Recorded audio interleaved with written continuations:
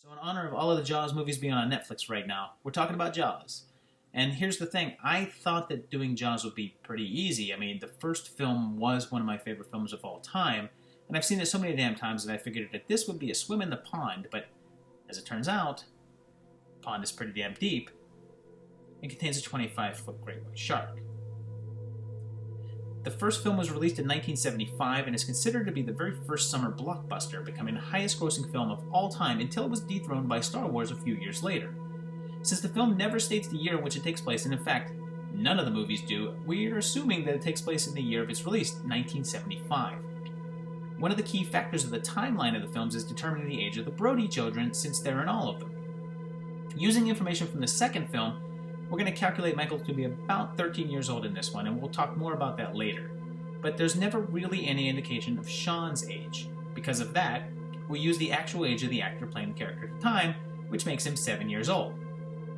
We learn that this is Martin Brody's first summer as chief of police in Amity, which, as you know, means friendship.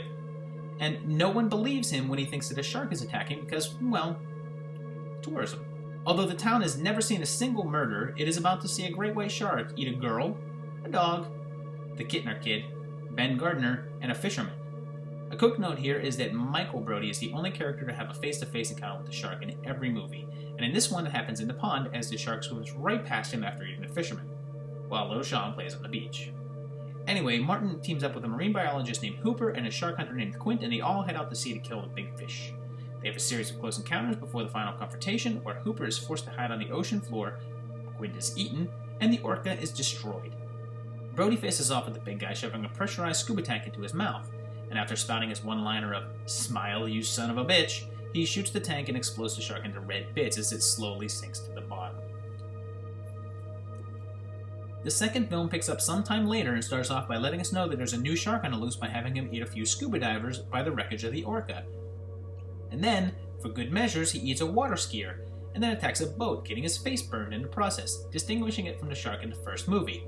Which 25-foot shark do you mean? Oh, the one that looks like Two-Face.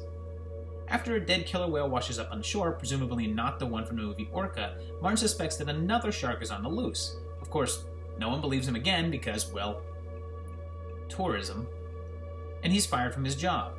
Here's where we get our time frame, as he states that losing the job is 4 years down the drain. Since the first movie was his first season as chief, that places this as 4 years after the first movie, setting in 1979. Since they also state that Michael is 17 years old while discussing him getting a job, we get the source of his age in the first movie. And for Sean, we're again going to use the actor in the first film as 7, and that'll make him 11 in this one. So Michael and Sean head out to sea for an adventure with friends, which quickly turns into a stalker film with the shark attacking their group. Michael gets another face-to-face encounter with the shark when he's pulled out of the water just in time by his friends. And meanwhile, the shark almost kills more scuba divers, it eats Eddie here, kills poor Marge right in front of little Sean, and it eats a whole goddamn helicopter and its pilot. Brody shows up just in time to pull up on a huge electrical cable and shout a new one-liner, it's "say ah" this time, and the shark gets electrocuted and kind of blows up and it slowly sinks to the bottom. It's interesting to note that this movie is exactly half as good as the first one, with a quality drop of 50%. So now we come to the third one, and it's in 3D, and I don't mean 3D like they have today, where it looks like layers of imagery in a three-dimensional space. It's 3D like they constantly poke stuff at the camera to make it look like it's coming out at you. Anyway, right off the bat, we're told that the movie is suggested by the novel by Peter Benchley, which makes me think of the book calling the producers and saying, "Hey, set this one at SeaWorld." "Oh, hey book, that's a good idea. Thanks for the suggestion. Any others?" "Yeah, get Roy Scheider back." "We tried book, he was a hard pass." "Oh, okay, then just use the Brody kids." "Okay book, but they're grown up now." And Michael is, he's totally grown up and he's now played by Dennis Quaid, and he's now an engineer at SeaWorld and works alongside his girlfriend Kay. Sean shows up and he's just graduated college, and he quickly hooks up with Leah Thompson, who also works at the park. So since Sean is graduating college, that most likely puts him around 22 years old, so we're about 11 years from Jaws 2, and that makes this one take place around 1990, although it came out in 1983, and that totally doesn't make sense with the technology in this one. Regardless, a new shark shows up and immediately starts eating. It gets a park mechanic, and then moves on to a couple of coral thieves. Oh, those Pesky coral thieves. Turns out that there's a smaller baby shark that Michael and Kay capture and put into captivity, and then Lou Gossett Jr. kind of kills it. Although Kay realizes that the little shark couldn't have been the culprit, they refuse to shut down the park because, well, tourism. This apparently pisses off the mother shark, who proceeds to attack the entire park. And this one is a bit different, as it's 35 feet long, and also a complete and total failure doing shark. It pops up in the lagoon, directly behind a group of water skiers, and they all fall into the water, but she isn't able to eat any of them. And it then moves on to the bumper boat zone, where Sean and Leah are having fun, and it literally comes up right between them, and only manages to cut Leah's leg and leaves. Anyway, a bunch of people are trapped in an underground attraction, so Mike has to save them all, including this guy whose shirt says, "Let a gargoyle sit on your face." It says that. I wouldn't lie. He has the help of a Steve Irwin wannabe who leads the shark into a large pipe, only to get himself swallowed whole, and I guess crushed to death inside the shark's mouth? I don't know. Mike and Kay free the people just before the sharks get loose, but they're saved by the park's dolphins. And in yet another episode of total ineptitude, one of the dolphins basically puts itself directly in the shark's mouth, but still shows up unharmed in the end because shark can't shark.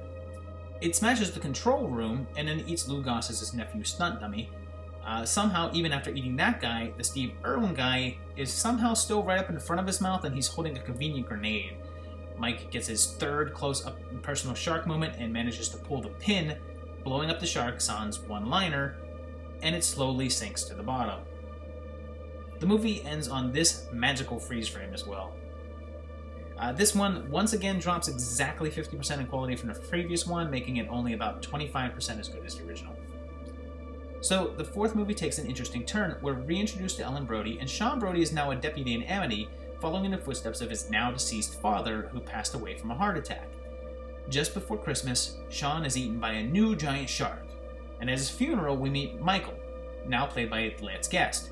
Since it's revealed that he's now a marine biologist getting his PhD with a shaky marriage and a 5-year-old girl, and there's no mention of K or SeaWorld, we can safely assume that this takes place in a separate universe than Part 3, factoring in college, getting his master's, beginning to work on his doctorate.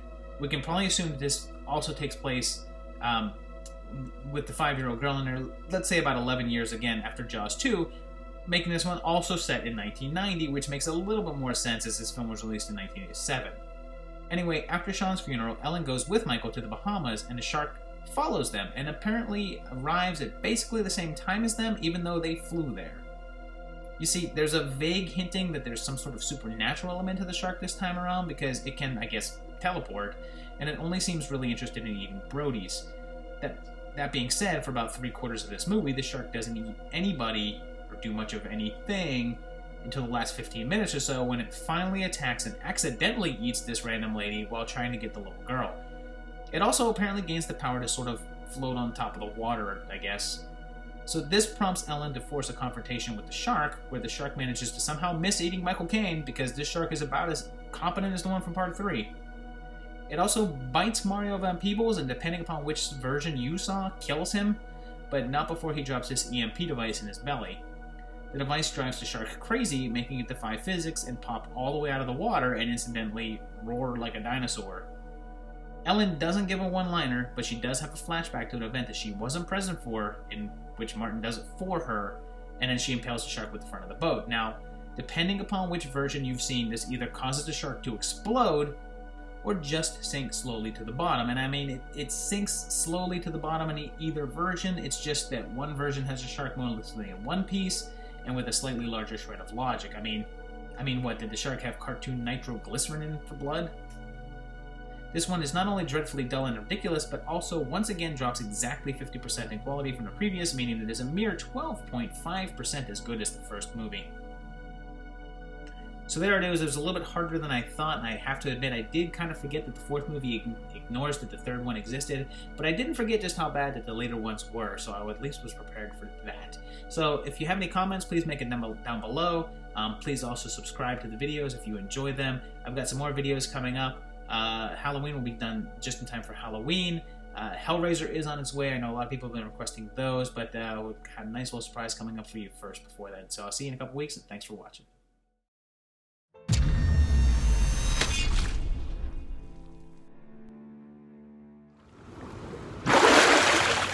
On this week's video, we're talking about shark movies. I figured with the Meg coming out, and with the Six-Headed Shark Attack, and with the new Sharknado movie coming out, I figured it was time to actually talk about these. So we're going to go back, we're going to do multiple franchises. We're going to actually talk about the Shark Attack movies. We're going to talk about the Blank-Headed Shark Attack series, and but we're not going to talk about Sharknado. Right, as long as we talk about the right shark movies in the right context. Yes. Like whatever this guy says. Our journey begins back in 1999 with New Image's Shark Attack. We start in Africa, and this guy gets eaten by stock footage of a shark. We then head to Florida, and Johnny Rico's here, and a quick shot of his browser lets us know that it's May of 1998. He heads to Africa to investigate a friend's death, and the best Ghostbuster shows up, and he has to save a kid on a boat, who I'm assuming is not the Kidner kid. He teams up with the guy from the beginning's sister and a wacky boat captain, and this girl's leg gets bitten in an amazing attempt to edit around actually seeing anything happen at all. It turns out a facility has been experimenting on the sharks to create a drug that cures cancer, but ultimately doesn't work. Medical files are all dated 98, so that's reassured, and of course it turns out that Winston's evil, and the evil scientist guy isn't that evil after all. Everyone faces off, scientists get harpooned, a helicopter explodes. Don't make a John Landis joke. Don't make a John Landis joke. And finally, Ernie gets eaten. Steven goes home, promising they bring back a team of scientists to help back with the hormone-cranked sharks.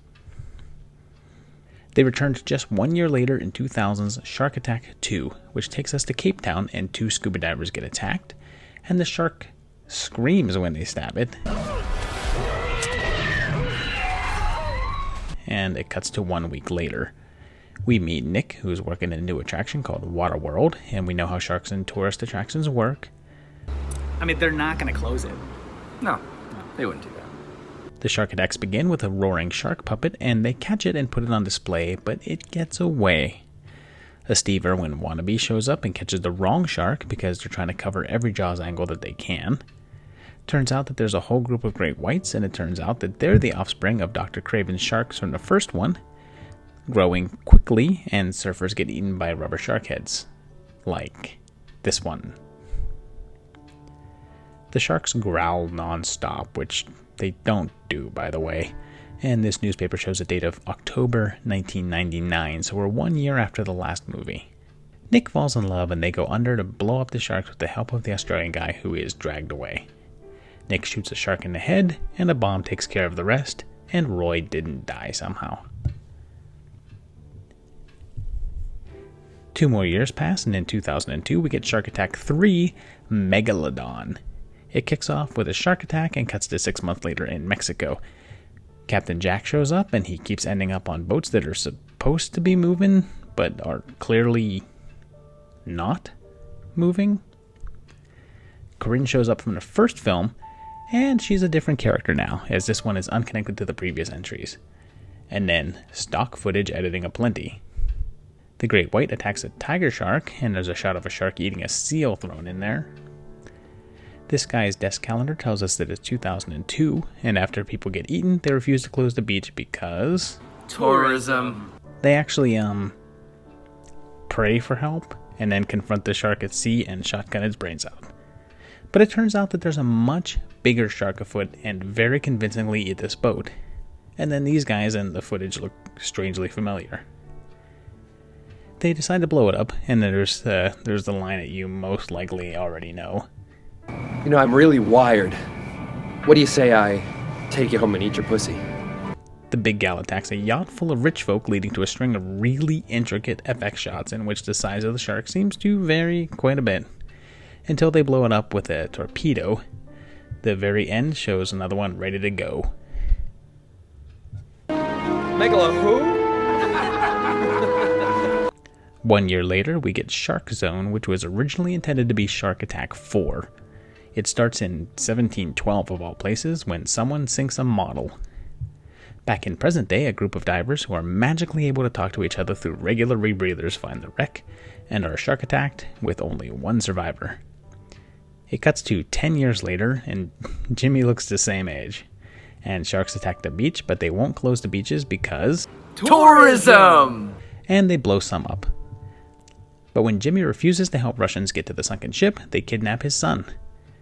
They find a lost treasure, but get munched on. Jimmy knocks the mobster to his doom, and they barely escape the exploding ship, although the sharks survive, and Jimmy has this ridiculous dream sequence.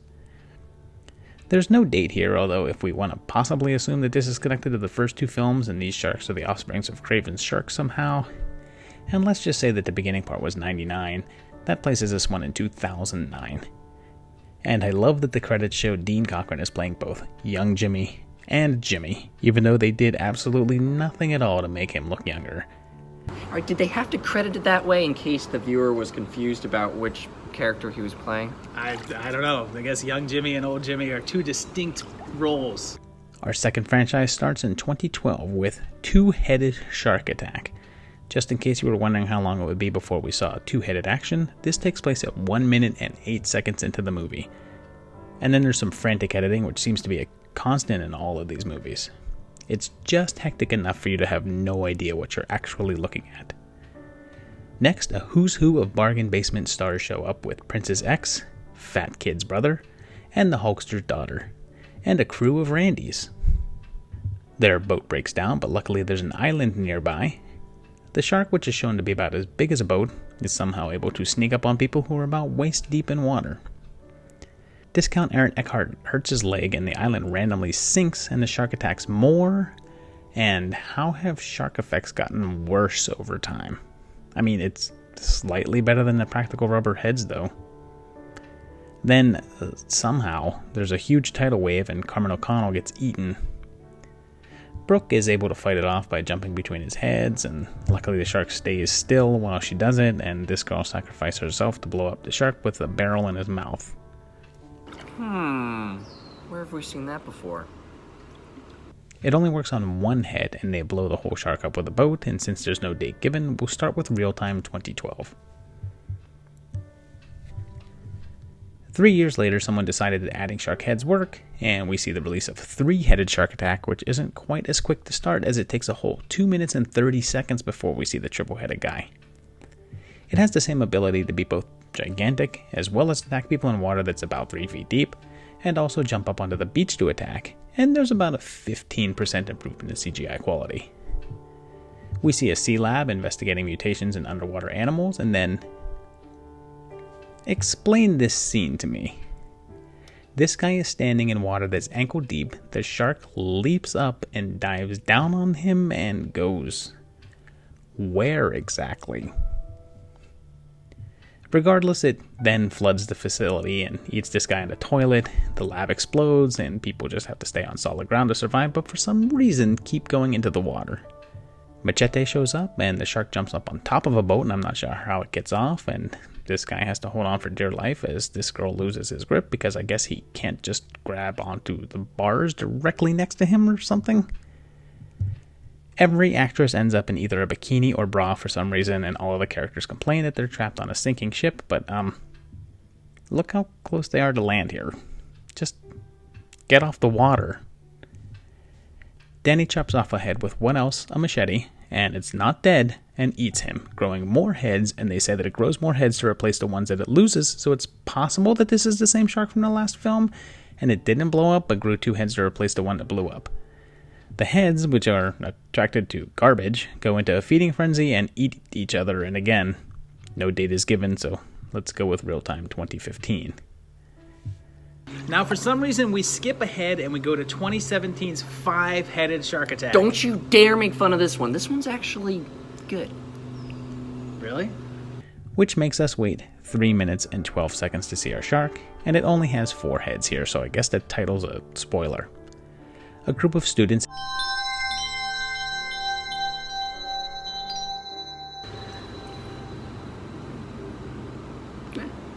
head out to try and investigate the shark and catch it, and there's yet another group of scuba divers with rebreathers that magically allow them to talk.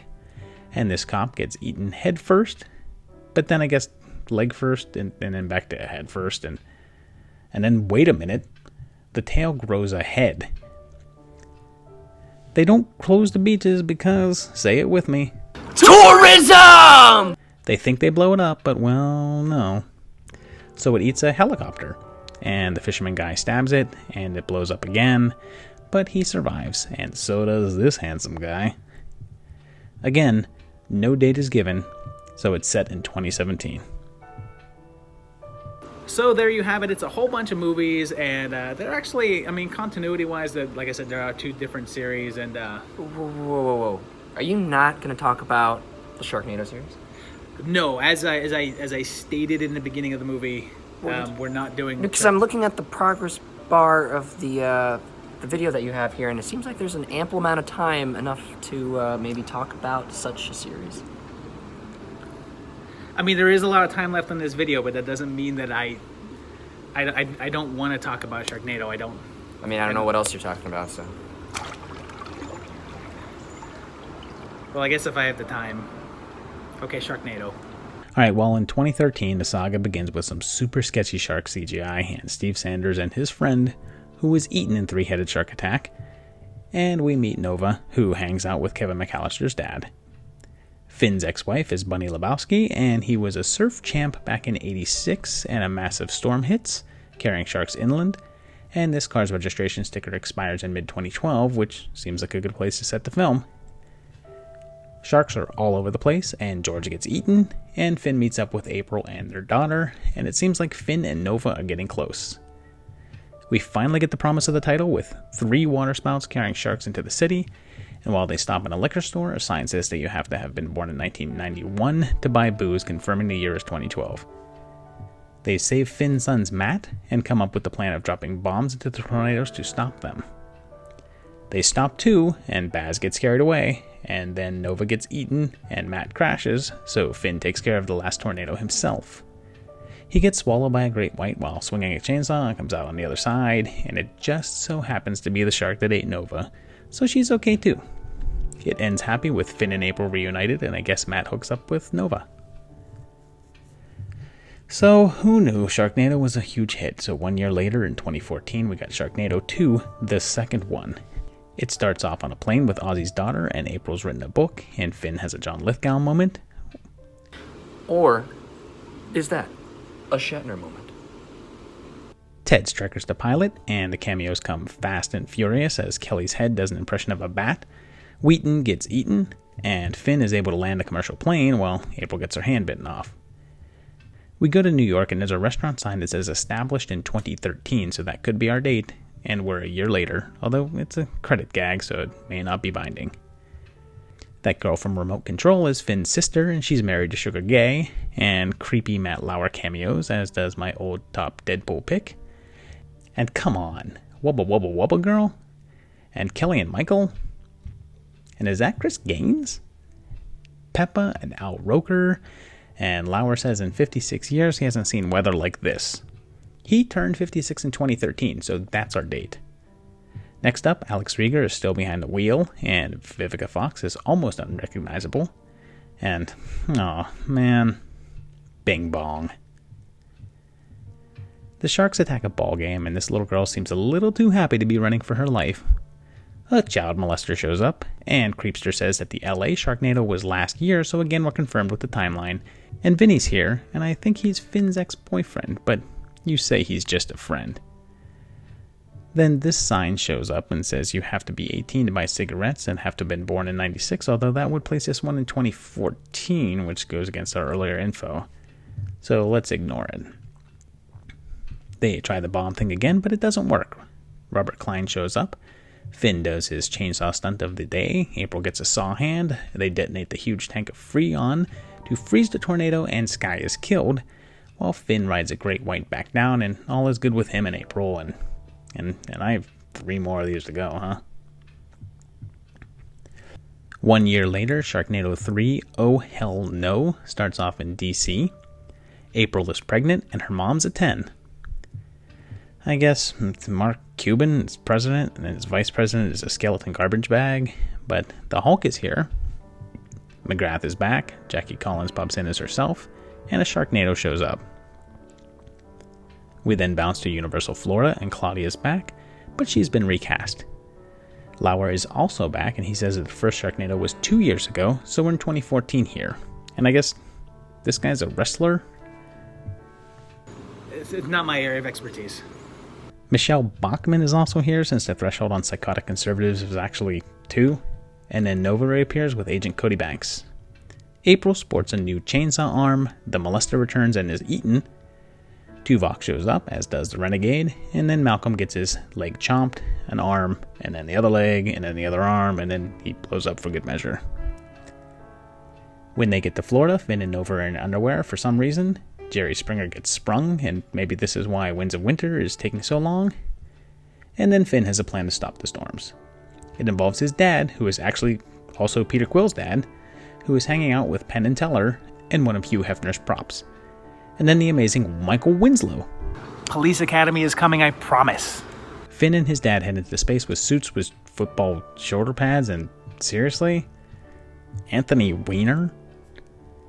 April goes with them, and it looks like the Today Show crew gets killed. They use SDI to blast a tornado and stop it, but when the sharks attack in space, Finn uses a laser chainsaw, and it's April's turn to get eaten, but he goes in to get her, returns to Earth, and she cuts herself out, along with their baby, which she gave birth to inside the shark. I don't know, if this sounds fun, I mean, it's not. The Hoff is stranded in space and ends up on the moon, and April is crushed by debris, and fans had to vote if she would survive or not. One more year passes, and 2016 brings us Sharknado 4, The Fourth Awakens, and starts off with a Star Wars crawl that tells us that it's 5 years later. So it's 2019 now, and tornadoes have been scientifically stopped, and Finn's dad is rescued. He's retired to a farm because he thinks April's dead, and his kid is, I guess, 5 now, but he looks quite a bit older. And Cheryl Teagues is Finn's mom. Carrot Top pops in, and Finn's cousin Gemini is introduced. Vince Neil and Wayne Newton and then Adrian Zemed pop in. Matt returns, and he's also been recast and gets married. Apparently the Today crew lived, or at least some of them, and there's a new tornado, and Bud Bundy's here, and so is Gary Busey. Turns out that he's April's dad, and she's alive, and a cyborg with upgraded arm, including a lightsaber. Gilbert Gottfried is here, making me happy, and they go to a chainsaw store with a dog working there, along with Stretch, who knows her way around a saw. This guy played Leatherface at one point, and this is supposed to be Franklin, I guess? Stacey Dash brings back the crazy conservative quotient, and Mahoney shows up in his La Valantula role for a crossover to give Finn Christine for literally no reason. Paul Schaefer pops in, Matt's new wife gets offed, Lloyd freaking Kaufman shows up and shouts "Nuke 'em high," and Finn and April are reunited. Tommy Davidson flies and apparently dies. There's a Baywatch reunion, but they all die, including El Hoff. Claudia gets eaten as Finn puts on a mecha suit, and Matt gets eaten. Then there's this amazing effects. And Finn gets eaten again, and Gil manages to save Claudia, Matt, and Finn's dad, and finally, Finn himself. The Eiffel Tower crashes, and Nova appears, and it's over, and... Oh god, there's more of these things. So another year, and in 2017, Sharknado 5 Global Swarming happened and brings back Finn, April, and recast Gil. Corky Romano shows up, Nova returns at Stonehenge, Clay Aiken's here, and so's Samantha Fox. It turns out Sharknadoes have happened through history, and Silver Shamrock tags are here because Stonehenge is that evil. They activate a magic Sharknado, Brent Michaels does a Mad Max thing, London gets destroyed, and Charo's the queen, and Gil gets sucked into the tornado. An American Werewolf pops in, as does Uhura, and oh man, the empty vault fake Nazi victim scumbag. They snowboard to the Offspring. Unironically, and then Matt pops in, the Sharknado are now vortexes or something, and they end up in Australia, and April gets chomped. Olivia Newton-John and, something are here. Gemini comes back, Tony Hawk says hi, they go to Rio, and I guess this is New York or something, and this stone that they have creates Sharknadoes. They go to Italy, fight Greg Louganis, Wubba Wubba returns, Pope Fabio comes in, Margaret Cho tries to be funny, they head to Tokyo, face Sharkzilla, see Bai Ling, and I'm just trying to get through this as fast as I can. Nova dies, Matt dies, Egypt, Gemini dies, and the world is basically destroyed. Everything becomes a video copilot tutorial video, and April explodes. Finn is the last man on Earth except for Ivan Drago, who is actually little Gil because of time travel. So this one never slips with the date, but it's probably a year after the last one, so let's set it in 2020. So there you have it. It is a whole mess of movies with varying continuity. The original Shark Attack series had kind of a continuity, except for the third one. The Blank-Headed Shark Attack series, it's not really like a... It's more of like an anthology kind of I would thing. say so, yeah. Six-Headed Shark Attack is coming out, but sadly not featuring this great guy over here. I did survive, but don't count your chickens, folks.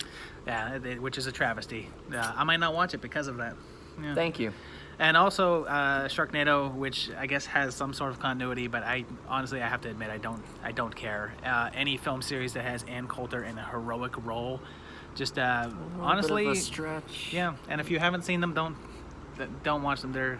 It's trying too hard. Right.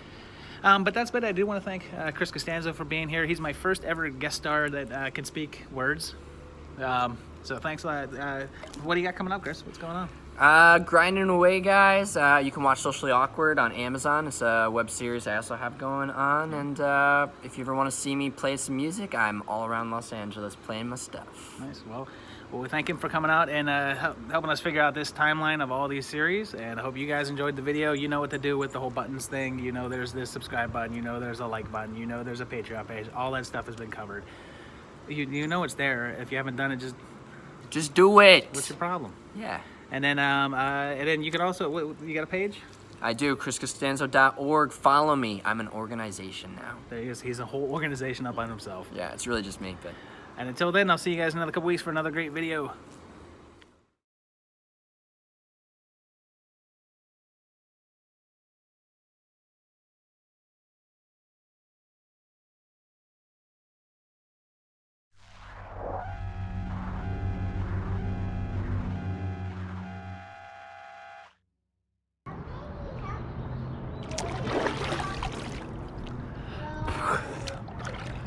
So my birthday's in April, and I figured I would celebrate the whole month long by dedicating all of the videos to my favorite movie of all time, which is Jaws. So the Jaws series actually has a bunch of unanswered questions, and if you think that I'm going to ignore these questions, then you are not familiar with the fact that I am not going to ignore these particular questions until they bite me in the ass. Question 1.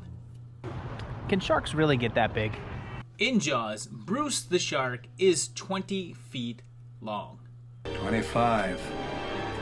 3 tons on him. 25 feet long, or about 7.5 meters if you're watching this anywhere outside of the United States, and is considered to be much larger than the usual shark. And yes, if you're curious, the shark is nicknamed Bruce, named by Steven Spielberg after his lawyer. First up, just be aware that there's several instances of unconfirmed shark this big or even bigger, but strict measurements weren't taken or available, so it's possible that they're not accurate. There's this guy who was caught off the coast of Taiwan that was 23 feet long, and this one from Cuba who was about 21 feet long, and the Guinness Book of World Records used to have a record of one caught off of Canada that was supposedly 37 feet long, but has since been shown to most likely have been incorrect measurements and possibly not even a great white shark, so it was removed. There was also recently a video of a reportedly 25 to 30 foot long one off the coast of Martha's Vineyard, but there's no way to tell how big it actually was. I mean, a guy on the boat is the only source for its size, and I think we all know how accurate fellas are with gauging lengths. Ladies, am I right? That was funnier when I wrote it. Now, on average, whites are about 10 to 15 feet long, with some larger ones reaching close to 20 feet. But there is one off the coast of Hawaii named Deep Blue, who is apparently around 21 feet long, a little closer to 20, but has never been scientifically measured, but her reputation as being the world's largest great white has been met with skepticism, as researchers have stated that there are larger ones out there that just haven't been on record. Regardless, it's pretty clear that a shark measuring the size of Bruce is at the very least extremely rare, but actually, apparently, possible. So I guess remember that the next time that you're in the ocean. Question number 2. Is this the first time that the shark came to Amity? The first encounter that we see with the shark is with poor Chrissy, the young girl who is killed while skinny dipping. She's visiting Amity for the summer break and sets the stage for the story, but was she the first victim? Although her death causes great panic from Brody, it's Martin's first summer working there, and there's no indication that the previous chief of police would have shared his sense of urgency. In fact, judging from how quickly the mayor and coroner had a cover story concocted, there's a distinct possibility that it had happened before.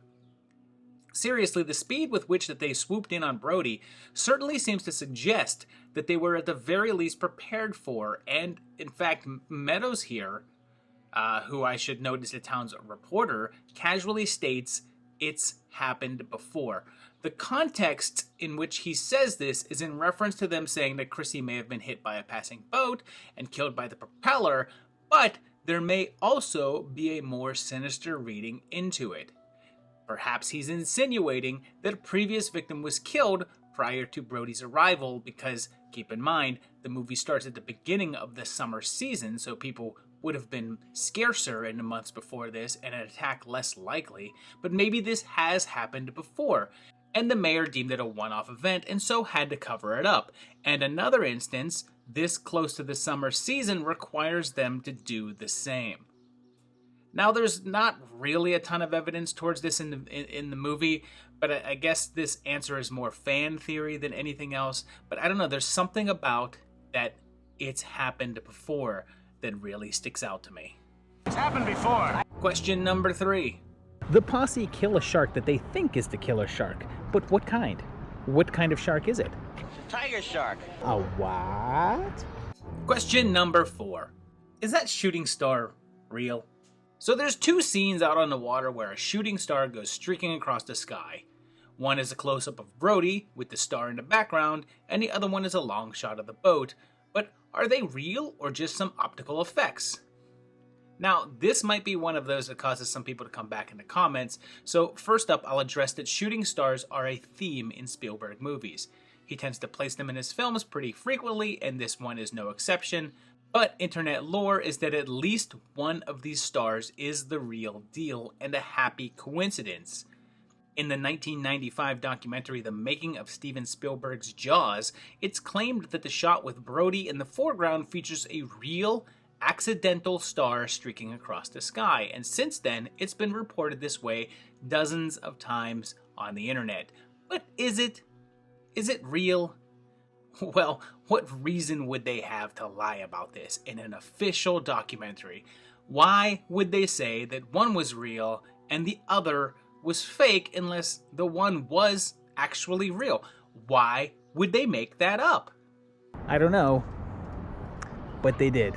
There are several reasons for this shot not being an actual depiction of a shooting star.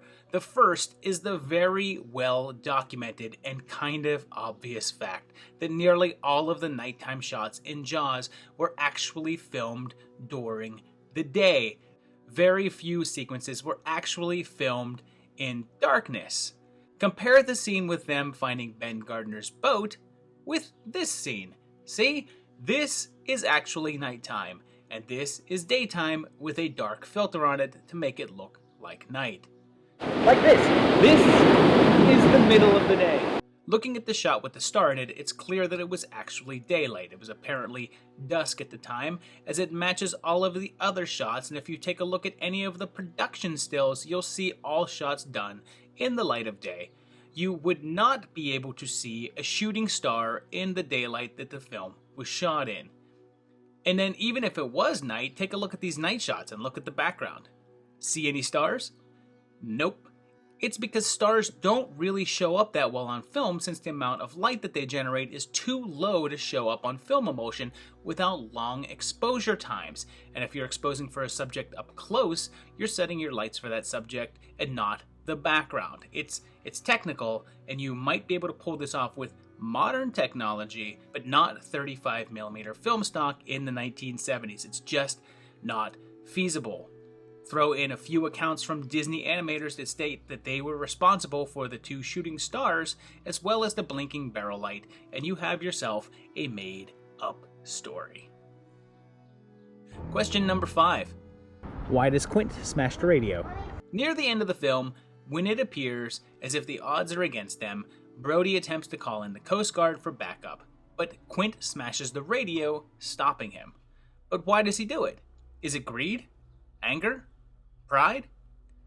Well, it could certainly be the money, since the bounty is rather a bit of it, and it's possible that he was concerned that he wouldn't receive the whole thing if the Coast Guard came swooping in and took the glory and the kill away from him. But I don't really think that Quint was really doing it for the money. I mean, sure, I'm sure that he wants it, but does he really look like the type of guy to splurge on stuff?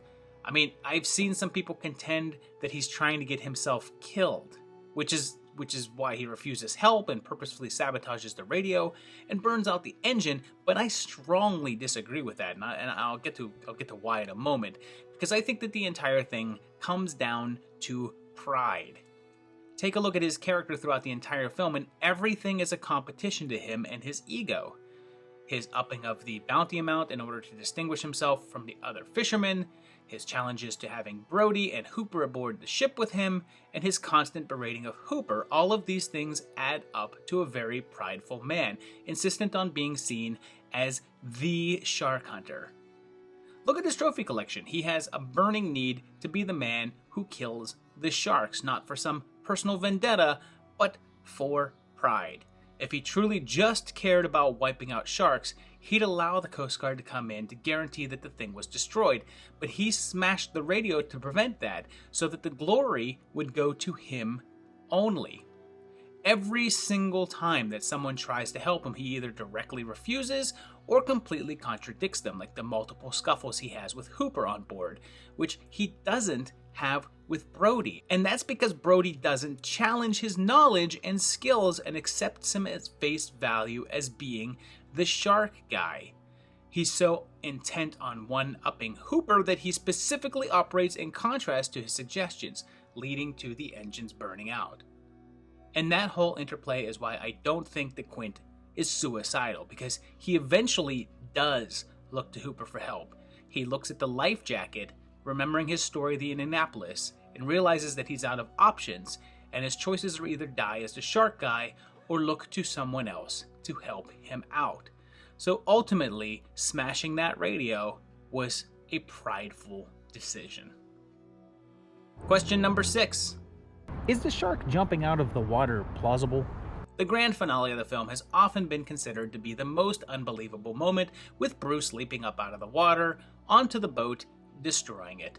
It's part of the original book and sets up the final chain of events, but it's also laughed at as being a little ridiculous. Not by me. I do not laugh at Jaws, damn it. However, more recent research and documentaries such as Air Jaws have shown that great whites do indeed jump out of the water in order to attack their prey, so it's not as silly as you would think. Now, it's still pretty unlikely that it would happen as we see it, since the size and weight of Bruce would require pretty massive speeds in order to propel his whole body upwards, and he would most likely have to have been traveling straight up from a great depth, instead of the straight-on positioning that we see him in. But we're suspending our disbelief about the science of sharks quite a bit for the movie already. I think the trajectory is something else that we can forgive. But, more importantly, why does the shark do it?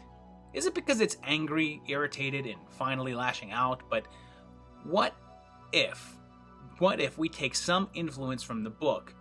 And the novel is kind of notorious for being the opposite of that whole book is better argument, since the book is kinda... well, crap. Oh, unless you're interested in Hooper and Ellen Brody's steamy affair, scandal, or really interested in learning about Mayor Vaughn's mob ties and the dark underbelly of Amity government. Ooh, intrigue. Pass. But in the book, the shark just dies. There's no explosion. They just shot it and stabbed it so many times that its wounds eventually just killed it. And what if this is basically the same thing? At this point, Bruce has been shot a bunch, harpooned several times and had those lines pulled on, which would have caused a great deal of damage, and stabbed a few times right in the head. It's pretty possible that this is his last-ditch angry effort for revenge. It could be on its last legs, dying out, so it does whatever it can to get to those pesky people who won't leave him alone.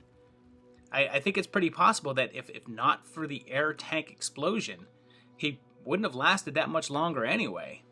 It just wouldn't be believable. You know, like this.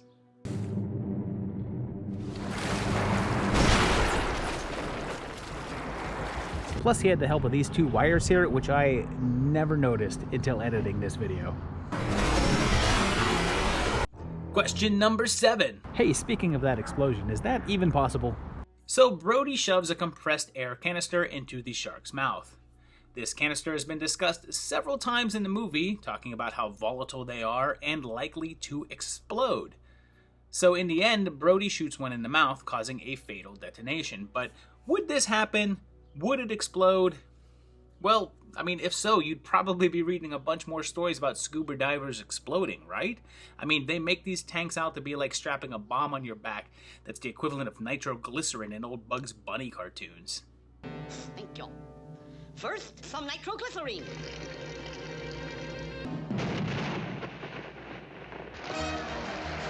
And of course, the Mythbusters busted it already.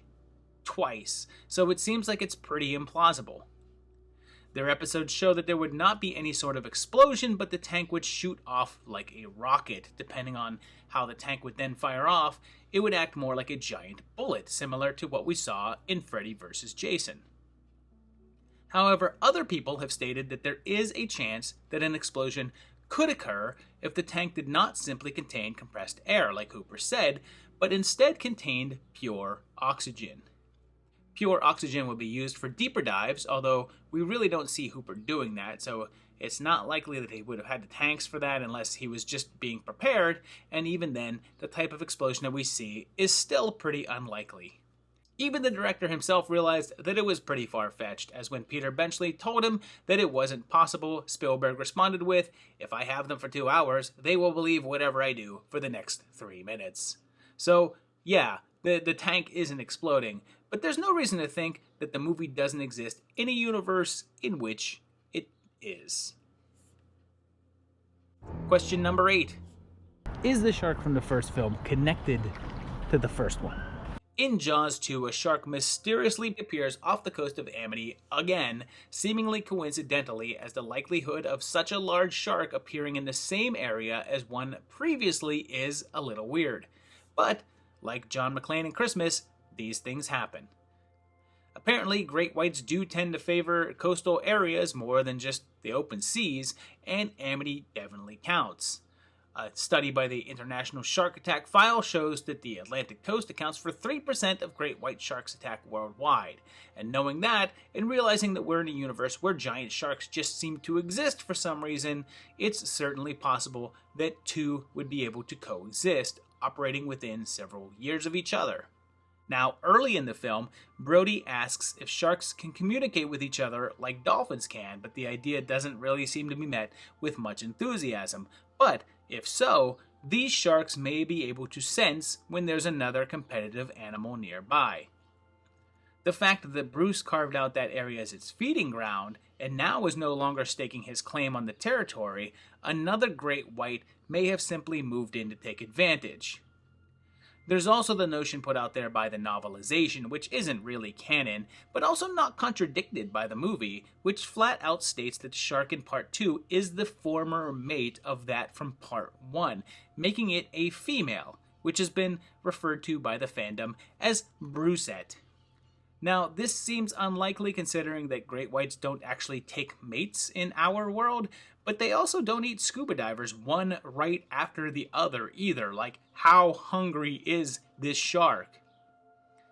The novel also states that Brucette is pregnant with Bruce's love child, and I guess is born sometime in the course of the film, and supposedly that's who comes back after the family in Part 4? This got really silly really quickly. Question number 9. How is the mayor still the mayor?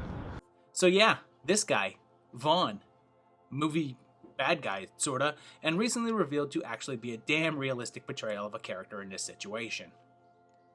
How is he still elected? Mayors serve a term of 4 years, and Jaws 2 takes place 4 years after the first film, so any way you slice it, there would have to have been an election in there. Even if Vaughn was newly elected, which it really didn't seem like, his term probably would have ended in November before the events of Part 2, so the people of Amity voted for him even after what went on during the first film. I mean, come on now that we're past 2020, is this even still a question? We've seen that people will excuse pretty much any behavior if it means electing an official that sits on their side of the fence, and this was in the 70s, and it's pretty clear that the local news is very much on Vaughn's side, so reporting would have most likely have covered up his involvement in covering things up. Plus, look at Amity in the second film. Things are booming. In the novel, the town has been suffering from a huge drop in tourism after the events of the first film, and the new hotel is seen as a way of saving the town, but that's not so in the film. There seems to have been no fallout at all, and tourism seems good, business seems good, everyone seems happy. I'm sure that Vaughn was able to spin that turnaround in progress in his favor, championing himself as the one that got them there. Plus the fact that he did sign off on the mission to kill the shark, which certainly cast him in a favorable light, especially if the reporting glossed over the fact that he only did so when it was apparent his reputation was going down in flames. Question number 10. Was Jaws 3 originally a comedy? Well, I mean, I guess it's debatable that it's actually not, but let's face it, it was pretty damn hysterical. I mean, really, look at this shark crash through this glass. That's the funniest thing I've seen this year. But the actual answer is yes. Jaws 3 was almost a comedy film entitled Jaws 3 People Zero, based on a spoof concept from producers David Brown and Richard Zanuck, and actually reached a pre-production stage before being shut down by Universal. Reportedly, Joe Dante was even in discussions to direct the film based on his success with Piranha, which apparently Spielberg loved, although there seems to be some dispute over who actually turned off the production.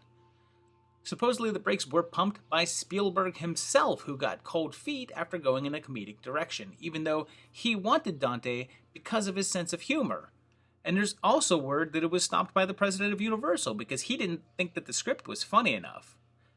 The script, by none other than John Hughes, yes, that John Hughes, told of a Hollywood film crew that was trying to make Jaws 3 while actually being attacked by a great white shark that I guess was an alien? Bo Derek was in some way attached, and I guess Richard Dreyfuss was interested, and it played like more of a scary movie-type spoof than anything else, with direct parodies of scenes from the original, and an intro that featured Peter Benchley himself being eaten in his swimming pool. It's hard to tell how much of the film would hit versus the gags that would be duds, but it's fun to imagine a world in which this happened. I can't quite tell if people would have been horrified at the prospect of the third movie in the series being a full-on comedy, or if it would have been a welcome change from repeating the first film again. There's a possibility that could be one of those things like Halloween 3, where outrage would have caused them to revert back to type, or have a reboot that ignores the entry, but I guess that we'll never know. I will say this though, I'm not entirely sure that if they tried to make a funny Jaws, that they would end up with something as hilarious as the actual Part 3 that we got, or Part 4 for that matter.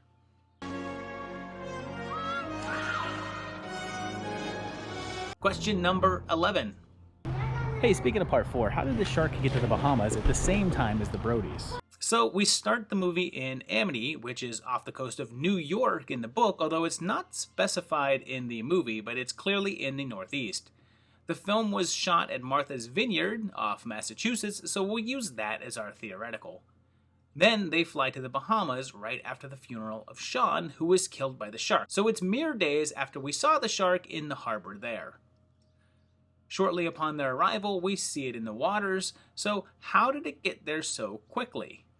The distance between the vineyard and the Bahamas is just shy of 1,200 miles, and sharks only travel a few miles per hour unless they're attacking. If they're attacking, they can reach speeds of 12 miles per hour, so let's give this Bruce some juice and allow for him to be going 10 miles an hour because he's a shark, he's got appointments, the dude's in a hurry. Using this, it would take him about 5 days, and that's without stopping to rest, and great whites apparently do sleep, even if they don't completely shut down when they do so. So 5 days is generous, and there's no way that he had a head start in the family, since there's no way that he would have anticipated that they were even going there. So, look, there's no other way to slice it. You just have to accept that the shark in this movie is supernatural. I know that there was some notion that it was the child of the sharks from 1 and 2, now fully grown and seeking revenge, like in the title, but look at what this thing does. It sets a trap for Sean. It somehow knows how to set up a series of events that would cause him to be out on the water in position for him to attack. It has a psychic link with Ellen, and the two are able to sense each other. It magically vanishes when Mike and Jake are tracking it. It freaking roars. Nothing this big boy does is normal and natural. Now, keep in mind that behind the scenes, they were apparently even pushing a spiritual slant, as in the novelization. There was a portion in which... I hope you're ready for this. A voodoo priestess who has a beef with the Brody family places a curse upon them, and the shark is the result of that curse.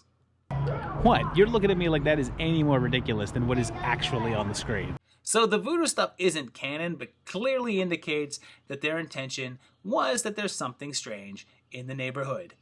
Hey, come on! Can't believe that voodoo! So here's what I'm stating. After killing Sean, the shark starts heading down south at as high a pace as it can. We know that there was at least a day or two after Sean is killed before the funeral, and it takes them another day or so for their travels, so several days have passed since we last saw the shark. And look, if it can have the ability to be aware of Sean's job and how to set up a scenario to get at him, it probably also has the ability to be aware of where Mike is, so it's already on its way when they head there. Right now, you're saying that that's ridiculous and silly, and I say we're talking about Jaws: The Revenge. Question number 12. How does Ellen have a flashback to something that she wasn't there for? So at the end of the movie, as Ellen's having the final face-off with the shark and steering their boat directly towards it, she has a flashback to Martin on the bow of the Orca saying his trademark phrase as she impales the big fella. But she wasn't there to witness this event, so how is it possible for her to have a flashback to it? You know, I see this question pop up in discussions about the movie quite a bit, and I've got to say, out of all of the insane things in this movie, this is what stands out. Especially when it has a pretty simple explanation. Martin was obsessed with the shark. We know that from Jaws 2, and we know that from the fact that he apparently couldn't get it off of his mind so much that it eventually gave him a heart attack. That moment out in the water, lining up that shot, had to be one of the defining moments of his life, and you can bet that he'd be telling that story to anyone and everyone any chance that he got. You're telling me that if you were in a life and death situation and came up with the line, "Smile, you son of a bitch," like that, you wouldn't be telling that story? I mean, no one was there to see it. The perfect one-liner, and no one saw. Oh, he is telling that story in great detail to everyone. Everyone! Ellen probably heard that story so many times that she's sick of it. Like, yeah, Martin, you said smile, and then you shot the thing in his mouth. Like, yeah, we get it. The details of killing that shark are probably etched deeply into her brain, even without being there, which is what we're seeing here. And hey, wait, you may be saying, didn't she also have flashbacks of Sean dying and a close-up of Thea almost getting eaten? She wasn't there either, so how is she seeing those? Well, did you forget her psychic link to the shark? I mean, I understand that you might want to forget it, but she has a psychic link to the shark. So she's seeing those events through its eyes. Question number 13. Why did the shark blow up? Alright, depending upon which version you saw, this question may have an answer.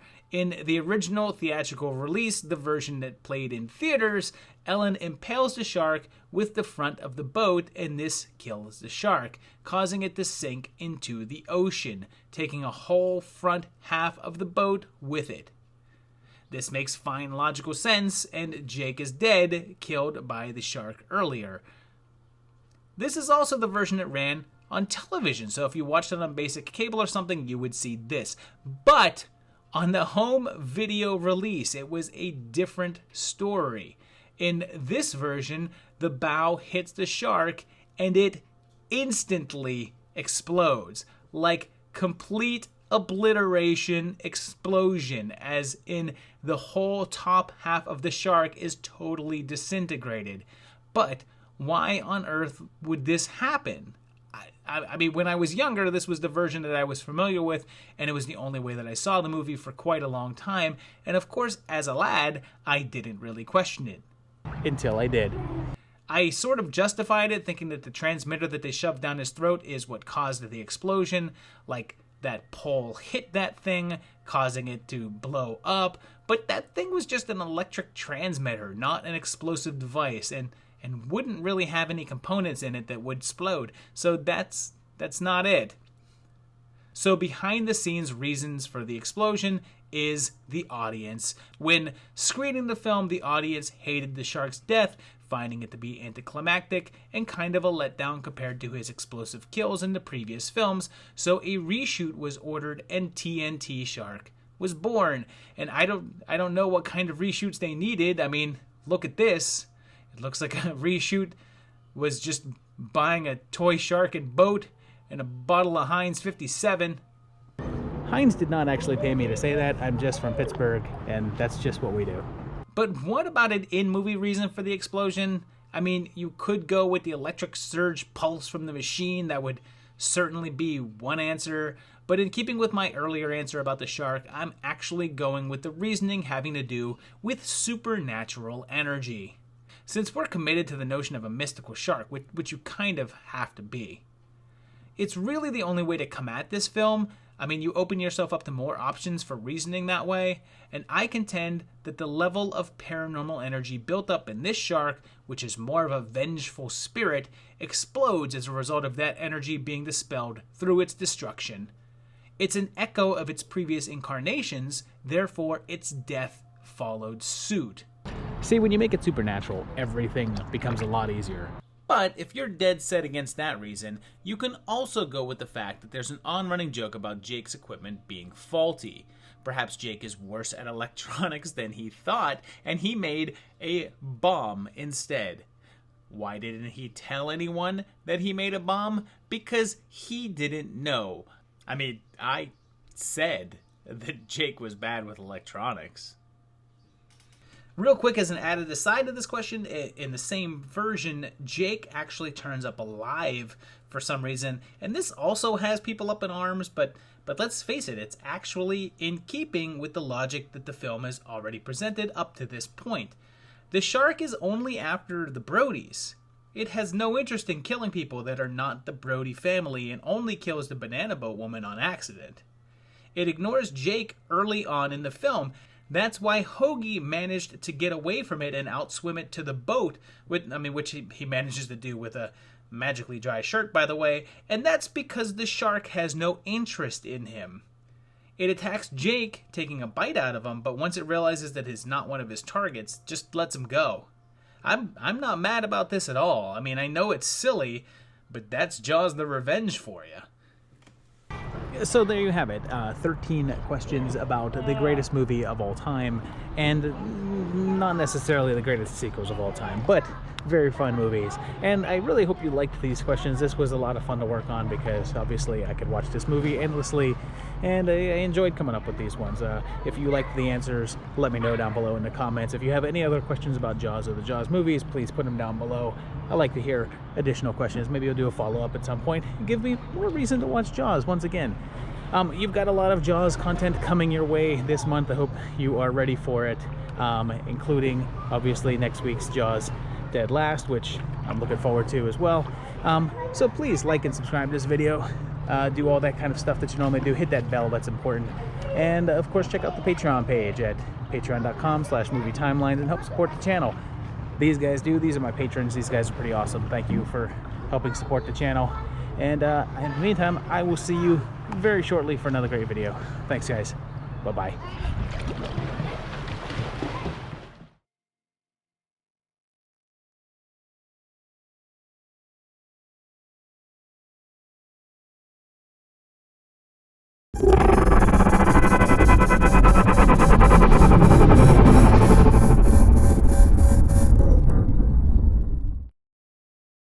And welcome to this episode of Dead Last, the show where we rate all of your favorite horror movies. And today is actually my birthday. So we are having a little bit of a birthday party, and we're ranking my all-time favorite film and its sequels with the Jaws series and some other similar giant shark movies. And as always, I should note that when I say we rank, I mean a group of people consisting of me, my panel, and my patrons on patreon.com who all submitted rankings to me, rating the films from number 1 being the best to dead last being the worst. And if, let's face it, if the original Jaws isn't number 1, I swear to Cthulhu that I will riot.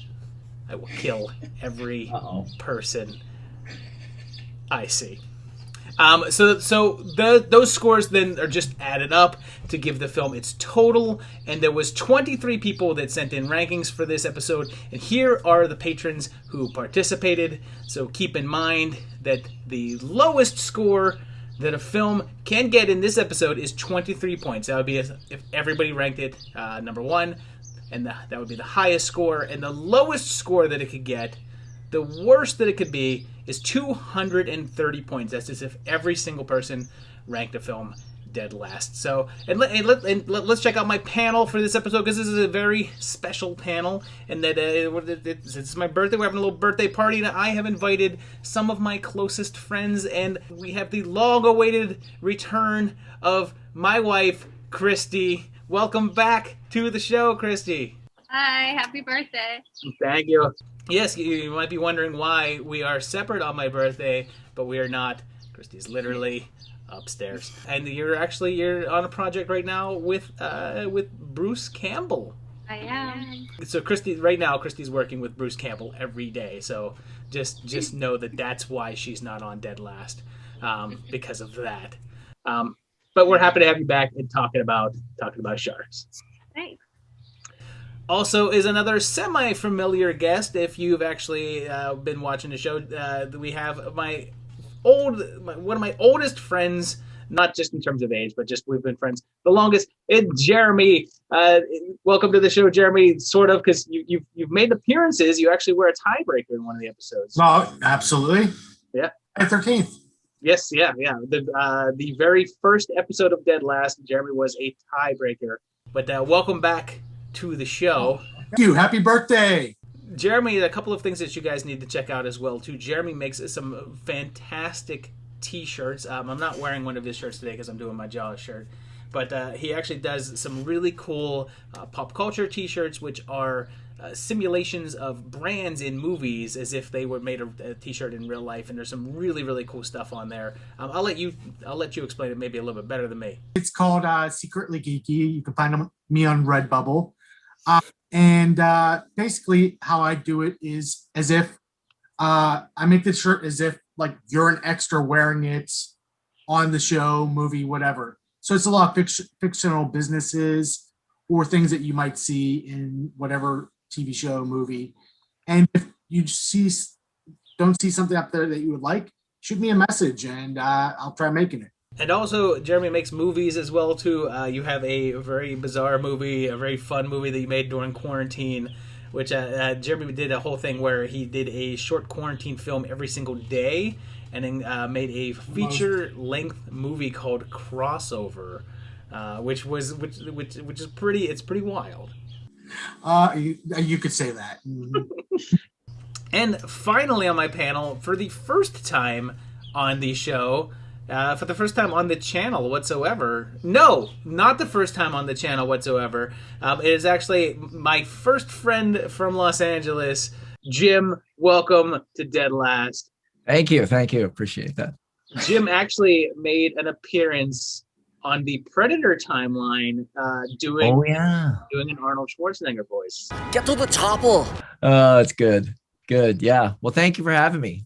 No problem. I'm glad to have you here on my birthday, which I should say it's not my birthday when we filmed this, but this episode will go up on my birthday. So, and we will probably be at an actual birthday party between some point between then and now. But regardless, Jim also is a content creator. Yeah. So Josh and I met on Craigslist quite a few years ago. Not Craigslist, it was Mandy. We met on Mandy. Craigslist just sounds sketchier, so I like to say that one. But yeah, we worked on a ton of these sort of weird law school industrial educational videos that I've been producing for quite a long time. One of my jobs is to make sure that all of our new employees fill out the same paperwork. It's important that we have their full and accurate information. But my personal page, which is J. Cliffy Huff, is more about just like fun little videos, just about kind of being a dad and wellness and health and fitness and all that sort of boring stuff. But, you know, I find that during the pandemic, the one thing I've had a lot more time than I thought I would have is to focus on being a dad. And so it's been a lot of fun. The one silver lining in this whole lockdown. So I just started making little videos just sort of about our exploits and the things we're doing. And so those have been fun. And so please come check them out, because it's, you know, I spent a lot of time editing them, even though they seem dumb. They take forever. You know, I just realized that I always correct when you say Craigslist and make sure that people know that it's Mandy. But if you don't know what the hell Mandy.com is, it actually sounds creepier. Yeah. Yeah. All right. Without further ado, let's get to these rankings, because I will say straight up right now, without a doubt, I have never disagreed with a list more than I have disagreed with where a lot of these rankings showed up. Starting with our dead last ranking right now. Again, keep in mind that the highest score that a movie can get is 230 points.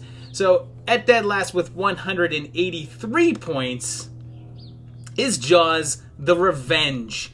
Jaws 4. It was ranked dead last 12 times, and its lowest ranking that it got, it did get 4th place 3 times. And on this panel, the only one of us ranked it as dead last, which would actually be Jim down there. I gave it your dead last. Jeremy, you ranked it higher up, 7th place. Christy, you gave it 6th place, and I actually had it ranked the highest with 5th place. But Jim, I gotta know, you ranked this as your dead last. What is about Jaws: The Revenge that you did not enjoy? It just reeks of desperation. I feel like there was just so many things where I was like, oh man, this is barely watchable for me. There was production flaws, there were story flaws, there were acting flaws. You're like, just so many different things over and over again. And there's, you know, every movie, all these movies have flaws, of course, but it was also one of the last ones I watched, and I was just like, I can barely get through it. So it just wasn't one for me. Even in a campy, like, I'm just watching this because it's campy and fun, but it's gory and it's scary. It just was like, it was so sad. It was just there was a lot of things I just didn't like about it. The funny thing is I almost agree with everything that you're saying, but I think because of all of that, it makes it an insanely fun movie to watch. I think this is one of the worst movies ever made. I think Jaws 4 is terrible. None of that really matters to me because I think it's hilarious. I think it's so much fun to watch because it's so terrible. There's no way to not laugh at Michael Caine just like drunkenly stumbling through half of his lines. There's no way to not laugh at Mario Van Peebles, who apparently just said, I'm not reading these lines on the script because this is too stupid, and just made up all of his dialogue as he went along. There's no way to not laugh at a roaring shark. I mean, not like it's It's hysterical to me. The shark blows up at the ending, and if you pause it, it's literally a tiny doll. And it's the funniest thing. I could watch this movie at any given time. There's a lot of these movies on this list that I would say are better movies than Jaws: The Revenge. Yeah. But if you gave me most of those movies and this one and said you have to rewatch one of these later tonight, I guarantee you I'm going to watch Jaws: The Revenge because it's just, I know that I'm going to laugh. It's just, I mean, I know that you're not normally watching a Jaws movie because you want to laugh, but I love it. I mean, Jaws went to the Bahamas. Like, how couldn't you like that? I mean, what sense? Like, he was like, oh, okay, gotta go to the Bahamas now. It's like, swims down. Nobody making that movie could take that serious. Right. Like, you know, it's just fun. I mean, you got Lance Guest running down the beach for literally no reason. It's actually one of my favorite scenes. He's in mid-conversation with somebody, walking down the beach, stops talking, and then just runs. He's like, where are you going? Nowhere.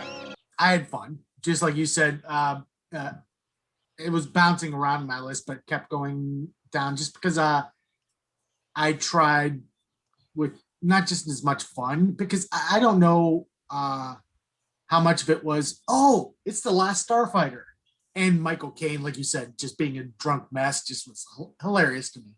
But, you know, it wasn't horrible. I rated it definitely higher than some that probably people would disagree with. You know, just the whole, you know, okay, I'm going to kill a brother and one of the initial brothers. And, you know, I need to go down to the, finish him off in a tropical resort, you know, why not?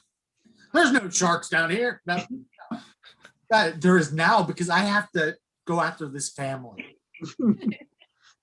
Hey, Jim, let me just say, too, when you ranked this dead last, did you take into consideration that the shark set a trap for Sean in the beginning of the movie? It set a trap for him. Could you think about that for a second? Well, on that note, we will move on to our number 9 movie, which also disappoints me as well, because with 167 points is Jaws 3 3D, which I can't believe is number 9 on this list. It was actually ranked dead last only 2 times, so it didn't get ranked dead last a whole lot. Its lowest ranking that it got on the list was 3rd place. It did get ranked 3rd place twice. On the panel, there was one person that did rank it dead last. One of the 2 dead lasts was Jeremy, who ranked it in dead last. Jim actually gave it 9th place, which is also very low on the list, which 9th place is where it ended up on the ranking. Christy gave it, and me, both of us gave it the same exact spot. We both gave it 7th place, so a little bit lower, but not necessarily near the bottom. Jeremy, you've got this one at dead last, though, so obviously you have the most venom for this one. So how do you feel? It drove me crazy. All the scenes with the 3D, I understand like the whole dumb part, and I enjoyed that part of part 4. But with the 3D, man, the stuff they chose that was obviously 3D shots, it just was, it hurt. And hey, man, they had Dennis Quaid in it, man. Enemy Mine, Breaking Away, but I didn't like any character in it, and yeah, it just felt like a bad SeaWorld commercial. Yeah. Same thing. Just, you know, I remember going to see it in 3D and just watching a movie that's supposed to be in 3D when you're not watching it in 3D and everything, all these attempts to be in 3D. And I just was like, I was starting to sort of lose my enthusiasm for the Jaws series when it got to 3. Although I like Dennis Quaid as much as the next guy, you know, I'll give it a few extra points for that. Cause you know, that's all I can really say is just, you know, I was just sort of getting down to it and getting a little, at that point, desensitized to the killing, which would take me to the shark attacks, which would take me to the beginning. That's sort of how my ranking was how I was affected by all the shark attacks throughout all these, which one got to me most. So yeah, it was just kind of a goofy one to me. I mean, it's really funny because it's so stupid. Well, because the lady, I think that weren't we supposed to care about her? But she was like terrible and trapped a shark and then let it die. I think it's a revenge story. And that's why I don't feel bad for the main lady, because like she did just trap the shark and then let it die, which was so sad. I don't know. It's just cheesy and it's fun. And Dennis Quaid is terrible. And what's the girl's name? The Howard the Duck girl? Leah Thompson. Yeah, I mean, like she's so cheap. I don't know. It's stupid and it's fun. I've got this ranked as in 7th place as well too. I will say that that of the Jaws set, I think that it's, again, I think it's better made than Jaws 4. Definitely has better production values, but I think that it's a drier film. It's pretty dull. There is some cheese in it, but there's just not enough cheese to make it really over the top and silly. I mean, you've got some crazy bits. Like, obviously, the shark bursting through the glass, which is one of the worst effects of all time. You have the insane ending with the teeth, when the shark explodes and the teeth just kind of drift up. Oh, wait. What's that? I forgot about the drinking game. Yes. What about the drinking game?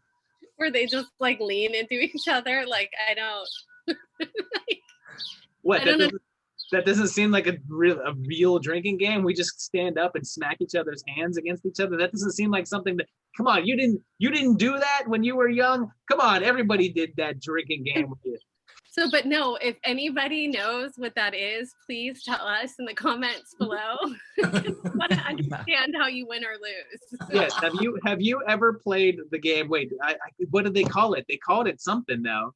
Hey, they're playing standoff. I do want to know that as well, too. If you've ever played Standoff or know anybody that ever played Standoff, or if Standoff is a real drinking game, please let us know.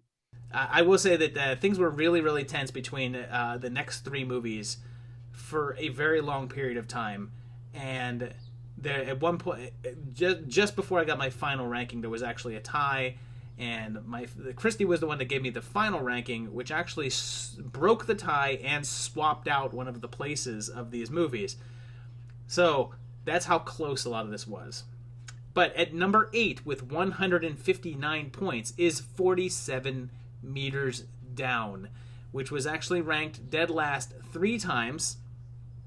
And its highest ranking that it got was 3rd place. It got 3rd place twice.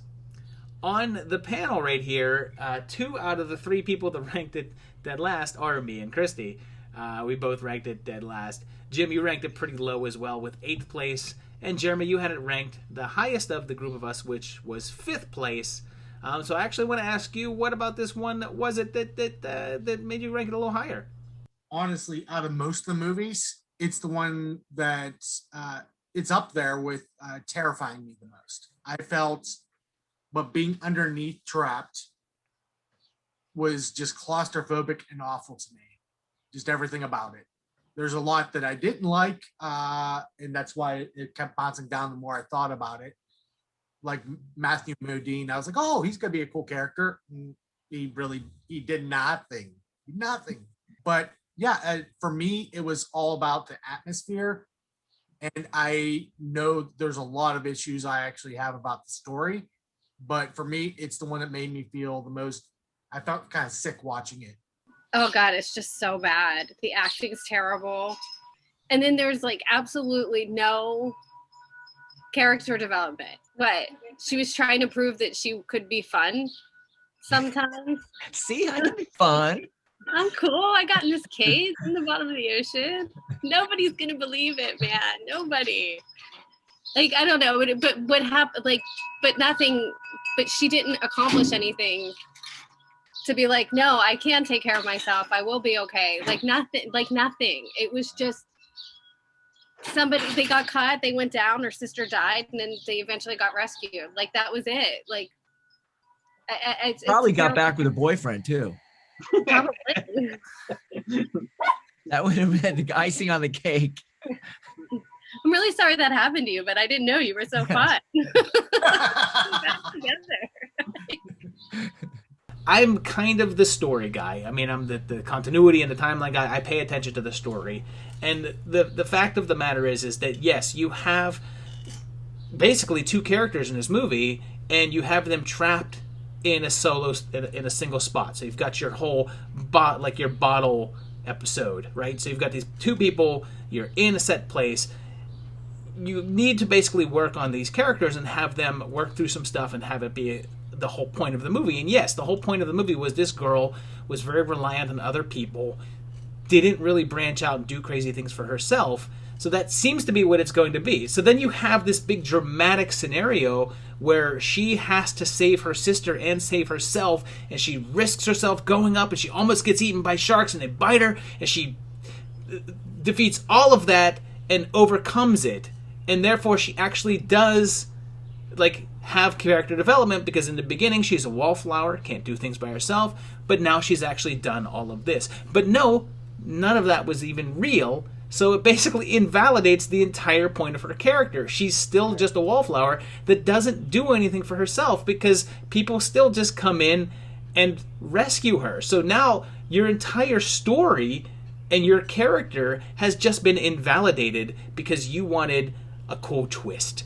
I actually liked the twist. It was one of the only sort of things that made me sort of appreciate it or enjoy it. There was just so many. I mean, the fact that she's never scuba dived before, and all of a sudden she's going down in a cage with a bunch of sketchy guys on this rickety boat with Matthew Modine. It's like, I know it's sort of one of these sort of quintessential sort of horror setups where you're like, what are you doing? But just because it's a newer movie and they did have some believable sort of cliffhanger nail biter moments is why I picked it higher than Jaws 3 and 4. It was a little more watchable to me, but still equally as annoying. Matthew Modine, he's the only person that should be proud of himself for that movie, because he literally got a free trip to wherever that location was, and 80% of his job was ADR. So yeah. He's the only one that won. Good job, Matthew Modine.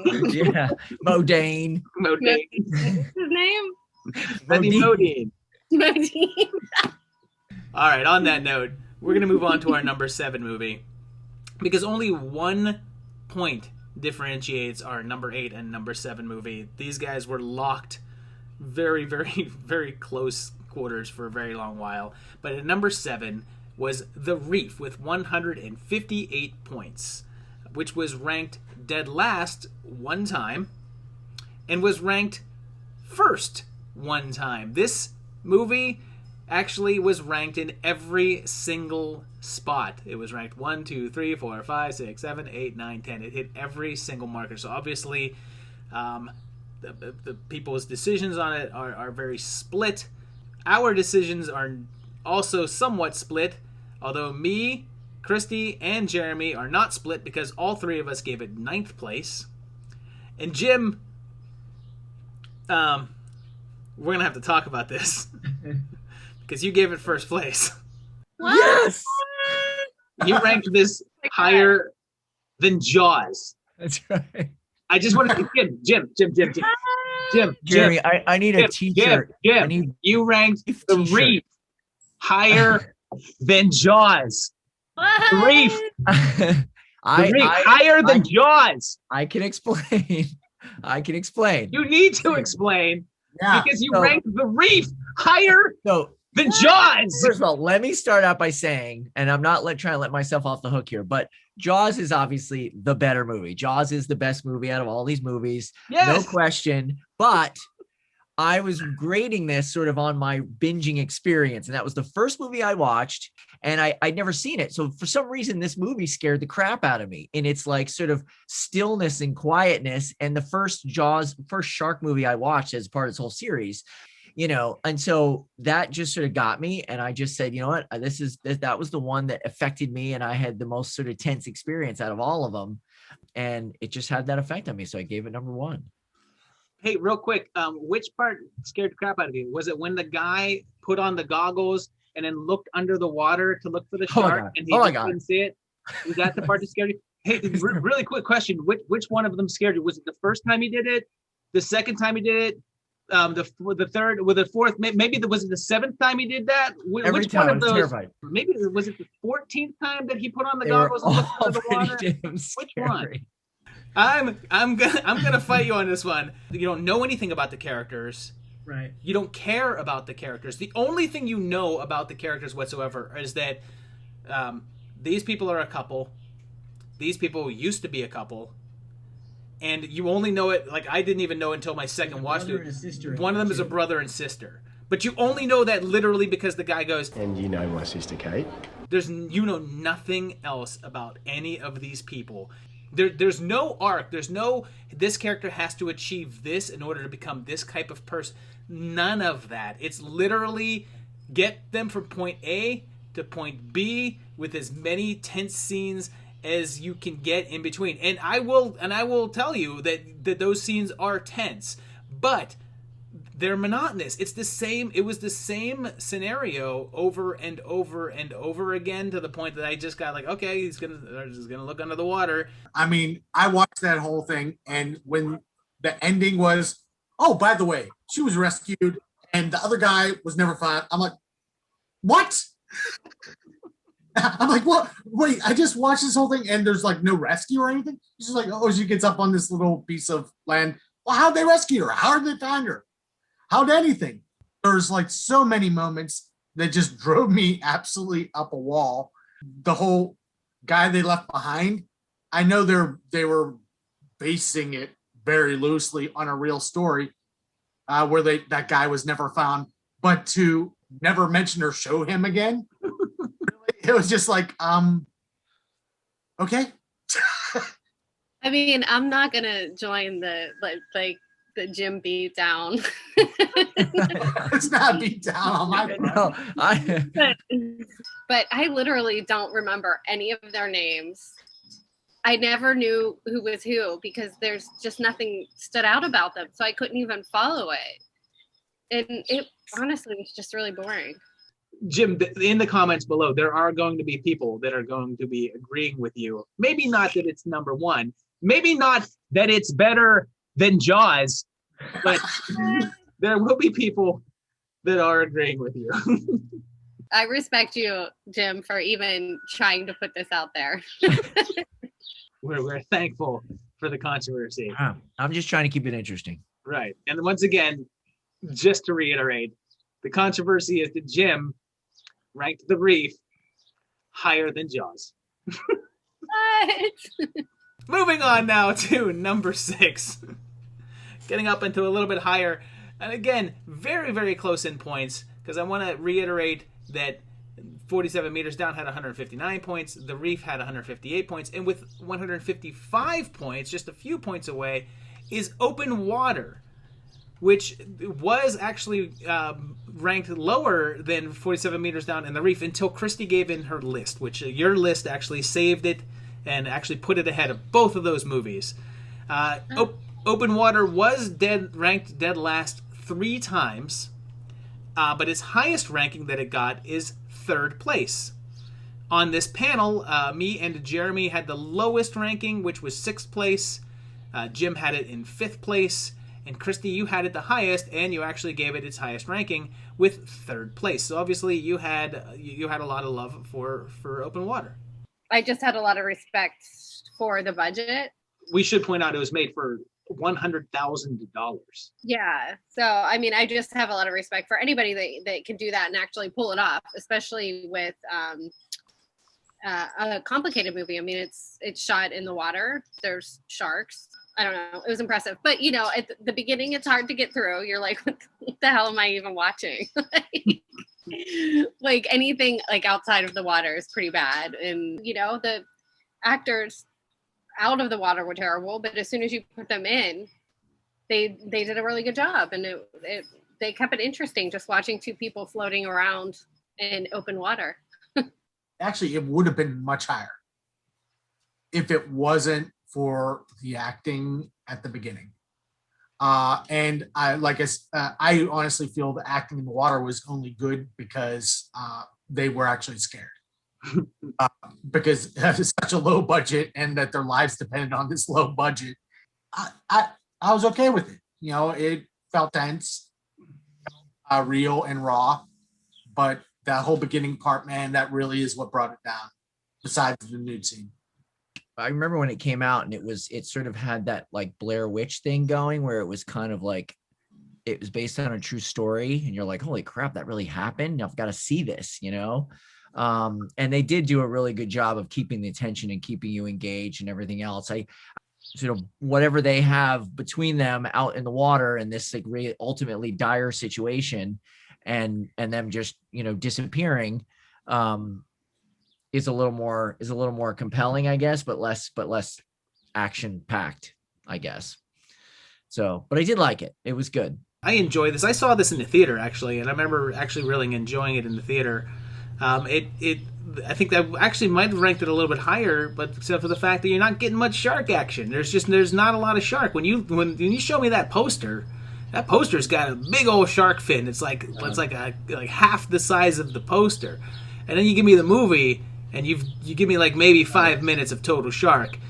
I think it's an enjoyable movie that kept me entertained for an hour and a half, but it managed to do it at a fraction of the cost of most of these other movies. But you're going to catch a really random cameo from Broken Lizard guy Steve Lemmy, who just shows up as one of the scuba divers. Hey, you do the international distress signal. Well, that'll take us up to number 5. We're getting up into the top half of the list now. We're in the upper portions of things. And number 5, man, do I not agree with number 5. Number 5 with 138 points is The Meg. How did it get this high?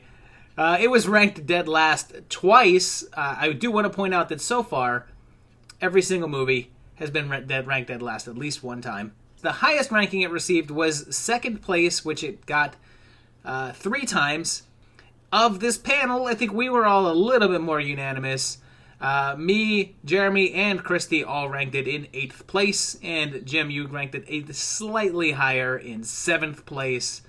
It's just so bad because it wants to be every shark movie, and you can't. You just have to pick one. And I think they also want to be funny and campy, but then they're not. So it's like this weird in between, which is just awkwardness. Like all of the characters are so awkward with each other. Yeah. Nobody has any chemistry. I don't know what the individual people do. Like I do know Jason Statham's really good at I don't know what he's driving boats maybe, but then I don't know what the other people do. And you know, a lot of people's defense of this movie is that it's fun. And it's just so fun. But my problem is that it's not really that fun. Everything's like a little bit crazy, but not that crazy. It's like nothing goes the whole way with it. And they do this whole bit at the ending where the shark is attacking a beach scene. But instead, it's over in like 5 minutes. And like the most that happens is he tows one of the rafts around, and then he bites down on a guy in a big ball. That's it. I mean, it's a whole scene just wasted because they just didn't want to explore the different scenarios that setup gives you, and that's what I'm saying. It just doesn't. It never commits to anything. This was the only movie where I actively rooted for the shark to eat and kill everyone. Everyone. I did not like one single character in the entire movie. And he hardly eats anybody. The only character I even slightly cared about was a billionaire. And that's only because of Rainn Wilson's performance. Just like everything about it just made me angry. And I like Jason Statham. I like him in action movies.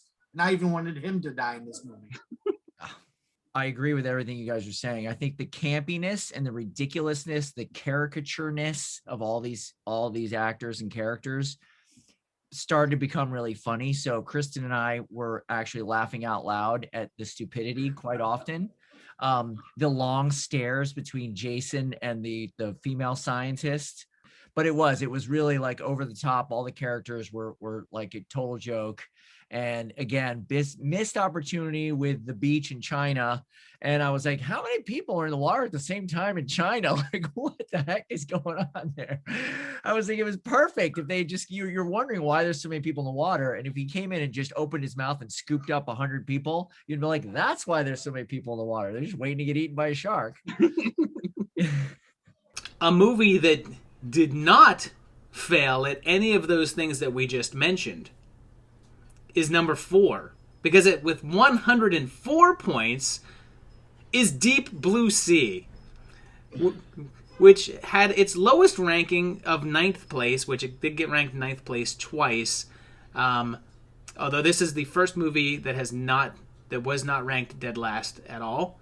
Its highest ranking that it got was 2nd place, which it got 4 times. Jim, you actually had this ranked the lowest, which was 6th place. Jeremy, you gave it pretty high at 4th place. I gave it 3rd place. And Christy, you gave it 2nd place. So obviously, you love Deep Blue Sea. I actually do love Deep Blue Sea.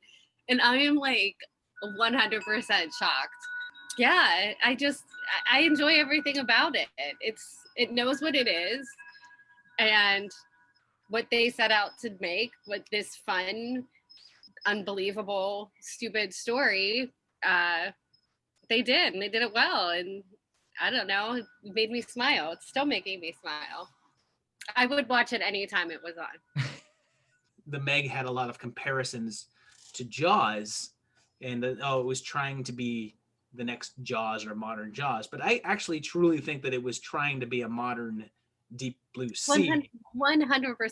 I really feel like that whole opening with the elevator gag was like pointed to Deep Blue Sea. One of the reasons why I actually appreciate it more so than some of the other ones is that it actually does do a good job with the characters. You've got a whole bunch of people that are under the water here, but they did a pretty good job of differentiating all of the characters and why they were there. You had a little bit of attachment to each one of them.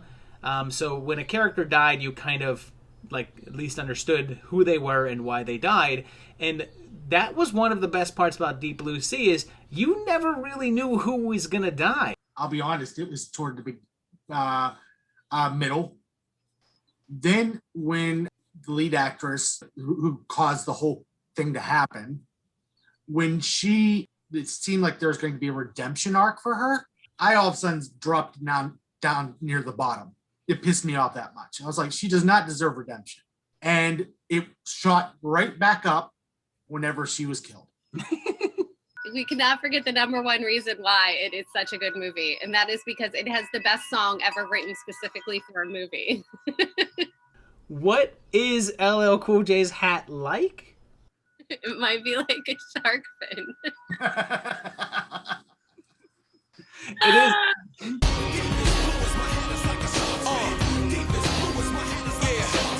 You know, it's a good quintessential like 90s Bruckheimer action, like they hit all the right notes, and you've got Samuel L. Jackson with his great speech, and then he gets chomped at right at the end of it. He rallies the troops and then gets eaten. So that's all good stuff. I mean, LL Cool J at the end, shooting, the explosion. And so it's good. It is definitely good. I don't really have anything bad to say. It's just that I liked a few of them better. I think that when we're talking about unexpected character deaths in this movie, though, we're forgetting one really tragic character loss from this film, because there are quite a few sad moments in this, but I think we're not really truly taking the time to mourn the death of LL Cool J's bird. All right, so that brings us into the top 3. Man, these next 2 are also very, very close. This was a very, very narrow call here. Only 2 points separating them. But at number 3, with 88 points, is Jaws 2, the sequel to the original. The lowest ranking that it got was 7th place. And the highest ranking that it got was 2nd place, which it got 6 times. On this panel, 2 of the people that ranked it in 2nd place were me and Jeremy.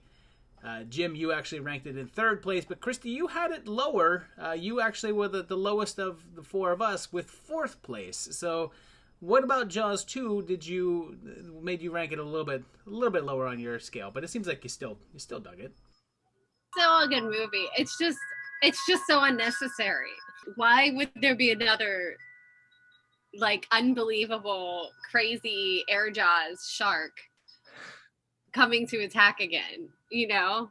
Yeah, I mean, it's still fun, you know, which isn't, I originally had it ranked lower.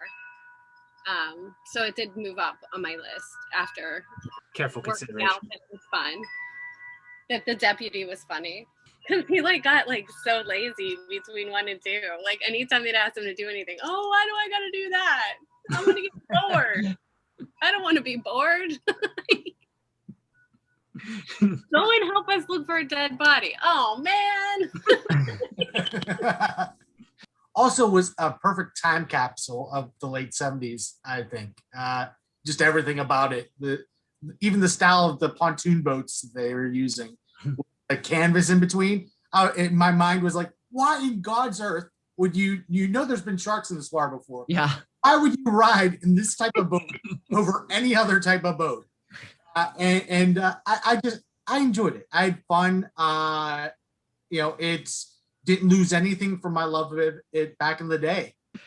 This was another one where I'd seen this a long time ago, but completely blanked on it. So watching it again was almost like it was fresh.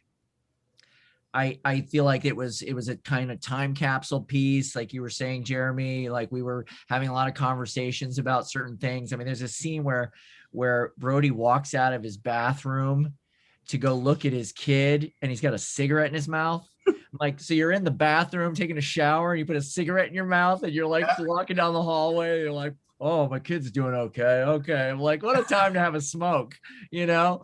Like, it's just, there's stuff like that that's really hilarious. And yeah, the boats too were like, these boats are like paper boats that they're out there on the wide open ocean with sharks in the water. Nobody's got a life jacket on.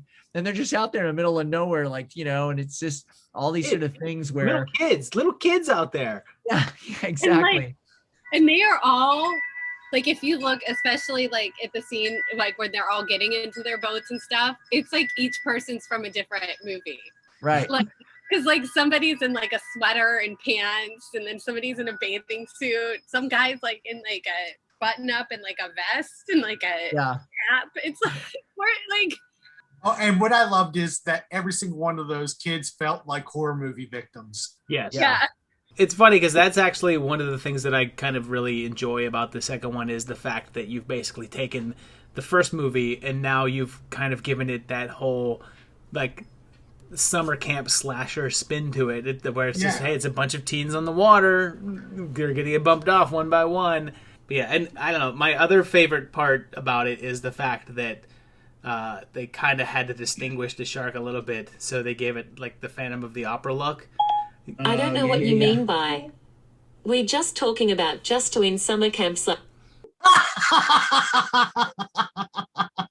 Siri. Yeah, so they actually took the time to have the shark get burned on half of its face so that it actually looks different. So it's like, oh, look, it's different. You know, like a Jason Voorhees thing. Yeah.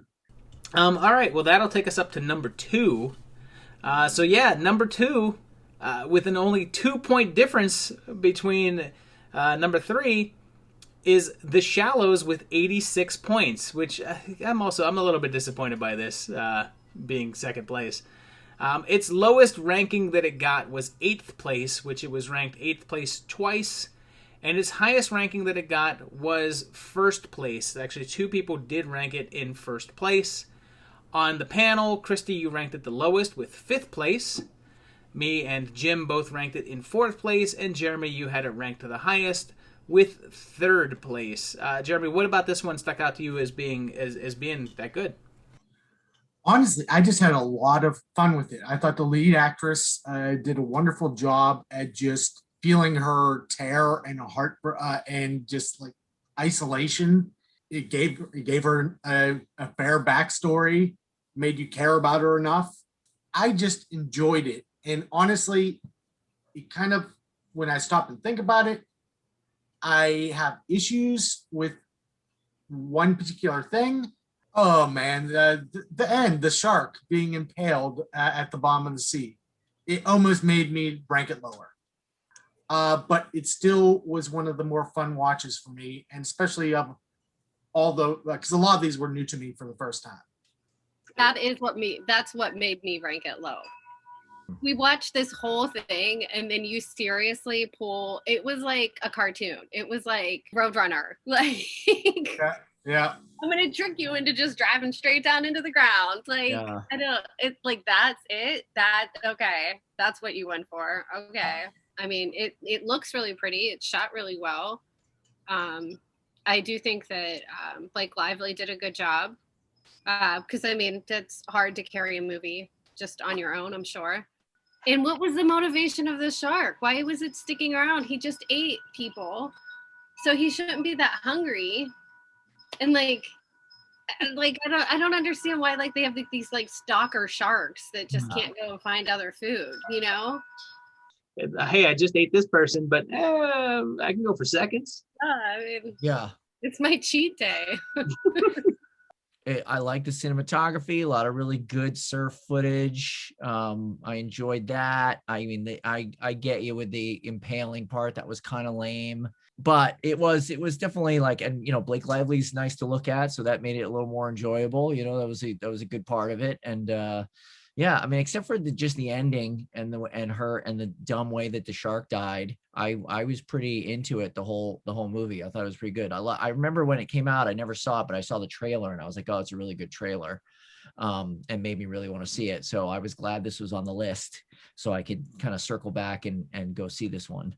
The fact of the matter is I kind of like this movie. Like I want to like it more, because the movie actually does some really good things, but then it basically shoots itself in the foot by then doing something really stupid. I liked the backstory of it, and I liked the fact that they didn't need to really beat you over the head with the backstory. Sometimes they did get a little bit exposition-y, but I liked some of the little bit more subtle bits of her, wanting to continue on, obviously, because her mother did not. I liked a lot of that.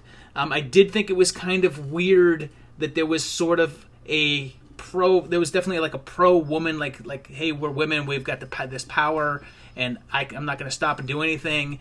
And yet, at least a quarter of the movie is these long, leering shots of Blake Lively's body. It's like, here you go.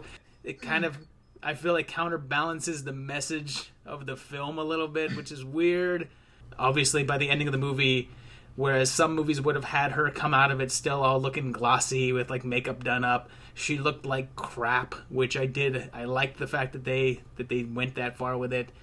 But I will say that one of the other things that really bothered me about it was that we talk about films and we talk about movies, and movies are a visual medium, right? Where you show me the stuff, and they did the thing, and it was something that always bothered me with the movie Gravity as well, is that you've got Blake Lively and you've got her there and you've got these scenes and you can convey what's going on silently, but then you have to have the character say all of the things out loud.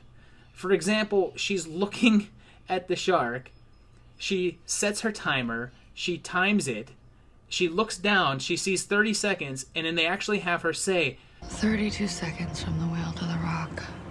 We get it. You showed it to us, and we understand. Yeah. But I felt as if the filmmakers weren't quite confident enough that the audience would understand it based upon when we showed it. I mean, it's the same thing like they showed the water like splashing up, and she's like, and here comes the tide. We know. We get it. And those scenes, that may be nitpicking, I get it, but yeah, so you trust your visuals. I feel like I have to say that this is something that bothers Josh so much in movies. Anytime I catch myself by myself saying something out loud, I like make a mental note and be like, I just did it. I should tell Josh. All right, number one, the movie that I think we all knew was going to be number one. I had predicted that it would sweep the top spot and that everyone would rank it number one, but I was wrong. And with 27 points is, of course, Jaws. which was ranked number 1 20 times out of 23. 3 people did not rank it as number 1. The lowest ranking it got was 3rd place, and it did get 2 2nd places as well. On this panel, me, Christy, and Jeremy were sensible and ranked it 1st, and Jim ranked it 2nd place because he ranked The Reef higher than Jaws. I think there is no doubt that this is the number 1 movie on this list for me, at least. This is my favorite movie of all time. Jaws it's a great movie. It is basically an example of every single aspect of a movie just working. From the direction, the performances are great. The cinematography is brilliant. The effects, although are dated now, were extremely groundbreaking at the time and just mind-blowing. The music, I mean, there's not that many scores that still stick out to the point that you can literally say 2 notes and people know what you're talking about. I still think that the shark makes for some of the scarier scenes. There is no scene in any movie that has traumatized me as much as the shark under the water swooping in on that fisherman in the pond. Plus the character work, and I feel like I've spent a lot of time on this list talking about arcs, and you had pretty distinct arcs throughout this movie. Brody definitely goes through a character arc. Quint goes through a character arc. Quint has probably one of the most interesting character arcs in the entire film. Even Hooper has his own little arc, and it's just great. I love everything, including the little details. One of my favorite little bits, it's just one of the most subtle little things, is when the orca's first leaving, and you get that shot where it's actually through the jawbone of a shark that is hanging up in Quint's shop, and the boat is in the middle of it, and it's just like a great foreshadowing of this boat is going down. I feel like I'm gushing about it. Christy, how do you feel? Everybody loves Jaws. It's so well done. The acting is so good. Even just Richard Dreyfuss's facial expressions when crazy things are going on are just so good. When they're drinking and he's telling the story and he's like, everything's so good and it's funny, and it's that quintessential Spielberg, where just he nails the family life and the chaoticness of everything going on, and just the stuff that he's proven time and time again to be so good at, with making us believe and trust these characters to be who they are. Yeah, and it's just a great movie with great people in it, and great people making it, and it's great movie making.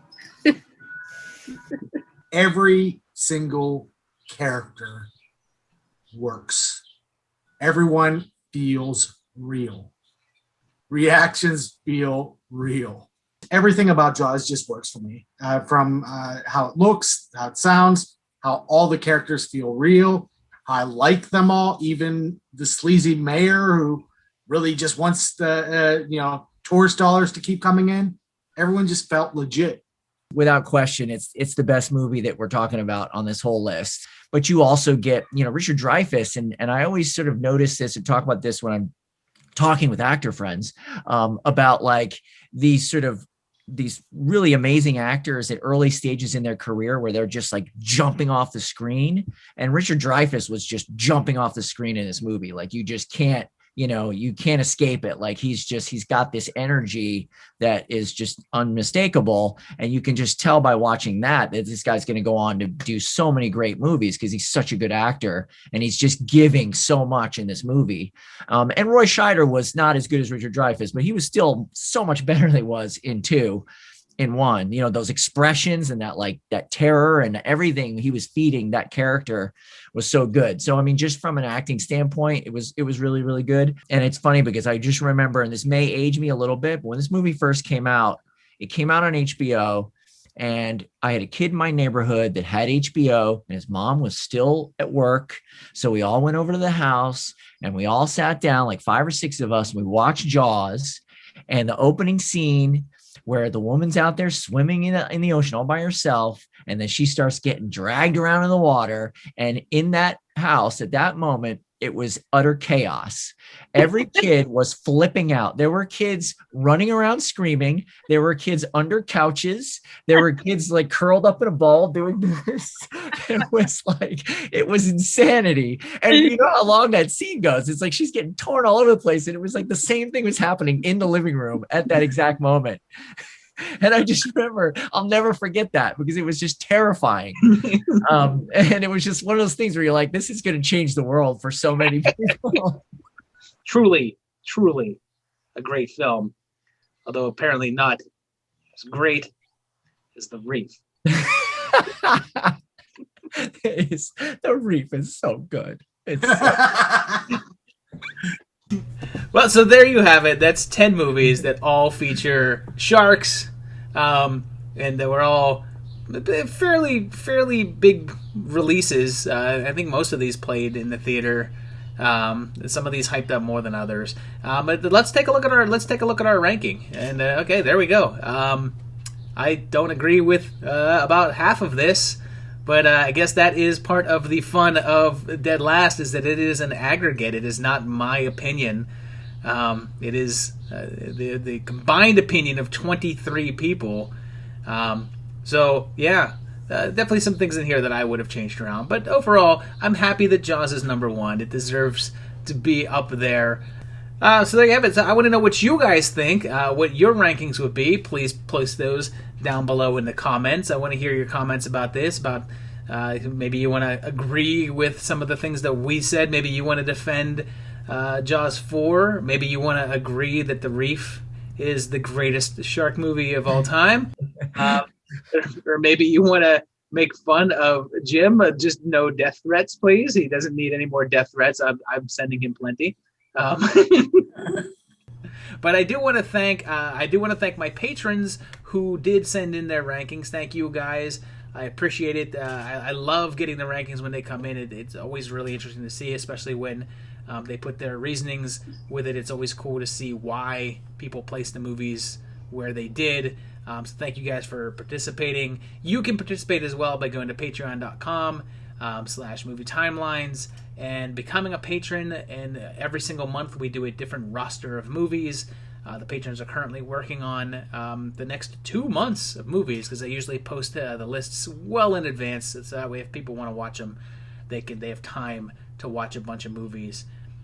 So you can do that as well on patreon.com. I appreciate it if you did. Leave those comments down below.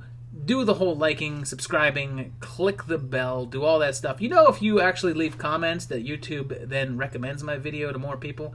So please do that. Leave some comments, because they like and tell us what the drinking game is. Don't forget.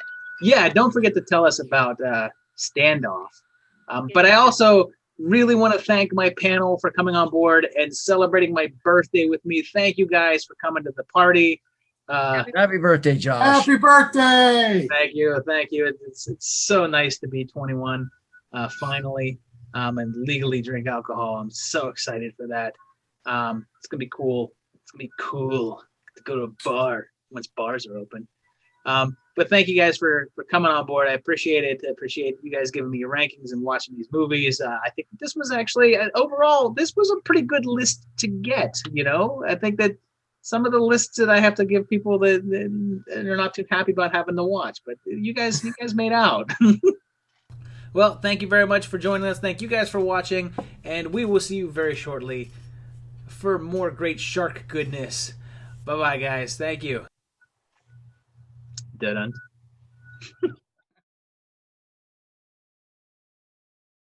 Say hi, Stella. Hi, Stella. Mommy get the you one. Mommy has new. I got a new lip gloss.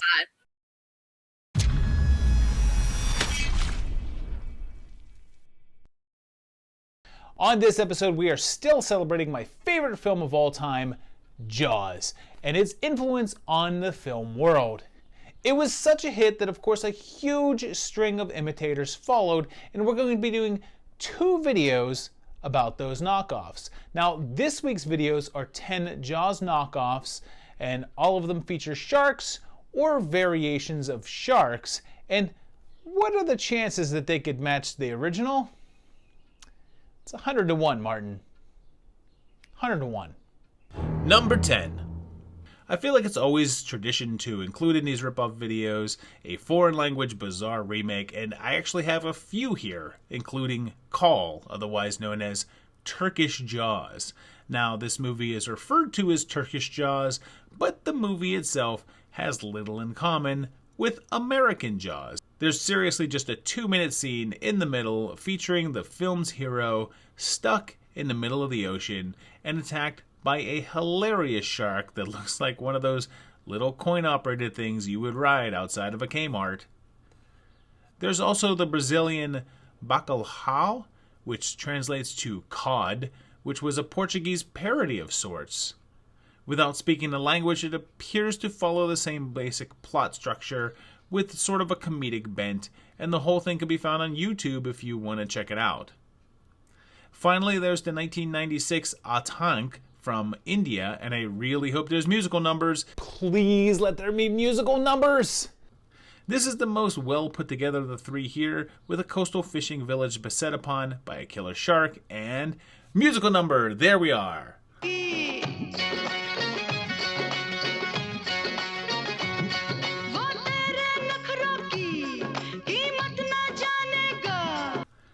There are actually several songs until we get some shark action, and awesomely, our first on-screen attack occurs mid-singing.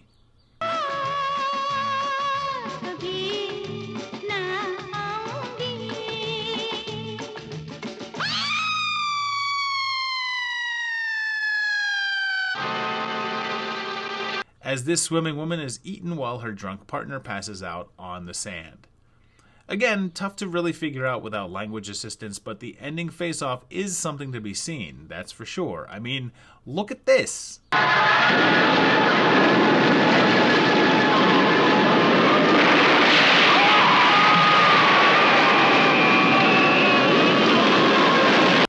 And then this.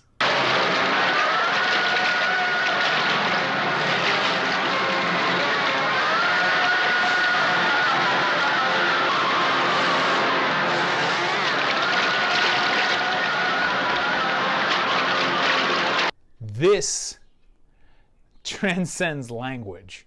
Number 9. Coming out in 1976, just 1 year after the release of Spielberg's masterpiece, comes Mako, the Jaws of Death, which actually doesn't have a ton in common with the film it's ripping off plot-wise, but would not exist without it. Apparently, director William Grefé wrote it before Jaws came out, but couldn't get it made until afterwards, when everyone and their brother was dying to put out their own shark movie. You can tell from this poster that they were trying to create parallels between the two, and even the inclusion of the word Jaws in the title was clearly to create a bit of connection between the two films. It was apparently also titled Killer Jaws, so again, they wanted to make people think that these two films were similar, and it's kind of disappointing because they really, really aren't. This one is actually about Sonny here, who has this magic medallion that allows him to have a connection to sharks and goes out and kills people who would seek to harm them. So, yeah, nothing like Jaws except for the inclusion of sharks. I should emphasize that Sonny talks to sharks, and I guess they can understand him or not. It's kind of up in the air whether that whole medallion thing is even real. But you see, Sonny is also a member of a Filipino shark clan, which is about as far from Jaws as you can get, but they still tried to market it that way, I guess. So when watching this one, understand that you may not be getting a similar product to Jaws, but you are getting one of the very first to cash in on its popularity. This one is especially weird because near the end, as Sonny gets blamed for the death of a woman who is doing a swim routine in a tank with a shark that they've billed as a man-eating shark, and after it eats her, the town gets in a tizzy and comes after Sonny. How would they think that he had anything to do with it. It's a woman in a tank with a man-eating shark who gets eaten by the man-eating shark. Why would they blame Sunny? Number 8. Just 2 years after Jaws, another clone arrived with Tintorera, Killer Shark, in 1977. Tintorera is Spanish for tiger shark.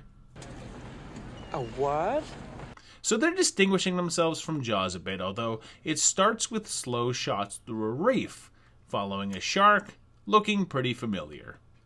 Although it takes place at a resort, there's not a lot of similarities to Jaws on the surface, but anytime they get into the water, it gets pretty ripoffy. Like a scene where a girl goes skinny dipping in the ocean while her boyfriend sleeps and gets eaten. Most of the storyline involves this weird kind of bromance / rivalry between Miguel and Steven here, and there's some apparently real violence to the animals here, so if you're squeamish about that kind of stuff, I'd avoid this one. The whole middle of this film is the weird love triangle in which Miggs and Steve form a mutual relationship with Gabriella here, and it seems to work for a while. I mean, the three of them get married, and there's a higher than expected amount of male and female nudity going on here, and a lower than expected amount of tiger shark action. The plot takes some unusual turns, and since about 80% of this movie is about threesomes, it's no surprise that Terry shows up for some Three's Company action, and all the wildest shark stuff pretty much occurs in the last 10 minutes or so, and I should note that all of the shark stuff here is done with live sharks and actors, and it's only at the very end that anyone even questions why the beaches weren't closed if they knew that there was a killer shark around. It's, interesting. The Jaws comparisons are there, but it's not a blatant ripoff, and ultimately it feels like the shark plotline is just a side story. Number 7. So this one's cheating a bit because I guess it's not technically a shark, but it's a cheat I'm going to use more than once because this movie from 1984 is called Monster Shark. So there. It's a shark. This one was also known as Devilfish, Monster from the Red Ocean, and Shark Red in the Ocean, and was directed by John Old Jr., which was actually a pseudonym for the great Lamberto Bava. This one has a massive shark off the coast of Florida attacking and eating people, but there's some wild subplots like the genetics lab and mob killings, and it's theorized that the creature is actually a form of prehistoric shark, but let's face it, the second that I said genetics lab, you knew what was up. When you sort of get to see it, it's a hybrid shark-octopus thing with massive tentacles like some sort of precursor to Sharktopus, and they discover that it's only 8 months old, so still growing.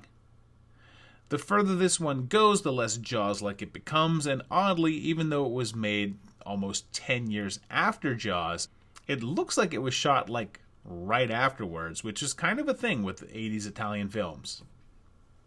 Number 6. Italy is the land of the blockbuster knockoffs, and Jaws was not different, leading way to 1990's Deep Blood, which is credited to director Ralph Donato, but he apparently only directed the opening scene, and the rest of the film was from the mighty Joe Giamatti. Early on in this one, we see that something is eating people off the coast while this kid just watches. I mean, does he look like... Does he kind of look happy about it? He does not look concerned, that's for sure. When one of a group of friends is eaten while his friend also just kind of stands there looking on, because that's apparently a theme in this movie, and we get our Jaws influences here as they catch a shark that they claim is the killer shark, but of course, they're wrong. We know they're wrong because the killer shark had a black fin, but this one has gray fins, which we know because they do close-ups of every single one of its fins. Mickey here is sort of our main character and has a really volatile personality. I hate you, man! I hate you with all my heart and all my soul. I wish you had got eaten by that shark.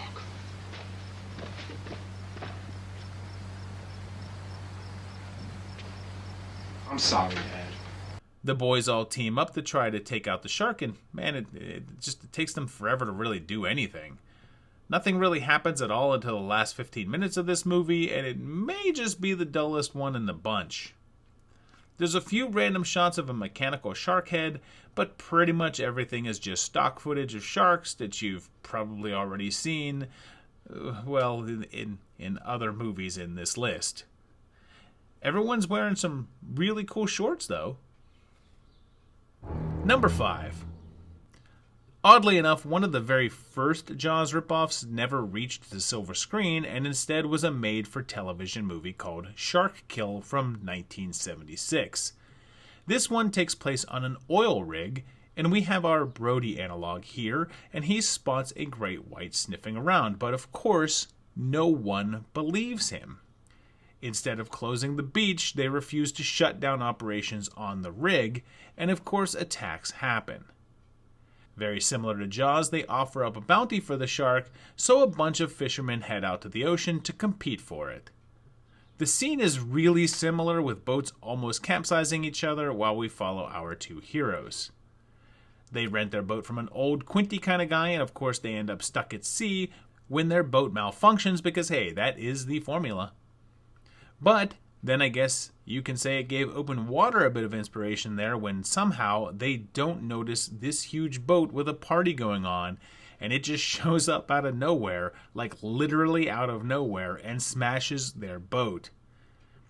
There's no original shark footage in this one, and it's entirely stock footage, which kind of takes away all the thrills, and the ending definitely uses the classic shoot an explosive item near the shark to kill it trope, and even though it's one of the earliest and most obvious clones of Jaws, it's pretty freaking hard to find, so you'd be forgiven if you wanted to skip it.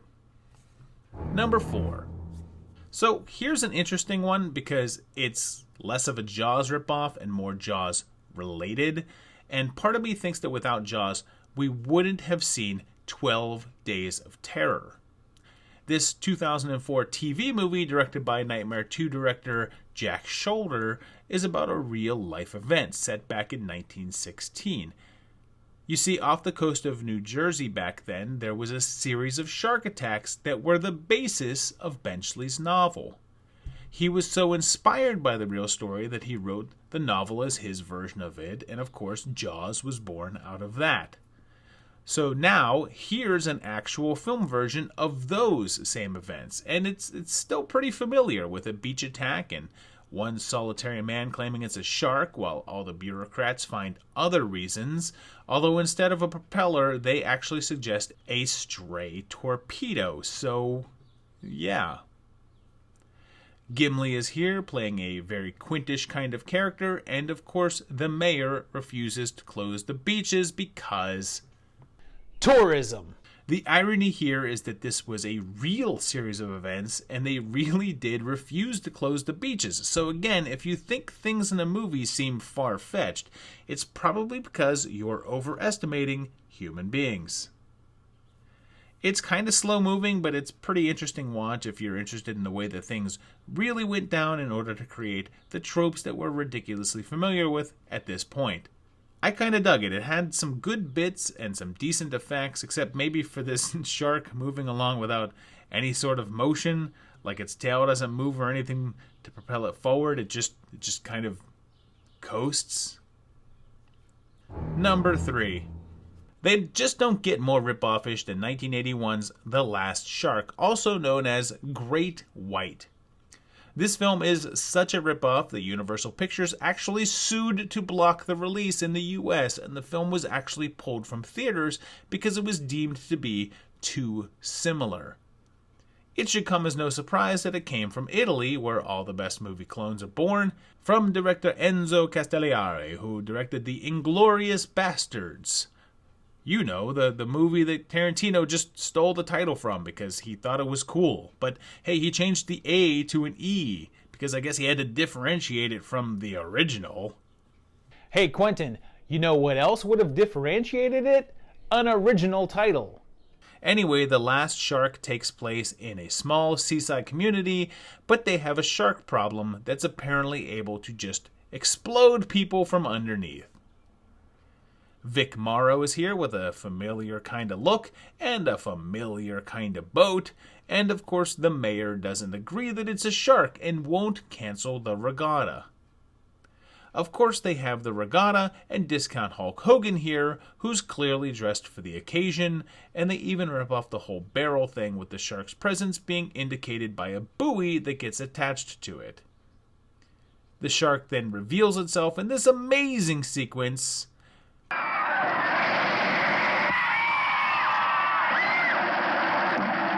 And unlike a lot of these films that just use stock footage to make their shark effects, we get a couple of model sharks here that are pretty awesomely hilarious.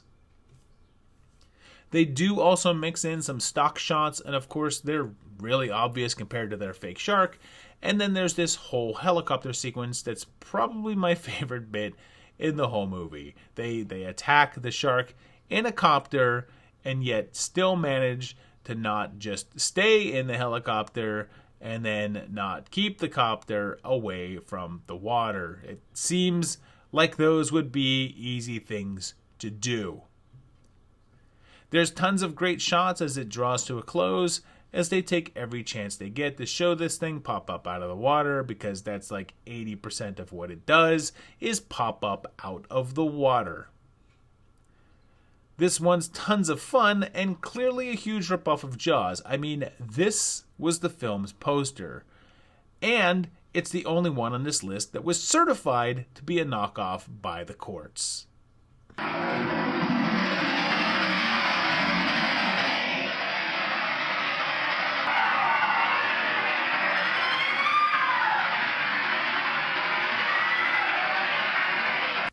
Number 2.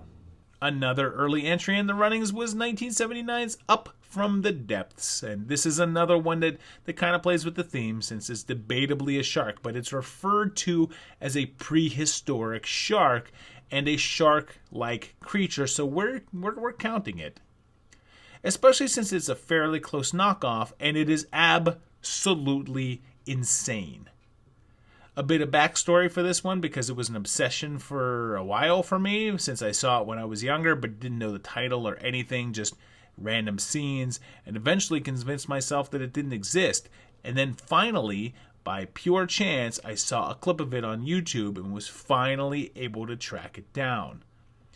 It starts with a girl being killed while her male friend can't do anything about it, although he does toss the beer out of his glass and scoop up bloody water, I guess, to determine that it was indeed blood. I mean, he couldn't tell this just from looking. And then with the way he just chills with it, is he gonna drink it? So yeah, there's this resort, and instead of the skeptical mayor, we have Mr. Forbes here, who is sort of a cross between Mr. Furley and Ted from Scrubs. We meet our hero Greg, who has a rather unique way of running away, and the doc here, whose female assistant was killed earlier today, which traumatized him, is now fine a few hours later, laughing at fish. Fish are pretty funny. This photographer gets killed while standing waist deep in water with an apparently Jaws-ish theme, and no one sees the creature, so it can't be that terribly big, right? Forbes doesn't want to close the resort, of course, hiding the fact that there was a shark attack, and the cast of characters is amazing. Have we landed? I'll be back in a minute. The fish like bubble gum? And then there's this guy here.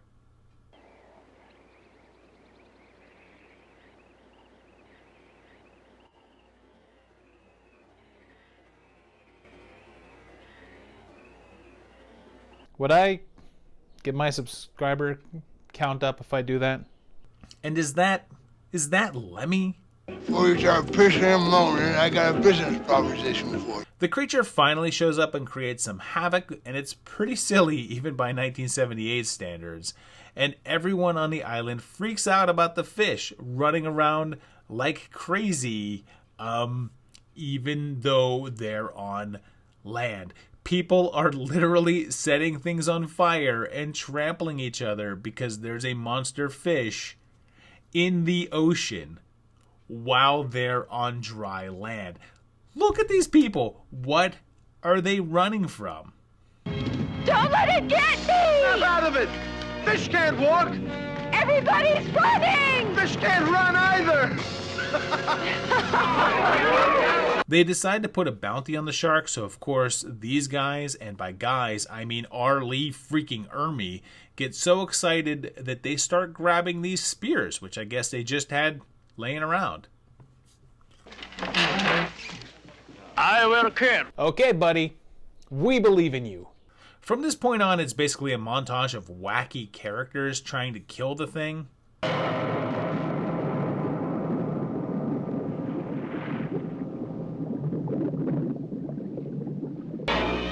My God! Did you see that? No, we did not. When the doc dies... Please don't throw me in again, fellas. Don't let it get me. They strap bombs to him and toss him in the water and tow him behind as bait. You didn't know him, lady. He'd have wanted it like this. No, he wouldn't. He literally said that he wouldn't right before he died. This one is really odd and actually a lot of fun. And let's look at this fish again. I mean, it's pretty damn convincing. And just think, this thing was designed by a future Oscar winner.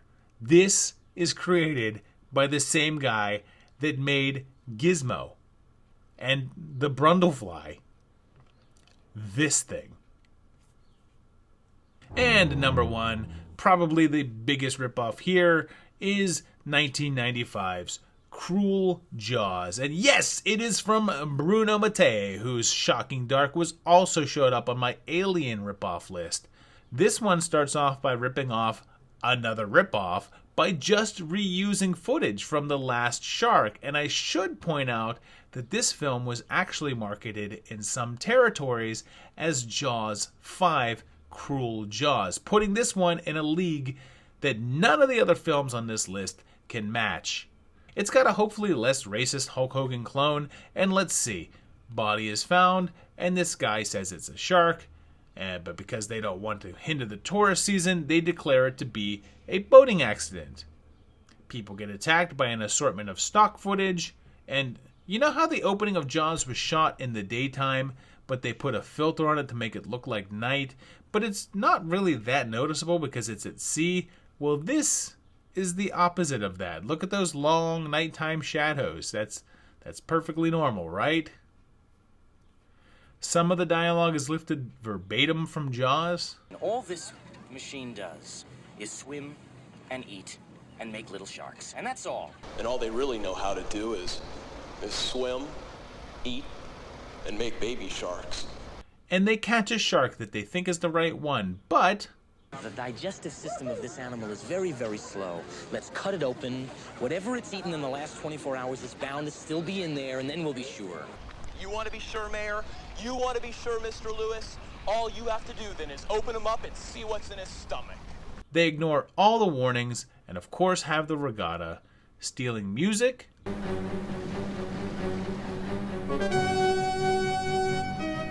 and having their race.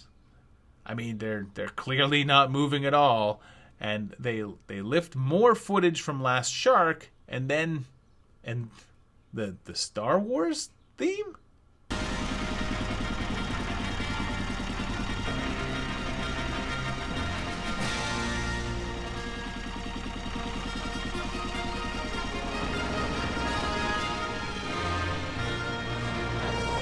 There's more stolen footage from Jaws, as well as scenarios like the exploding gas can from Part 2, and every single shark moment in this damn film is either stock footage or stolen footage. Every single one. If you think that this one's gonna make any sense... Wrong! This one hits number one on the list because not only does it manage to rip off Jaws, but it actually rips off Jaws ripoffs, and that is a pretty outstanding feat. And you're staying locked up in here until this is over!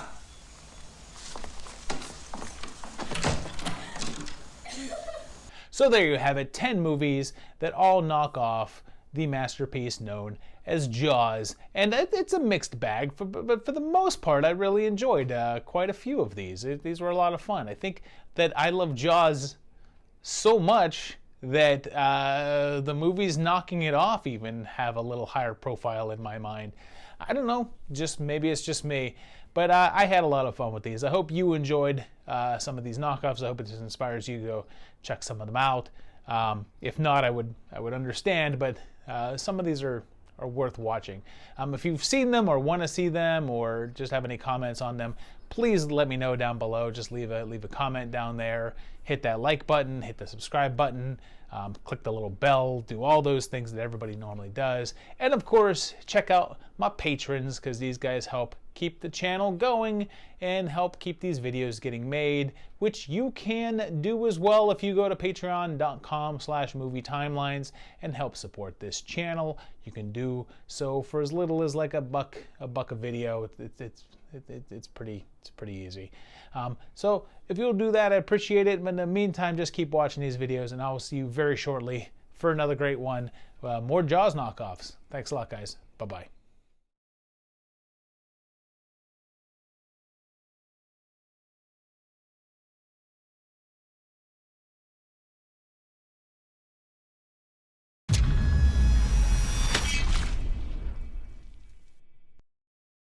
Last week we took a look at Jaws ripoffs that had sharks in them, but it goes beyond that. Yes, there were a slew of imitators that use other animals instead, but still followed the Jaws format. So let's take a look at 10 more Jaws ripoffs from all around the animal kingdom, and then after this, I don't know, just show me the way to go home. I'm tired.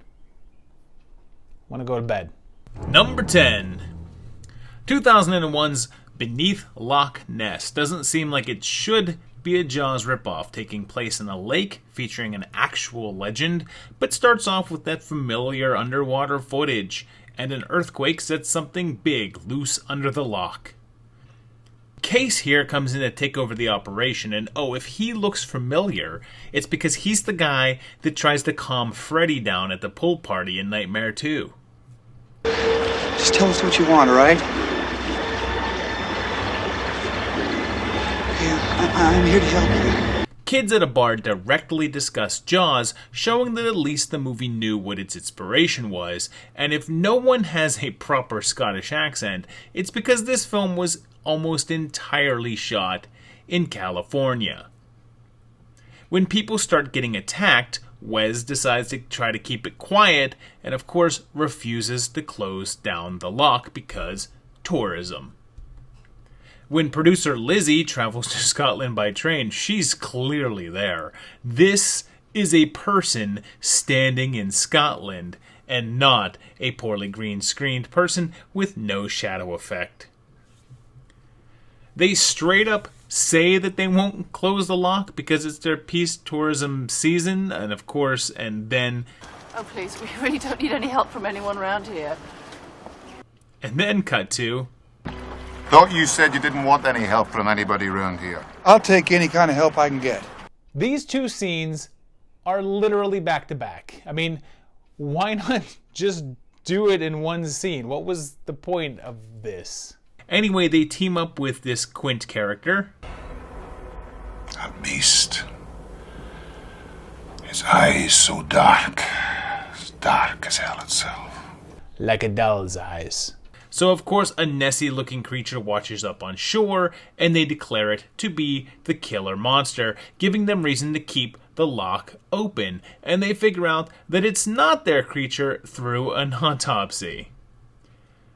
The beast is like 70 feet long and looks like a bad PlayStation 1 graphic, and the Quint character gets eaten because he can't let go of his obsession, and yeah, they stop the creature by blowing it up. Number 9. A pretty early ripoff was 1976's Grizzly, which wore its source on its sleeve, or in this case, the poster, billing its villain as the most dangerous Jaws in the land. So you've got your authority figure in charge of a busy tourist location, not a beach here, but a national park, and the big guy starts a killing right away. They realize that it's a bear attack, but instead of closing the park, they just move all the hikers into the lower area. They also realize that it's a grizzly, even though the breed is rare for that area, and that it's a bigger one than normal, 15 feet tall instead of the regular 11. The bear continues its attacks, so a bunch of randoms all head out to try and track it down, because it's like every note of Jaws replayed. It's even 3 guys on the hunt for it. 1 authority figure, 1 nature-oriented guy who spouts off bear facts at the drop of a hat, and a 3rd guy who isn't like Quint. He's like the only original guy. The park manager still won't close the park, and we finally get a view of the big boy, and similar to Jaws with the Kittner kid, there's a young boy attacked by the bear. And give it credit, I guess, they actually show the aftermath. The Jaws comparisons taper off a bit towards the end as we head to the final fight, and there's this really weird scene where one of the heroes is seemingly killed, but hey, it turns out that he's alive. But then the bear returns, and hey, he's just dead again. I mean, who is this guy? Tanya Roberts? Was that too soon? And what Jaws knockoff would be complete without blowing up your villain? Number 8. Here's one I don't see talked about very often, and maybe for good reason, but in 1985 there was the Spanish film The Sea Serpent, which gives us a nuclear test that awakens something in the depths, accompanied by some very familiar music.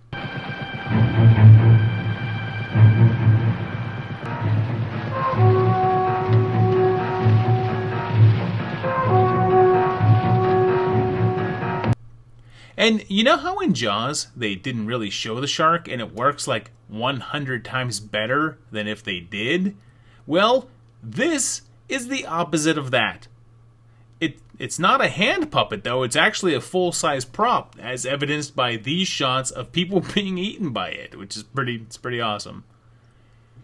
Jaws comparisons come into play as a drunken woman goes out to sea by herself, although not skinny dipping here, but the end result is the same. And unlike Jaws, though, this guy comes out of the water, destroying an entire lighthouse. I should have pointed out that our main character is named Pedro, and is played by Timothy Bottoms, who's been in some serious stuff, but I mostly know him as playing George Bush in That's My Bush. Of course, no one believes them, so the team of Pedro, the sea captain, a scientific-minded guy, and Margaret, our everyman Bodhi replacement, head out to confront it. A lot of the Jaws influences here are pretty circumstantial, but it's clear that they used it as a starting point, and then they just straight up stole that music. It's fairly notable for the fact that the monster isn't destroyed at the end, it just kind of gets away. And it's kind of fun, although the middle is a bit of a slog. And if you're a kaiju fan, you'll see some of those elements here as well. Number 7. If I say Jaws ripoff, the first thing you're going to think of may not be a giant killer pig, but then you haven't seen 1984's Razorback. Directed by Highlander's Russell Mulcahy, you can guarantee that it's going to be pretty. And right off the bat, it does not disappoint. Legend has it that Russell sold the movie as Jaws on trotters, meaning hooves, so it's clear that he was aware of what he was doing. When American reporter Beth heads to the outback, she's attacked by both the locals as well as an oversized killer boar. There's a very Quint-like character with Jake, who is obsessed with killing the big pig because it killed his son, as Beth's husband comes to try to find her, so you have your character who's new to the area like Brody. It has some insane visuals, really gorgeous stuff that really does put it into its own category. In case you don't know, Mulcahy was a noted music video director before getting into film, and that background is very apparent here. No one will acknowledge that Beth was killed by a boar, instead insisting that she fell down a mine shaft, and like Quint, Jake is killed by the thing that he seeks. There's a makeshift posse that goes off and hunted the beast, but that's probably the bulk of the similarities. I mean, even though this one uses the bare bones of Jaws to build itself up on, it is a completely different film in the way that it looks and feels. Number 6. Another pretty early entry into the Jaws-O-Rama fest that was the late 70s is Tentacles, which starts with the movie saying, "Hey, remember when Alex Kittner, a young boy, was killed in the beginning of Jaws? Well, we're killing a baby, so what are you going to do about it?" Film royalty Shelley Winters is here, and as is John Huston in this sharp gown. There's Sheriff Lobo, and people start getting killed off by a giant octopus. But the real monster of the movie is Mrs. Winters' hat. There's a weird scene where a girl on a boat sees her friend's feet pop up out of the water, causing her to freak out in fear. But I mean, is this something that would cause you to freak out? Doesn't this just look like someone goofing around? That old poop Norman is here, and instead of not shutting down a beach, we have a refusal to cease work on an underwater tunnel that's annoying the big fella. Of course, there's a big boating event that no one wants to bother to shut down. Did you folks know that 1 out of every 2 Americans wears glasses? That just shows you how important ears are. What? That's your punchline? What? Octo shows up to cause chaos in one of the most perplexingly shot sequences of all time, and damn, this movie really has it in for its kid characters. After the chaos, our main character swears vengeance against the 8-legged villain, asking some killer whales for some help. I mean, he literally asks them, like, verbally. After an underwater confrontation with the beast, which I should point out is mostly just a real regular-sized octopus against miniatures, the 2 whales, or non-moving doll versions of them, and after a long and kinda silly-looking battle, manage to kill it. Number 5. Okay, so the strangest movie here, and one that I never see anyone talk about, is Gums from 1976. This one is less of a ripoff and more of a straight-up spoof, and one of the earliest adult parodies that I know of. Even though the rating on this film is a big ol' X, it's mostly just nudity and simulated stuff like you'd catch on Cinemax. It basically mimics the story of Jaws, except instead of a shark, it's a mermaid that kills people by, doing stuff to them underwater. Of course, the mayor refuses to allow them to close the beaches, and strangely, the Quint character is a Nazi? The mermaid continues her assaults, and eventually our characters all head out to sea for the final showdown. And yeah, I'd only really recommend this one if you're really into this sort of thing, but I figured I'd have to mention it since no one else really seems to acknowledge that it even exists, and yeah, maybe some things are better left lost. I don't know. Did I mention that the ending is the mermaid having a tryst with puppets for some reason? It seems like that's something that I should have mentioned. Number 4. One of the other unusual entries on this list is 1980's Blood Beach, which also made sure to let everyone know exactly what they were trying to emulate right on the poster, which actually repeated Jaws 2's tagline of "just when you thought it was safe to go back in the water," except they added their own line, "you can't even get to it." We're set right next to the Santa Monica Pier as something in the sand pulls this woman down into it, and Paulie's here, and more attacks occur, so Nancy's dad steps in. He is always Nancy's dad. The police go on the hunt, but people still keep coming to the beach, and how's this for crazy? This guy tries to rape a girl under the pier, but as he's crawling to attack her, the creature, I guess, comes up and eats his penis? Because I suppose it has a sense of irony? It's not excessively Jawsy. Just when you thought it was safe to go back in the water, you can't get to it. But it sure thinks that it is, and I guess furthering the whole irony bit, when our lead guy is torn between his girlfriend and his long-lost love, his girl gets eaten, I guess, making the choice easy. Attacks keep occurring, but people still seem kinda cool with just standing there on the sand, but they finally locate the creature's feeding grounds, and our monster makes its grand entrance, setting up the final, fairly anticlimactic showdown. It's not the most rip-off worthy film on this list, even if it wanted to be, and it's kinda lacking in action, but it's still an alright watch. Number 3. In 1989, we have our first ripoff that's clearly more of a direct parody instead of just a ripoff, with Blades. Distributed by Troma, it starts just like the movie it's spoofing, with the campfire and young lovers going off on their own, although instead of going into the water, they're killed by something in the grass. It's set on a golf course right before a big tournament, and as expected, when the first killings are discovered, it's covered up. Of course, after more incidents, a makeshift posse is formed to chase the killer, which they realize is a lawnmower, and they capture one that they believe is responsible. I mean, they even do the whole Mrs. Kittner slap. I just wanted you to know. And the autopsy scene. Seriously, the level of which they managed to match up the Jaws tropes with a freaking lawnmower is pretty impressive. So look, if you didn't zone out when you heard the word Troma and didn't lose interest when you heard the phrase Jaws with a lawnmower, then you're already on board. But if you did, let me reassure you that this isn't your typical Troma stuff. It's overall pretty mild, with no nudity and fairly low-key violence, but I got a kick out of it. It's freaking Jaws with a lawnmower. How does that not do it right there? Seriously, look at this thing. Look at it. Number 2.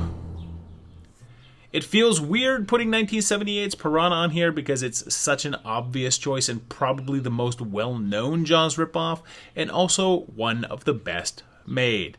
Plus, I feel like I just did a timeline on this series pretty recently, even though, yikes, it was a year and a half ago. So my first inclination was to mention it, but not really cover it. But then again, how can I not? Roger Corman literally asked for a direct emulation of Jaws, hiring legendary John Sayles to write the script. It deserves this spot because Corman, knowing that Jaws 2 would be released in June, prepped this to release shortly after in August and created an ad campaign that, well, looked a bit familiar. Universal was actually planning on suing to prevent what they considered to be an infringement on their brand, but Spielberg himself intervened because he had actually seen the film and managed to persuade them to let it go. As for the movie itself, it certainly directly references Jaws by including a video game in the beginning, but the script also hits the notes. Skinny dippers killed in the intro, non-believing authority figures, refusal to close an area due to an impending profitable event. It's all the bits that you're expecting, plus extra Dick Miller. And yeah, it's a straight up blast. And if you haven't seen it and your only experience is the 3D remake, you really should check this one out. Number 1. And here we go, the top spot is reserved for the best Jaws ripoff, Shark or No Shark, and it's Orca from 1977. One of the earlier, higher brow knockoffs, this one has by far the coolest poster. Look at this. This is freaking majestic. Although it does have some overall thematic similarities to Jaws, it's also quite different in tone. It gives us some Bolero action, Zardoz's lady friend, Dumbledore, and is that Peter Hooton? Should I show it? Of course I'm gonna show it! Hey bud, what happened to your clothes? I got molested in the little boy's room. So Nolan, who is our Quint-like character, obsessed with killing sharks, becomes equally obsessed with catching a killer whale to sell to SeaWorld or something, and accidentally kills a pregnant female. This understandably upsets her mate, so it swears revenge, coming after and killing them. You'd think just staying out of the water would save you here, but hell no. Orca don't play games, and heaven forbid that you let him get a hold of your leg cast. Does that make her like a 7.5 now? Oddly, there's a strong pro-wildlife lean here, as the killer whales are treated as mistreated victims, which is kind of at odds with their use of SeaWorld whales for a portion of the shots. It's obvious to tell which shots they are, since the water goes from looking like an ocean to looking like a swimming pool, as well as the dorsal positions, since whales in captivity all feature bent fins, which does not occur in the wild.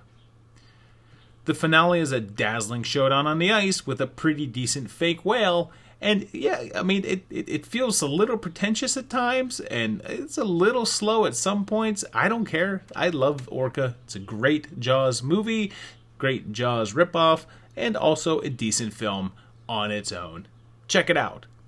So there you have it, 10 more Jaws ripoffs, all of these featuring other animals from all around the kingdom. Some of them not even animals. You got a lawnmower in there.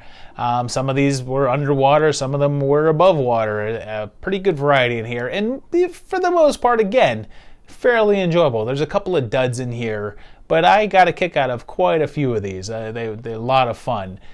There's a sequel to Grizzly that I've been meaning to check out for a while now as well too. It was lost for like 40 years, so kind of anxious to check that out as well. But hopefully you've seen some of these, heard of some of these, and maybe this will inspire you to go check them out.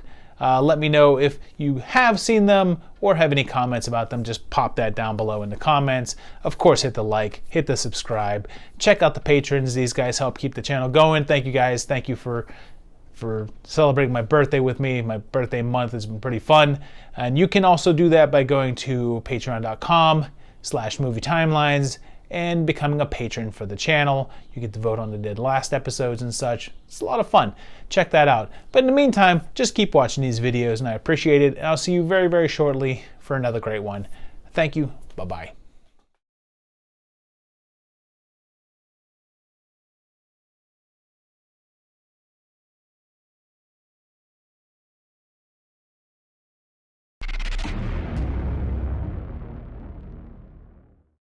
On this episode, I am once again faced with that question: what playlist does Deep Blue Sea belong in?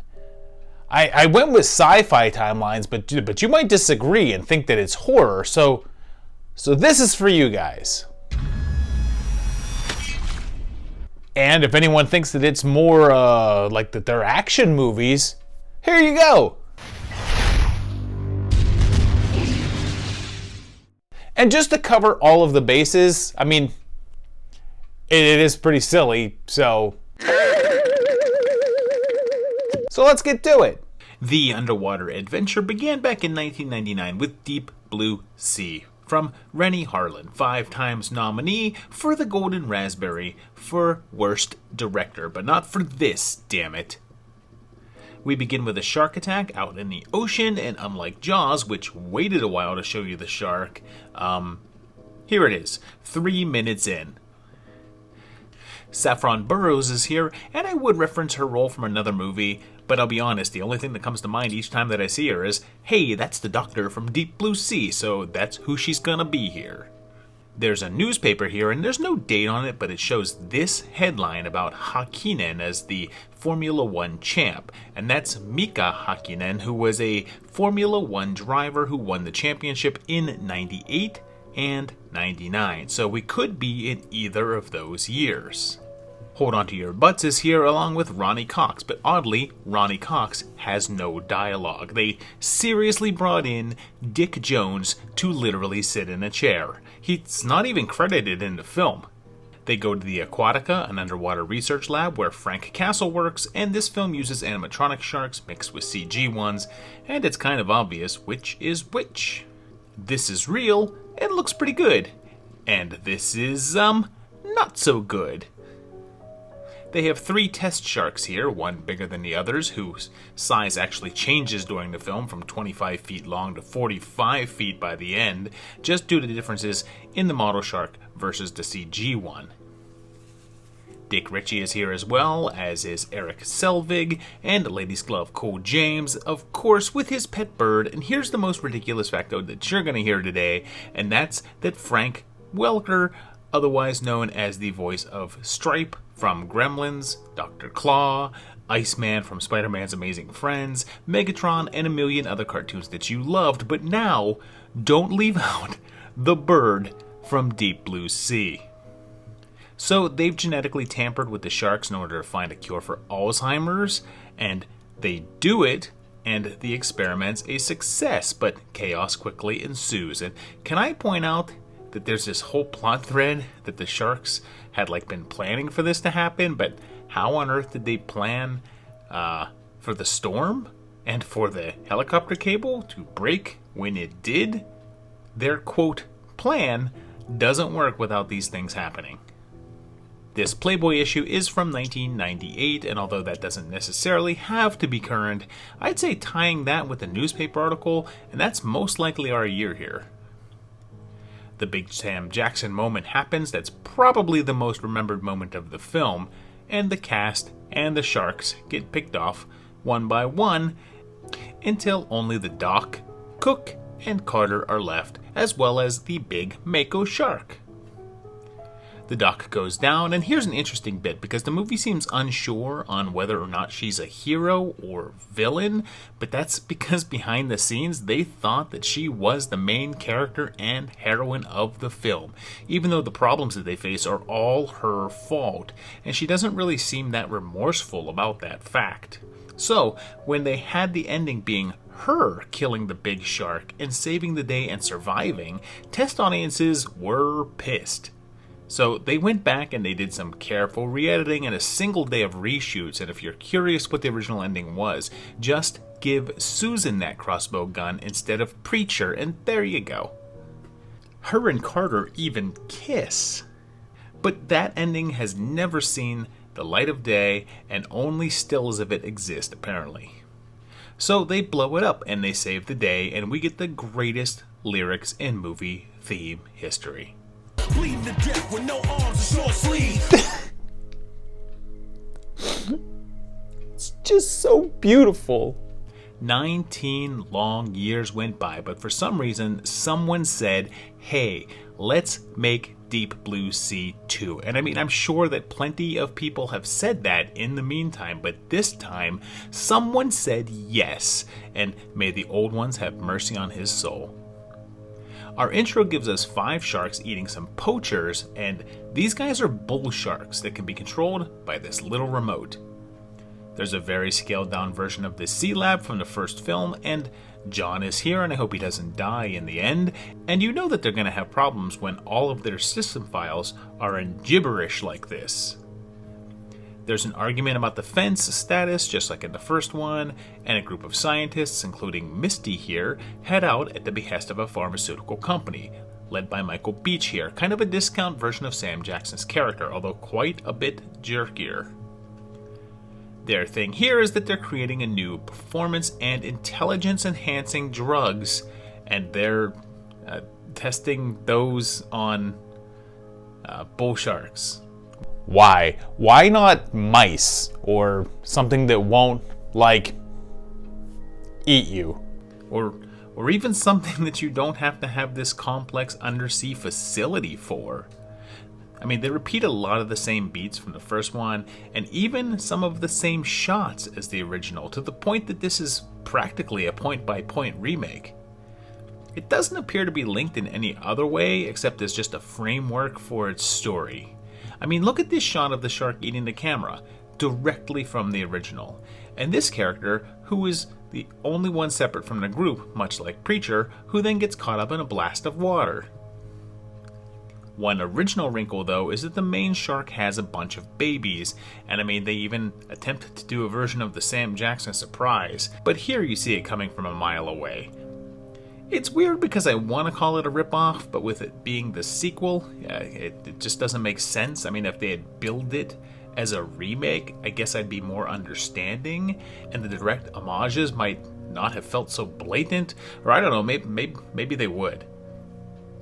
Everyone navigates the hallways that apparently share the same lighting designer as Suspiria, and there's an unintentionally hilarious subplot in which I guess Durant is preparing for a war against robots. Well, you need to get back in because the war's coming. There is no war. Man against machine. You are so paranoid that machines, robots, computers are gonna wipe us out.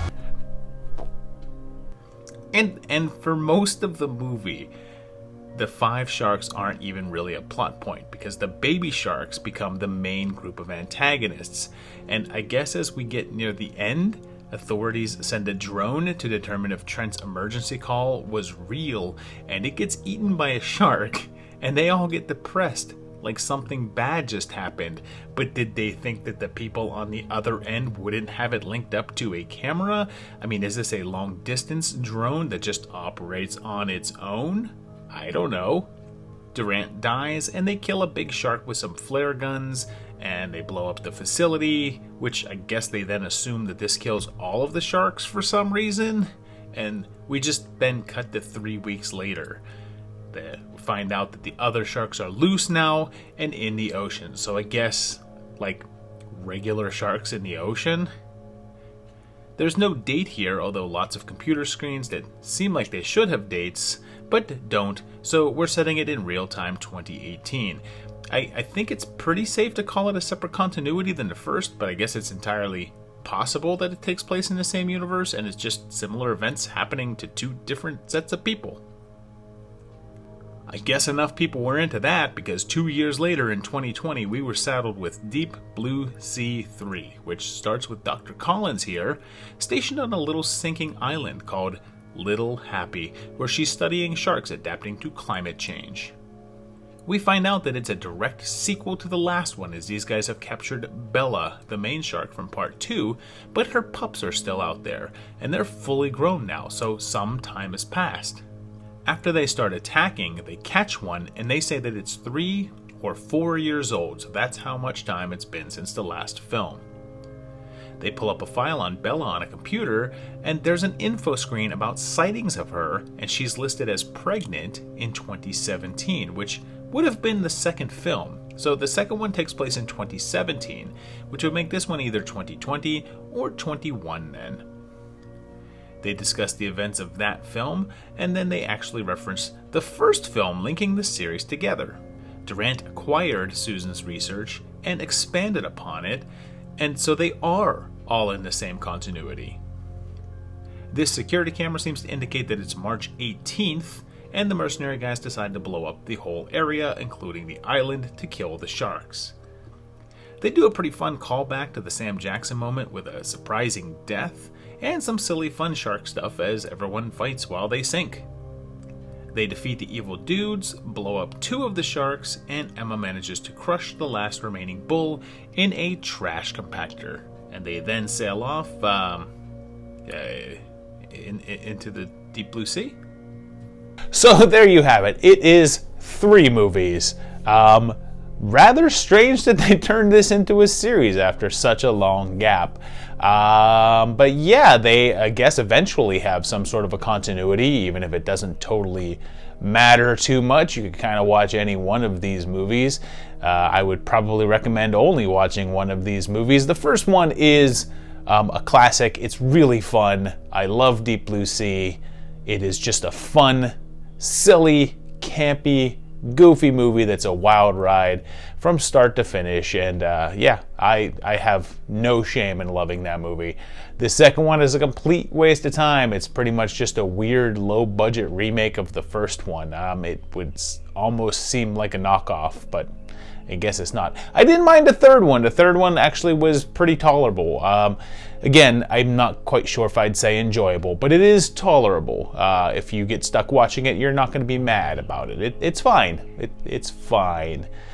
But overall, yeah, not the best series, although, you know, again, a great first movie. I just love it. Anyhow, let me know what you think of the Deep Blue Sea movies down below, whether or not you hold them in as much regard as I do, or if you just straight up hate them. Tell me that down below. Of course, like this video and subscribe to the channel, but you've already done that, right? I mean, you've done that, right?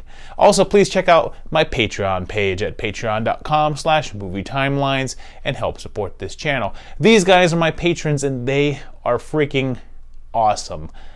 Thank you guys very much for helping to support the channel. And you guys out there watching this video, you're helping to support it as well too. And I thank you just for watching the video and supporting it that way. I appreciate it. Share it out to your friends, let them watch it. And I'll see you very, very shortly for another great video. Thanks guys, and bye-bye.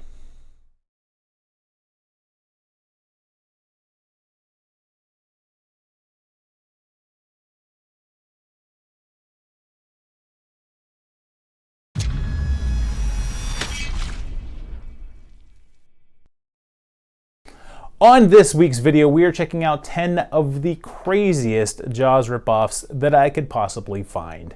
As a huge fan of Jaws, I tend to gravitate towards shark movies. I like them quite a bit, but as you guys probably know, about 90% of shark movies are terrible. And we are checking out 10 of the weirdest of those today. And as a rule, we are not including sci-fi movies from the Sci-Fi channel, because honestly that's too easy. And today we're checking out 10 movies that the Sci-Fi channel wouldn't even touch. Wait, what am I doing? Number 10. 2015's Raiders of the Lost Shark starts with the warning that this is a true story, but then they make sure to tell us that it's just a joke, because I suppose we wouldn't have figured that out ourselves. It's directed by Brett Kelly under the alias of Scott Patrick, who I previously encountered with his film Avenging Force back in my bootleg MCU video, and it starts with a couple by what appears to be a lake, and a fairly small one at that, and of course are eaten by a shark. Before we go any further, I want to take a look at this movie's poster. Let's see, we have a giant megalodon-sized shark, someone skiing off of a jet ski while holding dynamite, an exploding biplane, and some helicopters, and we're about to play the lamest drinking game ever. Drink any time that one of the things from the poster actually happens in the movie. We see the shark for the first time, and it's pretty big, but not poster-sized, so hold off on those shot glasses. And then there's this teacher, and her family was killed by a shark by the lake, and her class decides to go have a party there. People seem to be very intelligent. Where's the rest of you? And it turns out that a lab on the lake found an underwater cave there that released a prehistoric shark. And there's some things that I'm not sure are supposed to be comedy. It was a shark that took my hand. But you still have both of your hands. This isn't my hand. And they occasionally talk about something like this happening before, so I think that this is possibly supposed to be a sequel to Kelly's earlier Jurassic Shark, which I had on this list at one point, but I'm suffering enough, so forget that. It follows a simplistic pattern. People go to this shoreline, wander around waist deep into the water, and get eaten, and yeah, for all the promise that poster brought, this one suffers from the worst fate of one of these things. It's boring. It's that classic generic bad without ever reaching levels of incompetence to make it more entertaining, so it just ends up feeling stale. It occasionally delves into the land of the absurdity, like this. This woman is up to her hips in water, probably about 3 feet deep, and the shark erupts from, I guess, underneath, and then disappears into what? The water isn't even deep enough to cover this thing, let alone for it to disappear into. It does devolve further into absurdity as I guess the shark starts to fly. I mean, but it's too little and too late, and I feel really bad for the actors at the end when it appears as if it's starting to rain or possibly snow on them, and they just stick it out and keep shooting, even though I highly doubt that they were paid much. So props to you guys. Number 9. We now bounce to 2016, and let's take a look at Sharkenstein from my old friend Mark Polonia, a pioneer of several Camp Bloods and at least 2 Amityville movies. Hooray. Let's keep our game going though and take a look at this poster. Massive scarred shark with screws in its neck, surfers on the ocean, some military jets in the sky, and a submarine. Drink if you see any of these things. This one kicks off in 1942 and ooh! Submarine! Drink! Nazis get their hands on Frankenstein's work, and all of the Polonia regulars stop popping up, like you at least have to respect his dedication to his own little troupe of talent, and we get our first look at the Sharkenstein monster, which is genuinely hilarious. They try to investigate the shark attacks, and they're certainly not shy about showing us that shark puppet, and, you know, it's a bit smaller than that poster guy. But it looks close enough, so yeah. Alright, drink. They make good use of stock footage that doesn't always line up, like this girl who goes into the ocean, and some shots of her swimming, but her suit is completely changed. And Sharky is a stitched-together Nazi project made up of a great white, a blue, mako, and bull shark with the brain of the actual Frankenstein monster. You gotta love this great rain effect that doesn't actually get anyone wet or show up on windows, and Sharkenstein gets hit by lightning and transforms further. And I mean, you know, for a Polonia thing, it's pretty tolerable. I mean, because it clearly takes itself way less seriously. You want to give it a little more leeway. It's still not by any means good, but it's worth some chuckles. Number 8.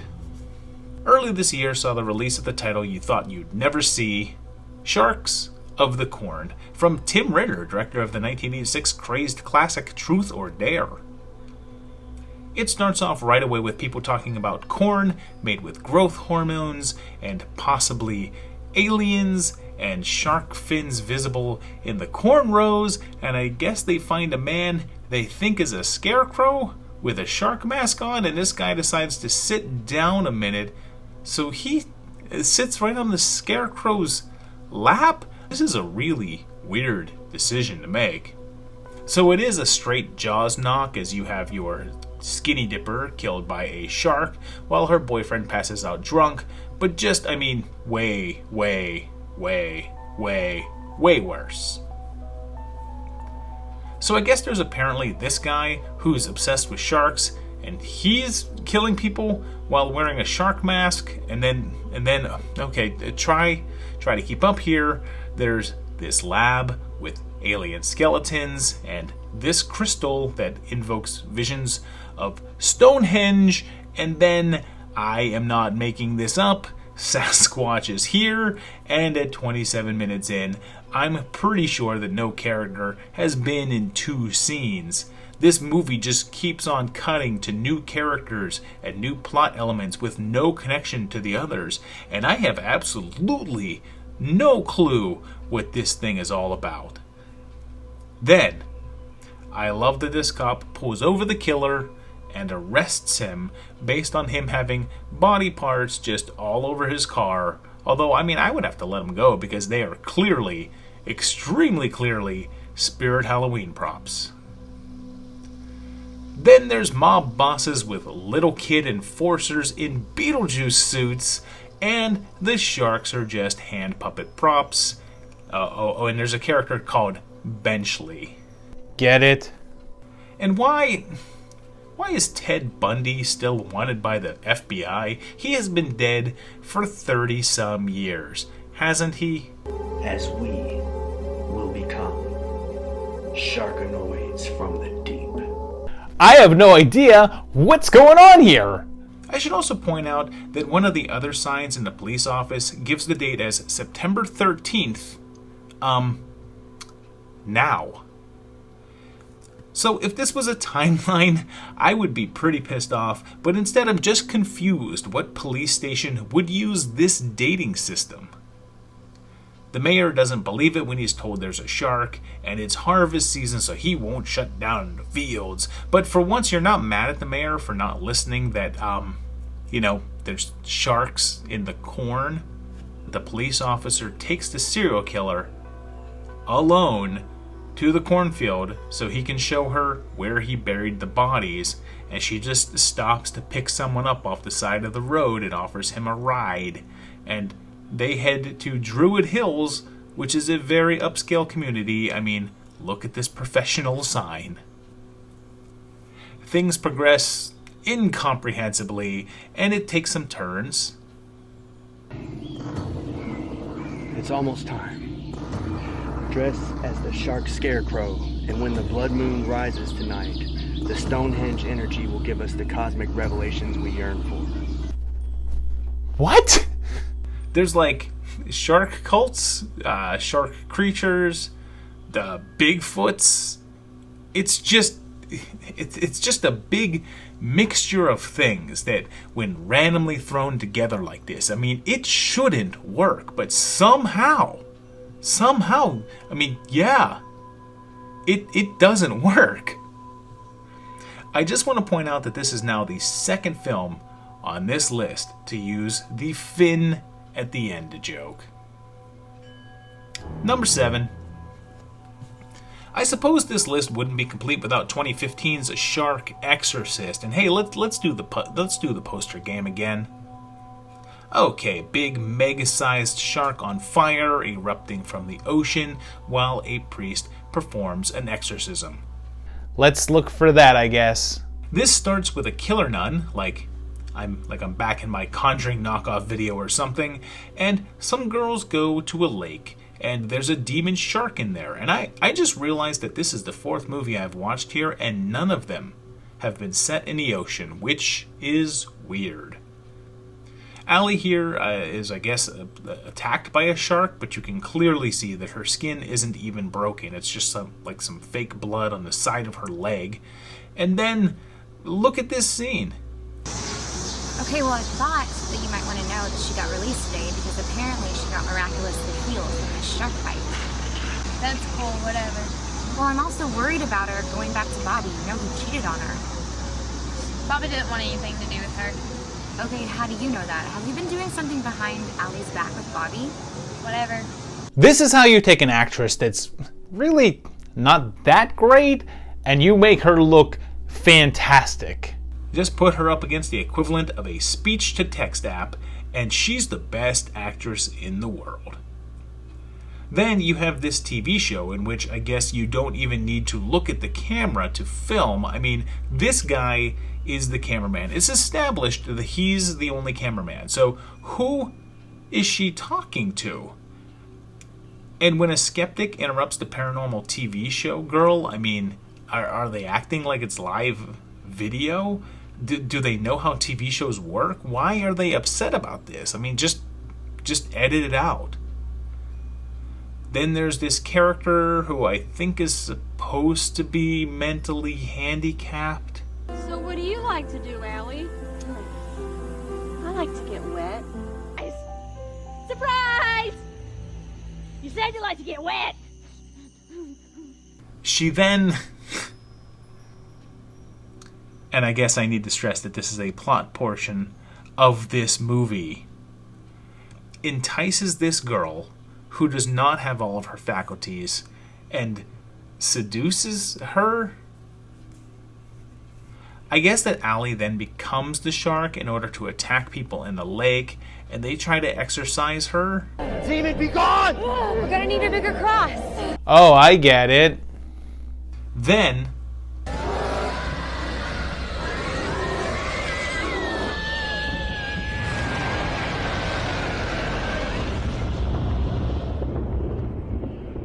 I've lost track of what's going on here, but not that it matters.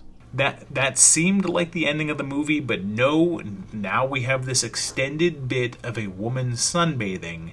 And I mean, it's really extended, and like a guy just takes a bunch of pictures of her, and it just goes on, and she's killed by the nun from the beginning, but then a woman comes up out of the water to fight her.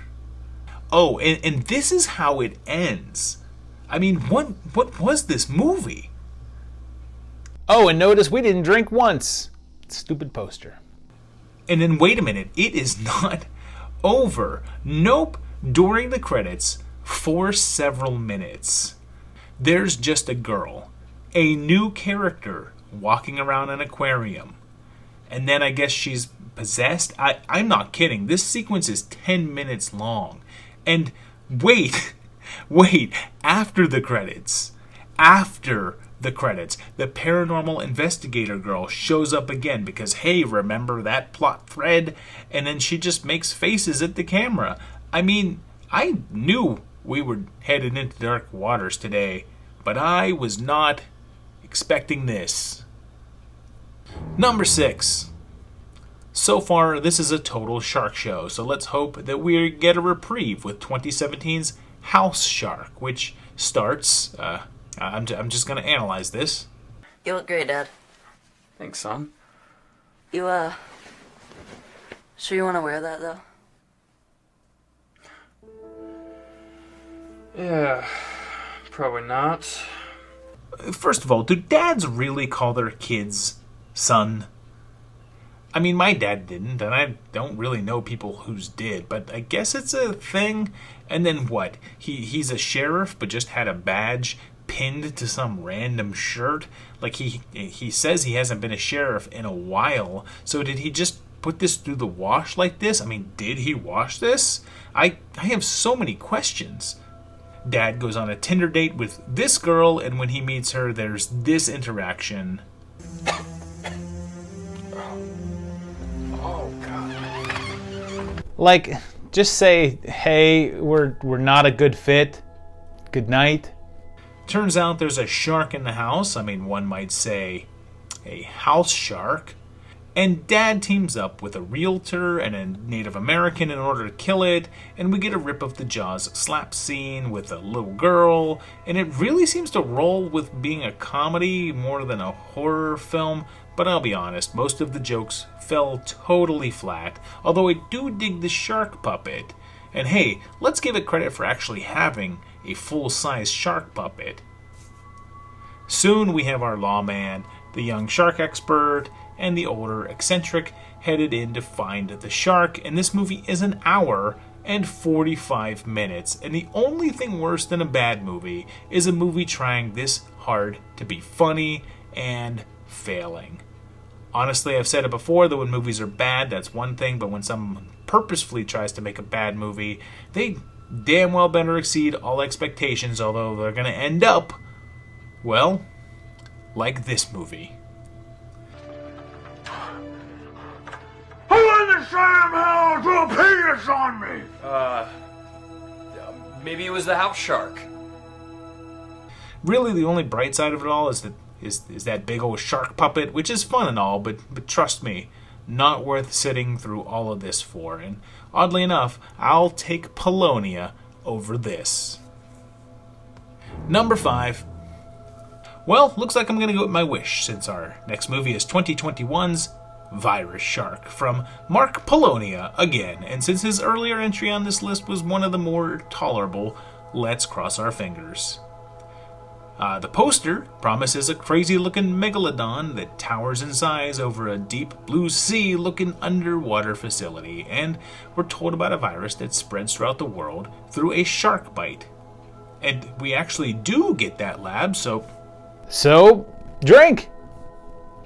And looks like all the Polonia regulars are here, and it kind of copies Rennie Harlin's flick with them using sharks to cure a disease and hauling one in for tests, but it seems open to ripping off other movies, since then there's this body mangled by the virus and it's on a slab behind the doctor, but it turns out to be less dead than previously thought. But I can't think of what movie that's from, but I'm sure it's some thing. I'm sorry. That was bad. Oops, cameraman in a reflection. That also seems to be a Polonia regular feature. Oh, and there's the boom mic guy.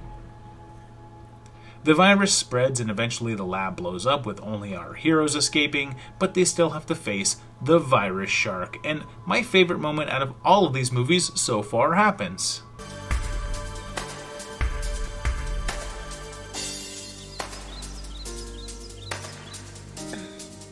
Hello? I'm Christy. Do you know where I am? Do you know where I could find some help? Yes, let's just ask the man laying face down in the middle of the woods for help. Another Polonia trademark shows up with mutants wearing obvious Halloween masks. I mean, you can clearly see the guy underneath here. And man, the most I can say here is that it is not as terrible as Shark Exorcist. Number 4. Here's another one, and I have a really bad feeling about this since it's 2020's Ouija Shark.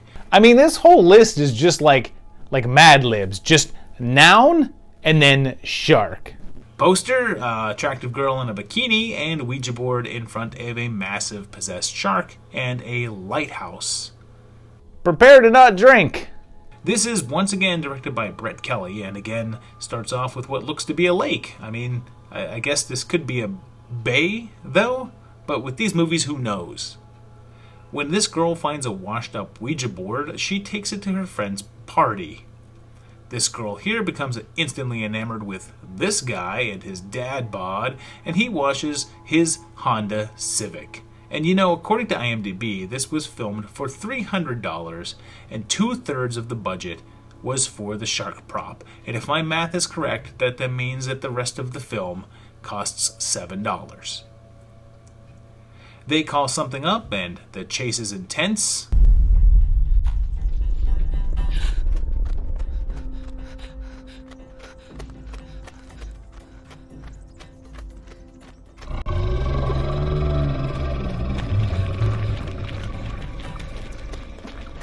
And then there's this.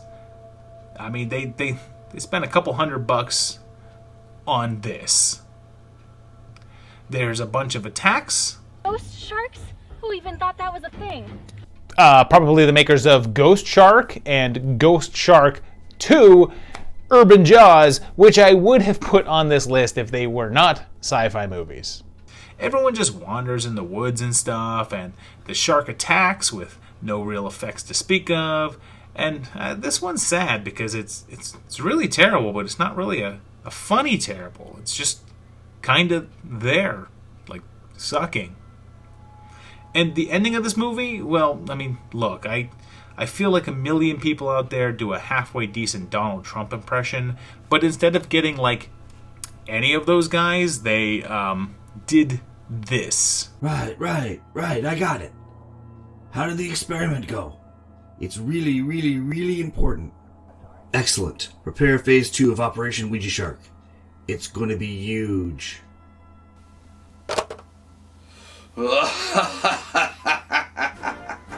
Oh, and you notice we're still sober. Sadly. Number 3. Next up, oh my god, I just know that I'm going to regret this, is Jaws of Los Angeles, which I guess has been retitled to Apex Predators now, and here's the box cover. Remember that, because that is the last time you're going to be seeing anything like that. Did I mention that this is a Dustin Ferguson movie? I knew that going in, and I still put it on this list, which, in case you're not following along at home, is a clear plea for help. Right away, I'm pointing out that this one's only 1 hour and 10 minutes long, and there's lots and lots of stock footage and generic drone shots of LA. And then, look, I mean, I like Sean Phillips. He seems like a really nice guy. His channel's funny, but anytime I see him pop up in a movie, it's a guarantee that it's just a huge pile of crap. He's here reacting to stock footage of a dolphin show, which I hate to tell them, but they don't have in Los Angeles. I mean, you may say, well, maybe the character is at SeaWorld in San Diego, and no, the very next scene he's walking through LA.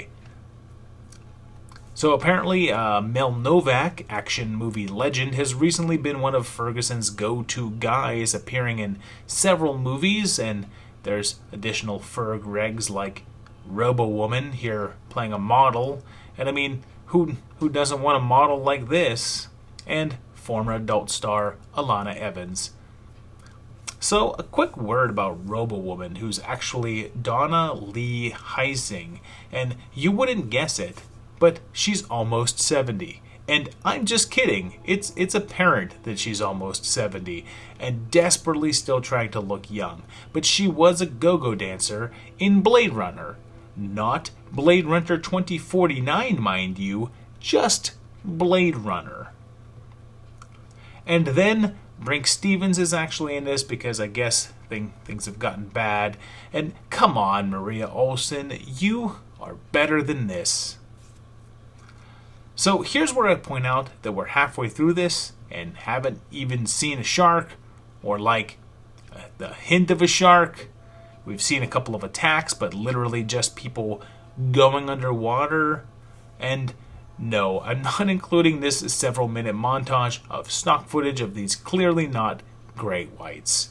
Of course, they won't cancel the grand opening of something.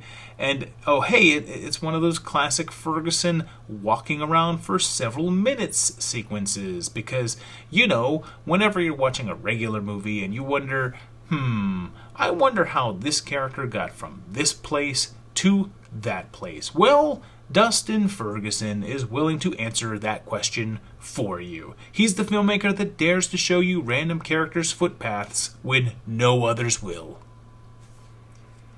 I also want to point out that when they say shark attacks occur in shallow water, they mean 6 to 10 feet of water, with 3 feet occurring but being less common.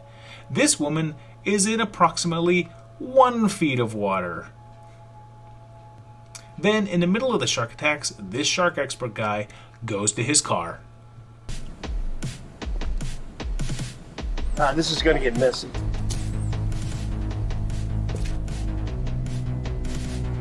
I pointed this out in my Conjuring ripoff video, and here's another instance. So I assume this guy wore this shirt to set one day, and when he showed up for filming another day, he was wearing a different shirt. So they shot this scene later to try to explain it. I mean, he says he doesn't want to get it messy, and then just changes from one plaid shirt to another. I was going to say that this isn't the absolute worst Fergo flick that I've seen, but this is how it ends.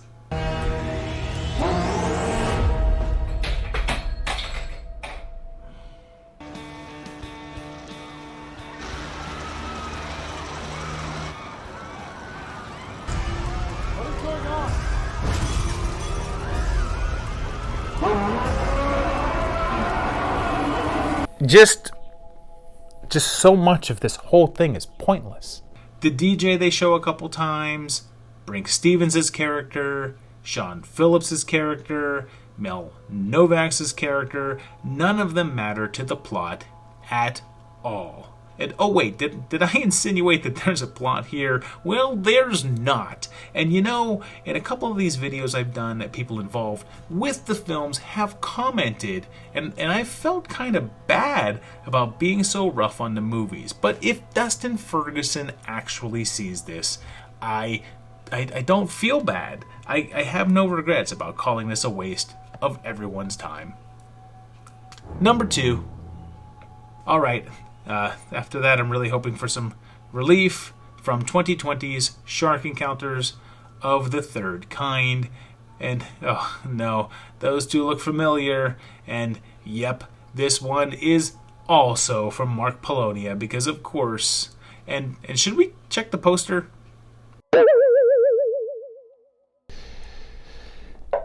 Yeah, that drink is staying right there. We start with several solid minutes of stock footage with voiceover on top, and then we get aliens, and why not? And then, hold on a minute, I I think this guy is supposed to be scuba diving and not just green screened. And what's going on here is that there's a sunken U-boat from World War II that I guess has treasure on it.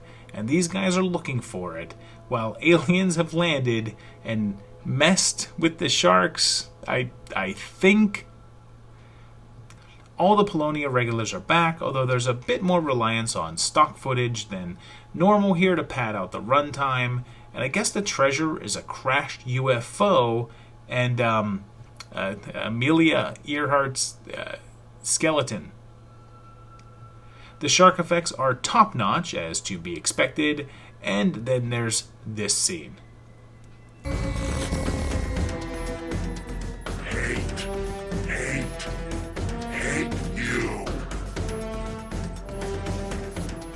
We hate you. Is this the shark talking? The alien? The bubble?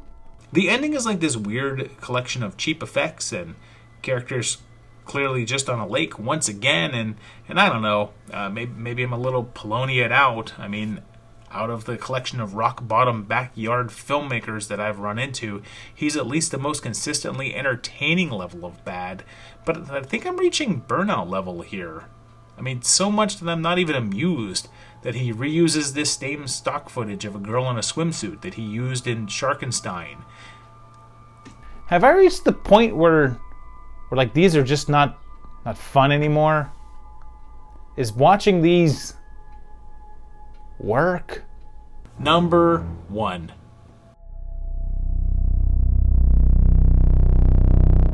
I'm not doing Dick Shark. I'm not doing it. It's Dick Shark. That's all you need to know. For real, number 1. Wrapping things up, hopefully on a strong note, is 2011's Super Shark, and it's directed by Fred Olen Ray, which gives me some hope.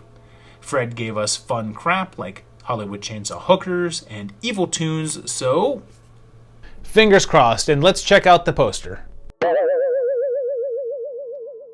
It starts with a giant shark versus a tank, and hey, this actually looks like the poster, so drink! And then there's an oil rig, and so far, this is the nice looking shark stuff that we've seen on this whole freaking list. It also has Jonathan Kent, and oh my god, the best shark movie theme song since Deep Blue Sea.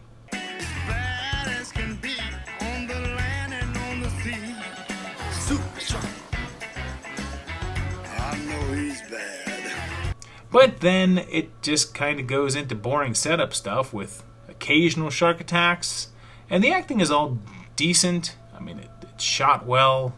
I'm pretty happy here, I guess. There's this submarine attack, and yeah, I like this shark so much I might cry a little. And hey, even Jimmy Walker shows up doing a Hollywood Montrose cosplay, and then they do this whole thing with these two girls and spend a whole bunch of time setting up this love triangle with them, and then this just happens.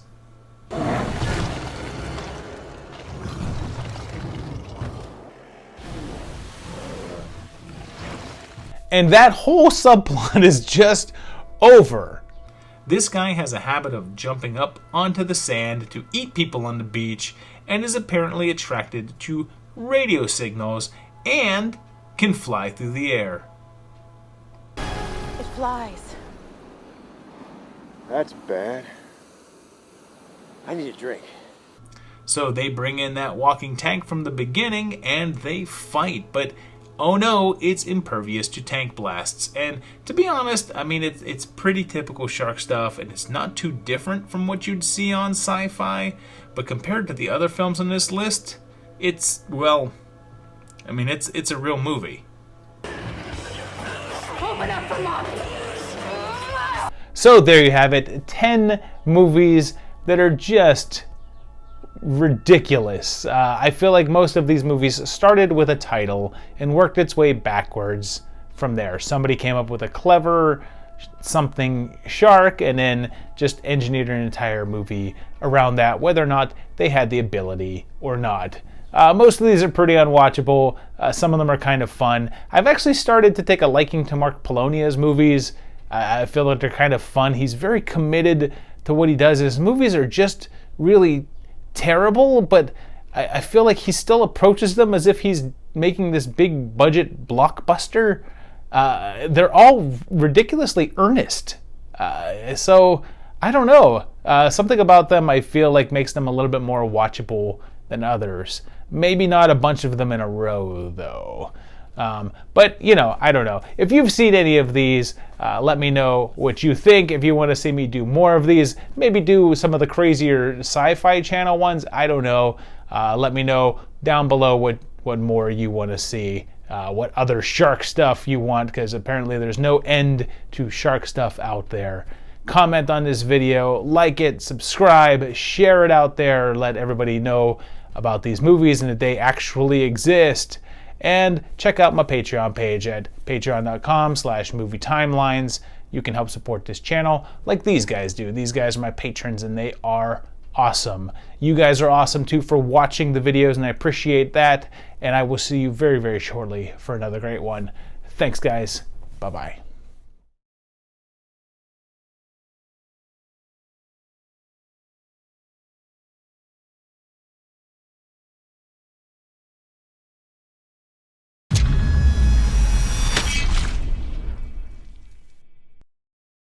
Well, it's my birthday today, so I figured that if we're smack dab in the middle of a whole month of terrible movies, then I had to at least, I better get to celebrate my favorite film of all time, Jaws. But thanks to Dustin Ferguson, they're gonna have to be terrible knockoffs. And I did this last year with the rule that I wouldn't use any films from the Sci-Fi Channel, so this time I went the opposite direction, and we're only featuring movies that were originally aired there. I don't know if that's a step up or down. I guess we'll find out. And gee, why am I hearing a sound that's suspiciously like dun? Number 10. We'll start this off with Damn Sharks from 2016, which doesn't waste any time at all and immediately gives us a bunch of sharks caught up in a torrential downpour that pushes them into a small river and start chomping away. It premiered on the Sci-Fi Channel in July of 2016 as part of their Sharknado week and was actually produced by Cinetel Films and not Asylum for once. A group goes on a corporate wilderness retreat with a barely recognizable Jason London as the jerk CEO. And why is this called Damn Sharks? Well, okay, let me tell you. It's because the sharks are using the bodies of their victims to build a dam. Yes, that is what they are doing. I suppose at some point they will explain why. The sharks are jumpers, and the local law enforcement teams up with a local outdoorsman to stop the threat. How do you know all this? Sharknado week. You know, I was actually going to say this movie wasn't that bad until this point, but you just lost me. These guys go ziplining.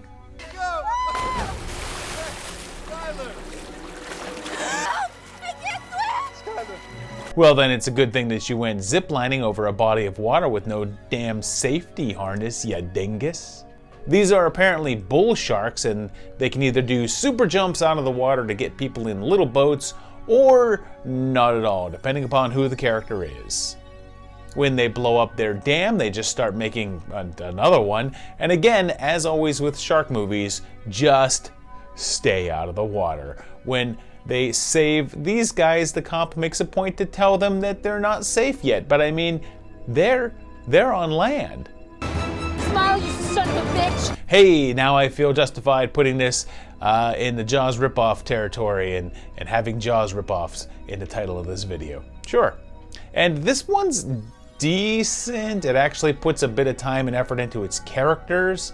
I mean, not a lot, because keep in mind I did say a bit.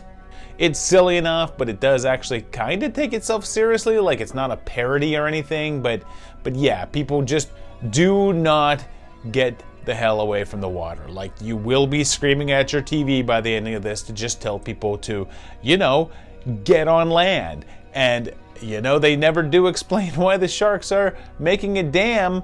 They just do. Number 9. Next up, we have Sand Sharks from 2012, which starts off with this big fin cutting through some big old sand dunes near the beach. And yep, this sand is solid enough to ride a motorcycle on, and yet soft enough for this guy to burrow through. We meet sleazy Jimmy Green, and somehow I think he can't lose. And here's an interesting thing. The mayor here is played by an actor named Edgar Allan Poe IV. He's been in a bunch of movies, and sometimes is credited as Edgar Allan Poe III, or just Allan Poe, and has actually played Edgar Allan Poe in several things. But clearly he's not a direct descendant, considering the actual Poe didn't have any kids, but I guess he is related somehow? Brooke Hogan is in this, since it's like in the 10-minute period in which she was relevant, and there's going to be a big party on the beach, so what are the odds that they're going to refuse to cancel the party even after reports of shark attack? They actually see the attacks, so they intend to close the beaches, and then this scene is basically an exact duplication of the Jaws bit, even down to them dropping a full closure down to 24 hours, to being interrupted by someone out to kill the shark. We find out that this shark is a throwback to some sort of dino shark that's evolved, and yeah, they think they caught the shark. Like, this is just Jaws plus the sand element. I mean, we even have the grizzled sheriff, the young, strong-headed scientist, and the old shark hunter. Plus, we have a shady mayor. They kill a baby one, but figure that there's a bigger one, but don't know for sure, so of course, they have the party, which is at Point Doom in Malibu, and those rocks behind them are where they usually put the big CGI Tony Stark house. Of course, the big guy starts the attack, and of course they ignore it, and also, of course, there's more than one shark out there, and it's fine. It's about as harmless as these things come. It's pretty standard, with nothing very surprising, and honestly, it's pretty easy to see why Brooke Hogan didn't get that many more acting roles after this. And sadly, this movie shows how inventive that something like Tremors is to take advantage of the idea of something coming through the ground and making it a constant fear. I mean, like, this is a scene later in the movie, and people are just standing around on the sand with no concern about the sharks or anything. It's fine. Eat this, you son of a bitch! No, I take it back. It's awful. Number 8. Alright, how about 2014's Avalanche Sharks, which coincidentally was originally intended to be a sequel to Sand Sharks, with Hogan returning, but after she dropped out, her role was recast and made a new character, and it became its own thing. The opening lets us know that these aren't just regular sharks, since they're glowing, and this guy talks about a planet of intelligent sharks, but the movie cuts out on him. It's just like, you don't want to hear all this. Many millennia ago, a planet of intelligent sharks struggled to save their race. Their planet was dying. How about some skiing instead? We're set up on Mammoth at a ski lodge, and it's spring break week, so everyone is partying, of course, and this sheriff and his marine biologist girlfriend, and I'm assuming that these were originally the roles for Hogan's character and the sheriff guy from Sand Sharks. It's mentioned that they've been together for like 6 months, so I guess from the ending of that movie, and they make a big deal of him just having moved there from the city. It's New York, so possibly it was changed from him heading there from the LA of Sand Sharks. And then Eric Scott Woods, who played the sheriff in Sand Sharks, is actually here too, but in a new role. So here's my guess. I think he was cast in this movie, but then when Brooke couldn't do it, they altered the script, but then just had Woods play a new character instead to avoid confusion while keeping him in the movie. I mean, the 3D model of the shark even looks like the same one. And when great value Eric Bana's girlfriend gets chomped in half, there's something weird happening under the snow. I mean, it's like there's something under there, almost like the rest of her body is buried under there. Is there a mayor? Of course. Will he close the area? Of course not. Of course, he also seems confused if he's the mayor or not. Mayor, if this is New York. That guy from the beginning finally gets to tell the shark's backstory, and there's some sort of alien shark. And this movie's so low-key, like watch this. This guy is talking to this girl. She sees a giant shark jump out of the snow and eat someone and just stands there and lets out one scream. But then just continues to stand there. The cop guy just nonchalantly says that she has to get out of there and then just drives off at a regular speed while she's still just calmly standing there. And everything about this movie just lacks energy, I guess. It just feels by the numbers. There's a few attempts at comedy that mostly don't work. And I guess this does feel like Sand Sharks with its overall kind of mediocrity, but it just feels stale, and that a movie about alien snow sharks sounds like it would be pretty wild, and it's just not, like, at all. Number 7. Okay, let's see what other words we can just put in front of the word shark. And how about zombie with 2015's Zombie Shark, which was apparently also called Shark Island. But come on, who wants that over Zombie Shark? This was directed by Misty Talley, who also directed Santa Jaws, so my bar is now set high. And there's an experimental science lab that has a loose test subject. And what? Jason London again? Is he just trying to corner the market on sci-fi shark movies? I mean, leave some for Jeremy London, okay? A group of 4 young folk head off to an island to party, and Lester here tells them it is nicknamed Shark Island, and a dead one washes up on shore. But what's the title of this movie again? Also, as an editor, I want to complain about this because this makes no sense. What's going on here? Everyone gets back onto land, so danger's over, right? I mean, they know there's a killer shark, so no one is going to go back into the ocean, right? Nope, people are still just floating around in tubes and stuff. The main zombie shark is making more, and oh, the shark's name is Bruce, because we need Jaws references in all of these. And everyone still just hangs around right at the water, and then we get this finely edited death scene. Apparently, Talley herself edited this movie, so I guess I have her to blame, and the lab was doing tests to reanimate dead tissue, but even people who are bit by Bruce come back as zombies, although considering that everyone we saw got bit was basically chomped in half, I mean, are they really that scary?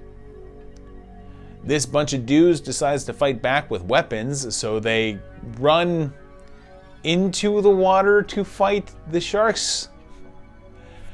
Just stay on the land. There is no problem if you just stay on land.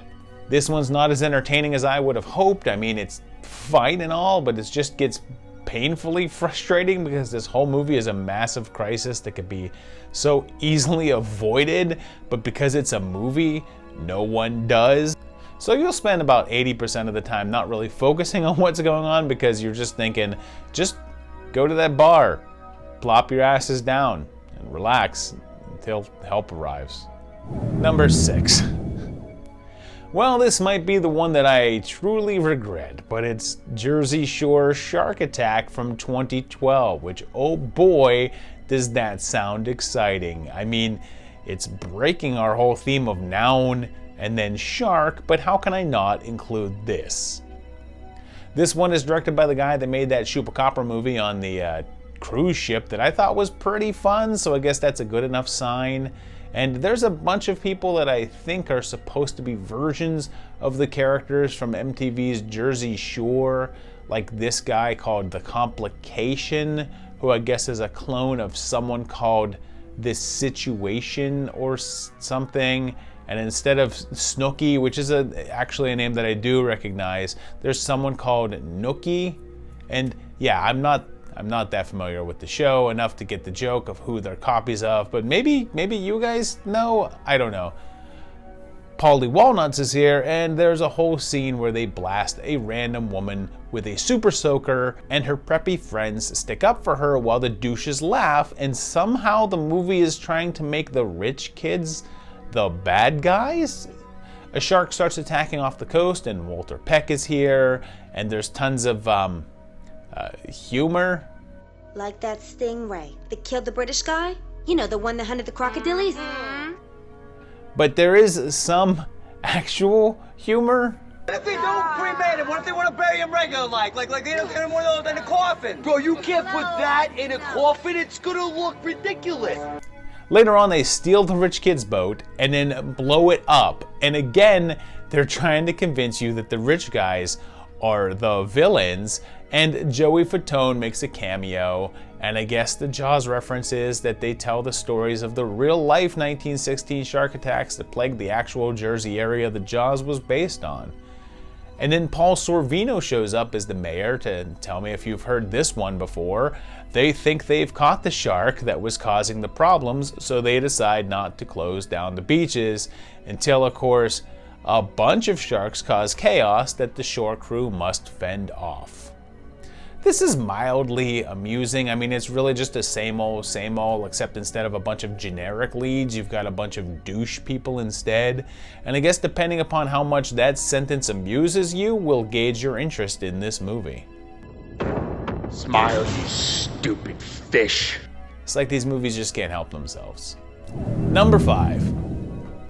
Next one up to the plate is 2016's Planet of the Sharks from the director of Sand Sharks. And this is set on Waterworld, or I guess not really, but yeah, really, because this is in a future where the glaciers have melted and Earth's land masses have flooded. So, you know, our future. And Junk City here is besieged by sharks, and I love that it's supposed to be a flooded Earth, but breaks of the waves pretty much indicate that they're really close to shore here. A lone survivor gets rescued and taken to another floating city called Salvation, and they figure out that there's an alpha shark that's mutated and leading the group on the hunt. But what the hell kind of accent is this? I find it hard to believe an entire flotilla could be taken down by sharks. They try fighting off the sharks, but fare pretty poorly, although I'm not sure what's causing these explosions. And I guess the sharks are using electromagnetic signals to communicate with each other while seeking prey. And there's a character here named Caroline Munro, who, sadly, is not played by Caroline Munro, which is points against this movie in my eyes. And yeah, damn, someone really just said Waterworld and Mad Max, but with sharks. You could have even just slapped the Waterworld 2 onto this and no one would really be the wiser. Oh, but it does feature that classic shark can suddenly jump up into the sky to bring down a freaking plane thing that only happens in these goofy movies. Because yep, these sharks are smart enough to know that there's a plane flying overhead and are capable enough to jump up and eat it. But this girl parasurfing or whatever, they can't do anything about that. And man, you know, when I talk about bad movies, this is what I'm talking about. Dull and lifeless and takes itself way too seriously. I mean, I guess I'll give it a bit of credit for attempting to do something like The Road Warrior and presenting itself as basically one long action scene. But yeah, it doesn't work. But hey, no Jaws lines, so I guess there's that. But you know what? I'm actually counting that as a point against it in this case. Why not? Number 4. Since we've already done avalanche sharks, it feels like cheating to also include ice sharks from 2016, but why not? The last 3 movies were just too full of having sharks in their native environment, and I really want to see sharks somewhere weird, like the ice. So, ice sharks. And oh boy, the quality of the effects is going to be stellar, judging from the first attack. A science team monitoring the glaciers in the Arctic Circle discovers some anomalies in temperatures there, and while investigating some missing hunters, they get attacked, and there's a bunch of sharks that I guess can just break through the ice wherever. It's mentioned that these sharks specifically smell like pee, like that's a plot point of this movie.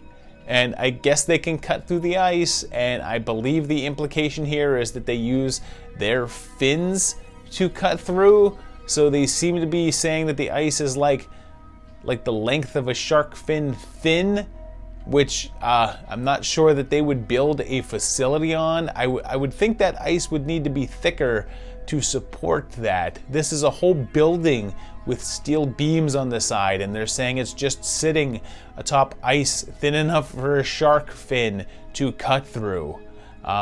Okay. Like the building ends up on a tiny piece of ice, but when they show it, the ice is like super thick. Look at this building and think about the scale. That ice that we can see is over 10 feet thick. How are these sharks just slicing that open?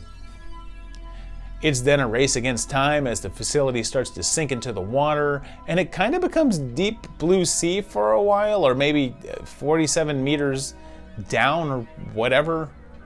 This one might be one of the most tedious ones on here, since it seems to really want to be taken seriously on one hand, but then have sharks cutting through ice with their fins on the other. Too much of it is just dealing with the survival of being stuck underwater with characters that are all paper thin, and this is pretty good if you're having a hard time falling asleep. Number 3.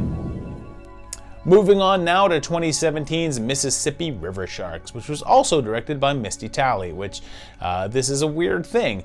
On the TV is a deleted scene from the original Jaws, where the fisherman gets dragged through the water.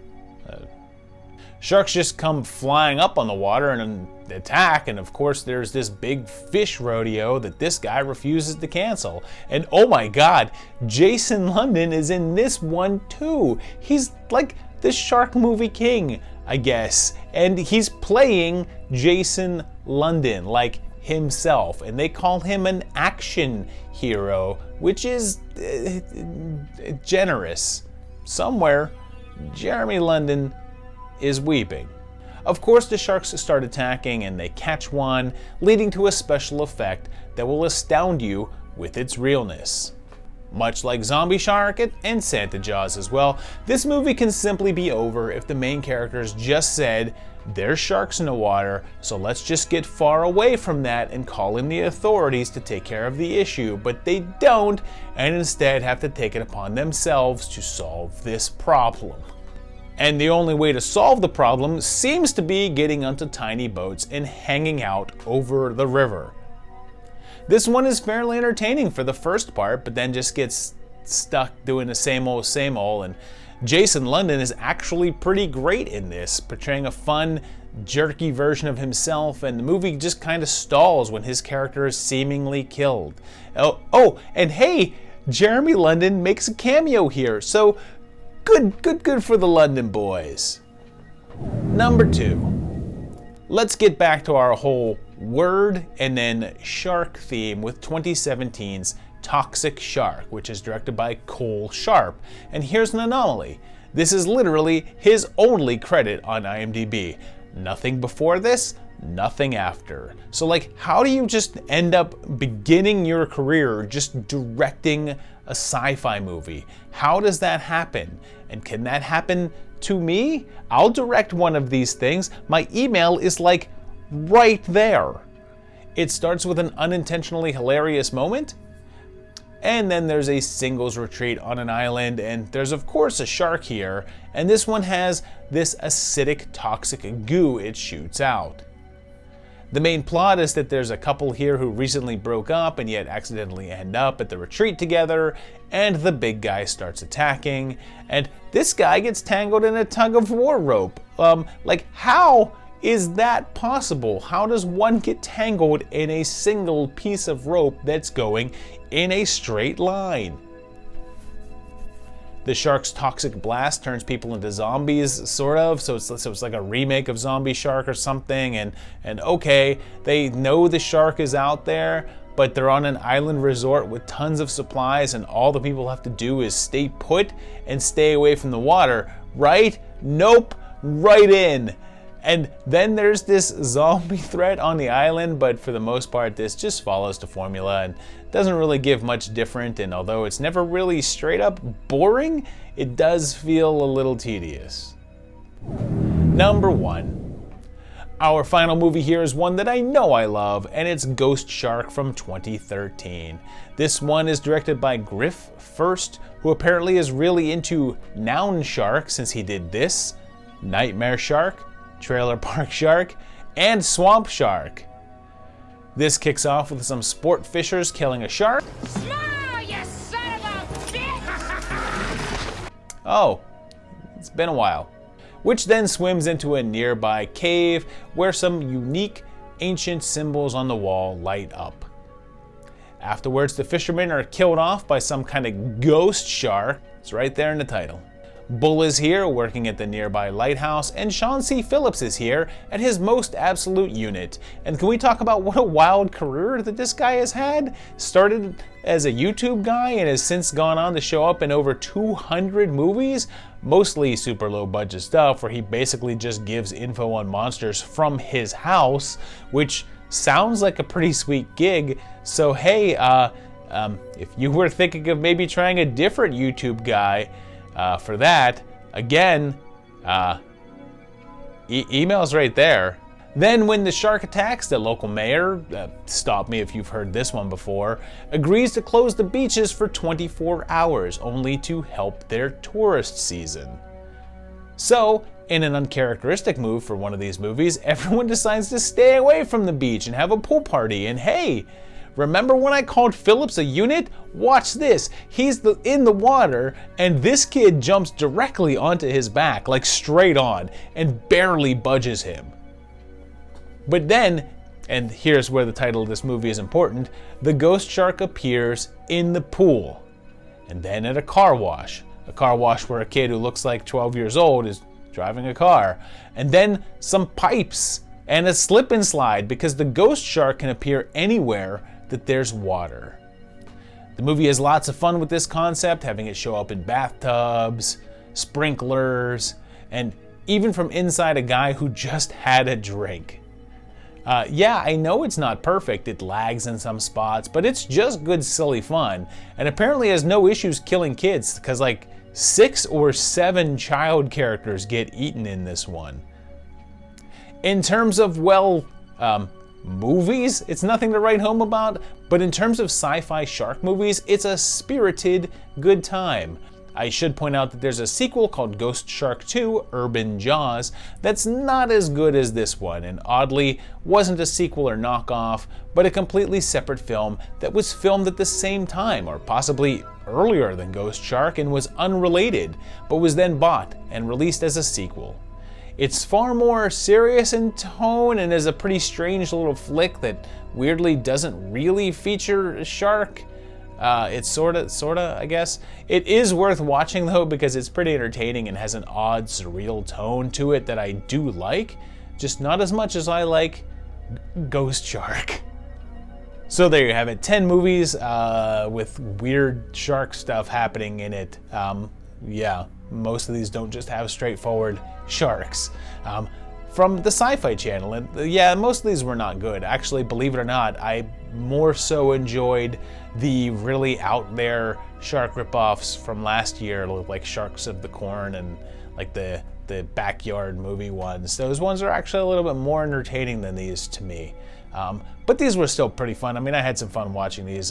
There's nothing in here that was too terrible. The biggest complaint about several of them is that they were just boring.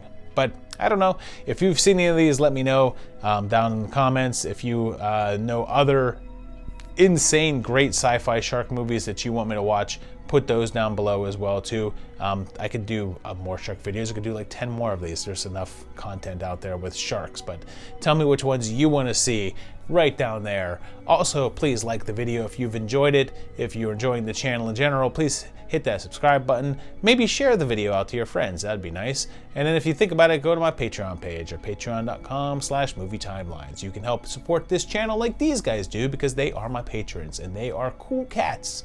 Very cool, I guess cool sharks. They're cool sharks. That doesn't work. But anyway, I'll see you very shortly for another great video. Thanks a lot, guys. Bye-bye.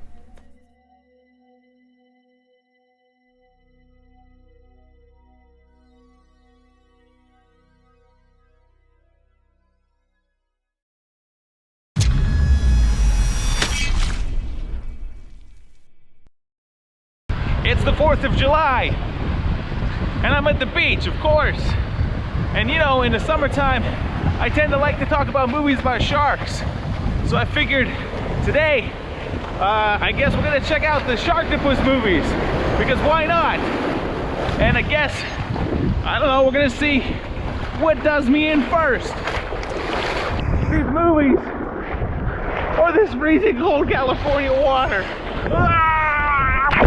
So this starts in 2010 with Sharktopus, which was a sci-fi original film that was directed by Declan O'Brien, who was responsible for a bunch of the Wrong Turn movies, but mostly the ones I really hated, so I have a bad feeling about this.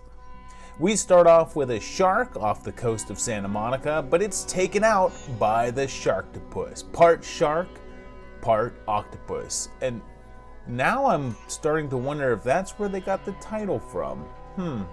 Eric Roberts is here because where isn't Eric Roberts? And remind me to tell you all the story about going to his house one day.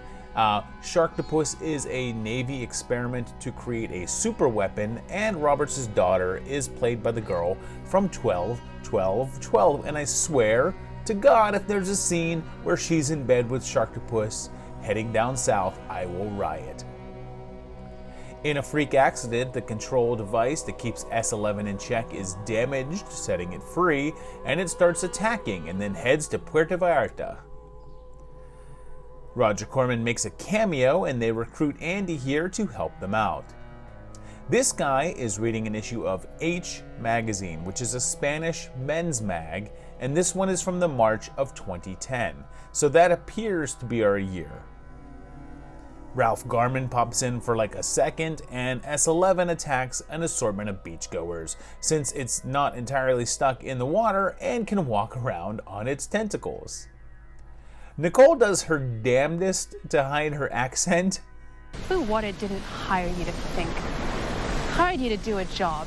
And if you can't do it, we'll find someone who can. Do me a favor. Stay out of my business and focus on the shooting. And Sharky's fairly resistant to bullets, but Dr. Sands turns out to be a pretty bad guy. And this dude has a pretty interesting death scene.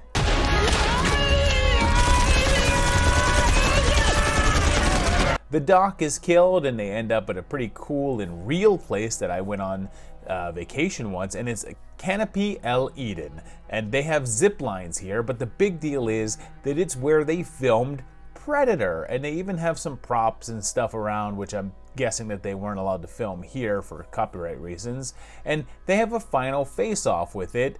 And remember in Predator when Arnold jumps off the waterfall? Well, here we get this. They're able to activate the kill switch in it, which blows it up, saving the day. That was followed up 4 years later, and I can't believe it took them 4 years to make a Sharktopus sequel, but they did with 2014's Sharktopus vs. Terracuda. This one was directed by Kevin O'Neill, who also made Dino Croc and Dracano, so he knows what he's doing, okay? He's apparently also not the comic book artist Kevin O'Neill, a completely different guy. We start with a flashback to the original, and then sometime later, an egg sac is discovered with a baby sharky inside.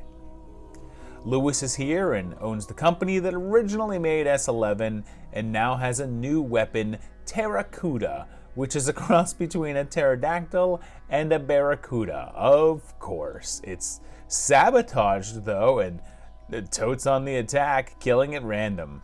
We then find out that the baby Sharktopus is now fully grown and is an attraction at a theme park. And she says that they've been training him for the past 6 months. So it's possible that that's how old it's supposed to be. And this may be merely 6 months after the original, but it's also possible that it's longer. And that's just how long they've been training it since it's become fully grown. Lorena's computer shows us some photos on there and show a baby Sharktopus in February of 2014 and a much bigger tooth in April. So I think it's only supposed to be 6 months old. And if it was born around February, then we're in August or so now. I don't know how long an egg sac can exist underwater, but I think it's possible that it was supposed to be born very soon after the first one died. So the first film may have also been set in early 2014. Symes discovers that Sharktopus is alive and they decide to send it after Terracuda. They take it to the ocean and the two monsters start to duke it out, and then there's a pretty random cameo from Conan O'Brien playing himself and getting eaten by Sharktopus in a sequence that was also directed by Roger Corman, who also produced this film. The two creatures basically rampage for a while, and oddly there's a receipt here from 2013, but it could just be old.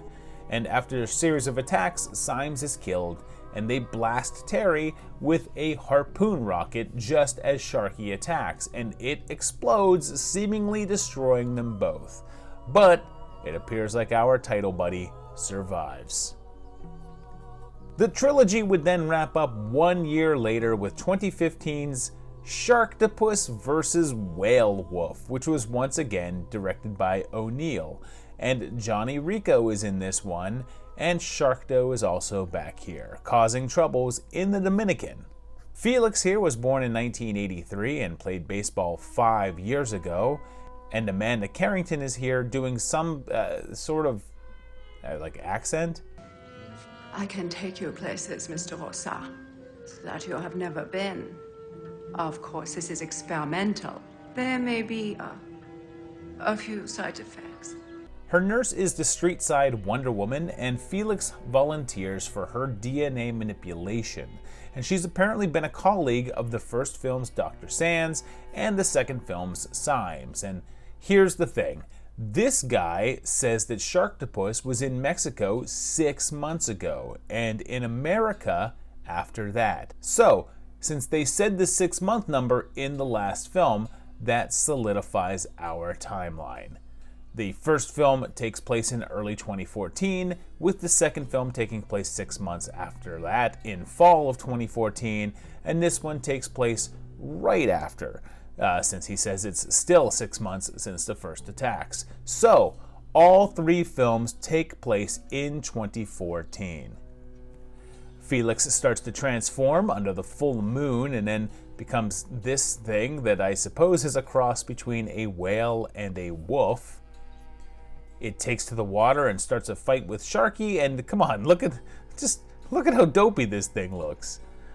And they've truly embraced the goofy here. Because there's also some voodoo stuff happening, and Whaley attacks the dock, and Casper escapes captivity through a series of ball punches, which is a technique that a lot of films are apparently missing out on. And it all ends up on a baseball field, and Whale Wolf actually wins the fight, electrocuting Sharktopus, and he's then blown up. But voodoo brings the big guy back, I guess, but you know, he hasn't come back since then. There's been no more Sharktopus movies for some reason. So there you have it, 3 movies. Decent continuity, I'm not mad at it. It's not the best, but certainly not the worst. Same thing for these movies. They're kind of typical sci-fi stuff, although it is kind of fun. I enjoyed them, I'm not mad at them. If you've seen them, let me know down below what you thought of the Sharktopus movies. Oh gosh! And of course, like the video, subscribe to the channel, do all that stuff, and check out my Patreons on patreon.com/movietimeline. Holy crap, this is a little harder than I thought it would be. I apologize. But in the meantime, happy 4th of July, everybody. And we'll see you on the next great video. Bye. Oh.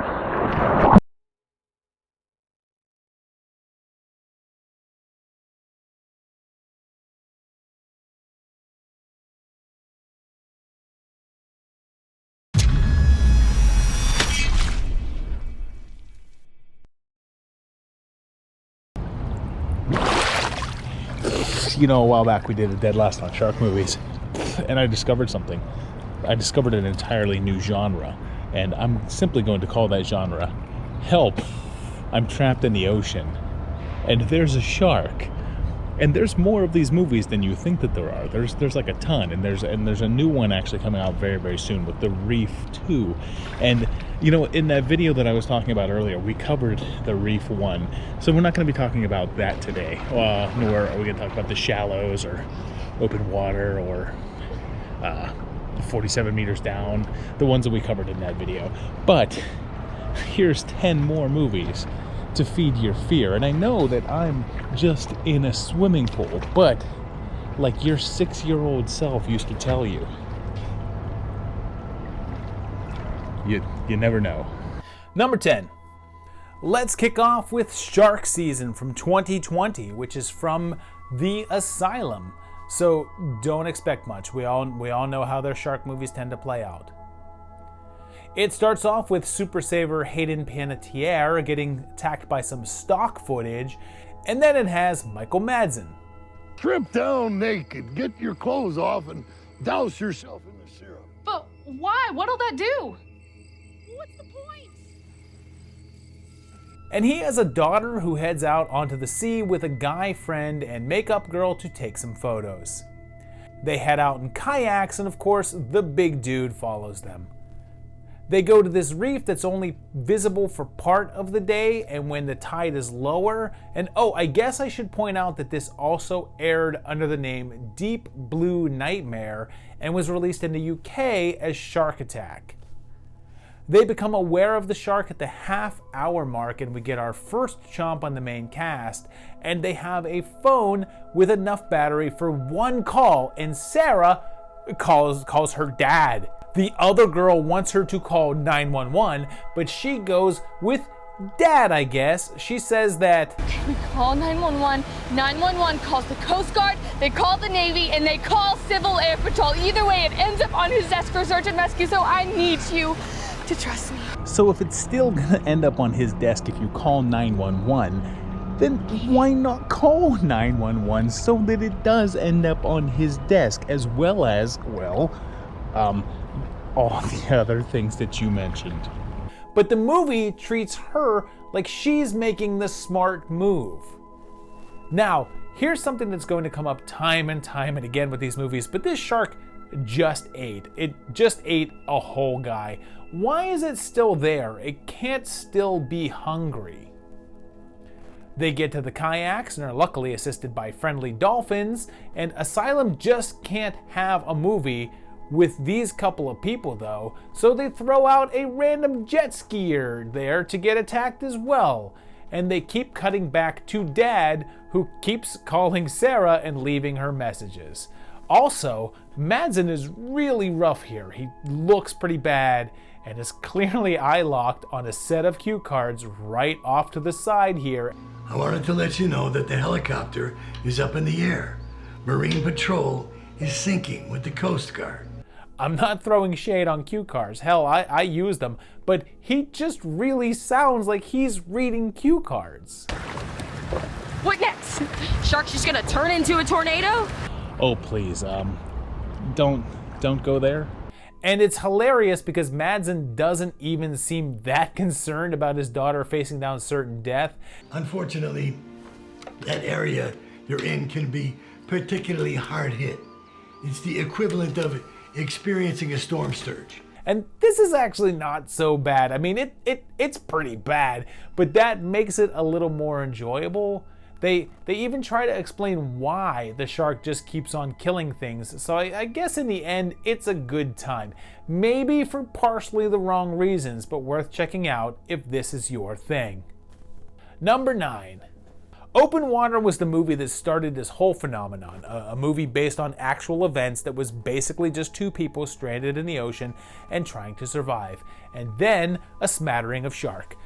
Looking back on it, the sharks are a pretty small part of the main film and only really factor in at the end.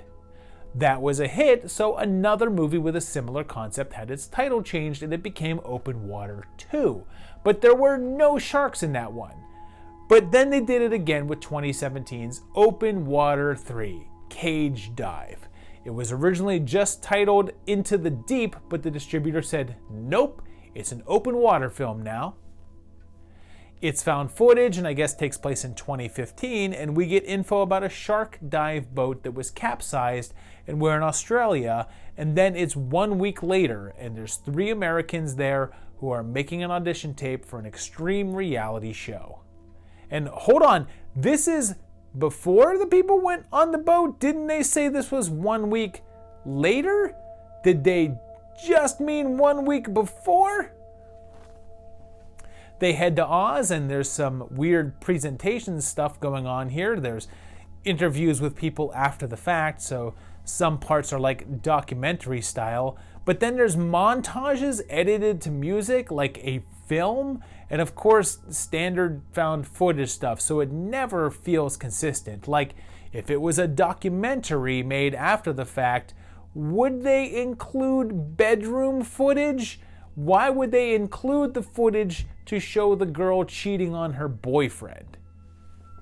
Eventually they head out on the cage dive, and at first everything seems fine, but then that wave hits and our crew makes it to the surface.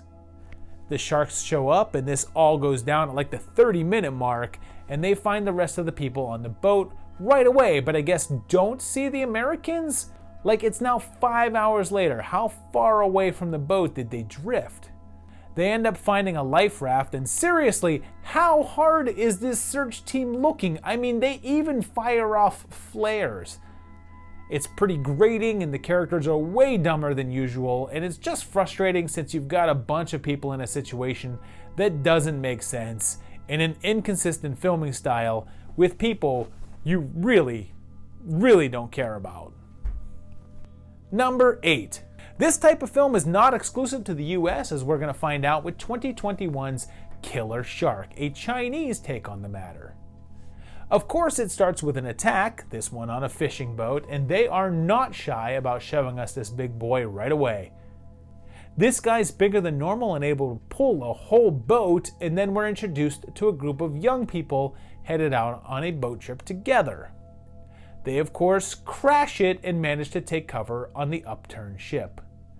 Several decide to swim off to a nearby island, basically just like The Reef. Like, this movie is almost exactly The Reef. They start getting picked off, and it's fairly early at around the 30-minute mark, but there's more people than usual here, so plenty of shark bait. It likes to do the whole last shark thing with straight launching people off of stuff, and just like The Reef, there's shot after shot of a guy looking under the water with his goggles.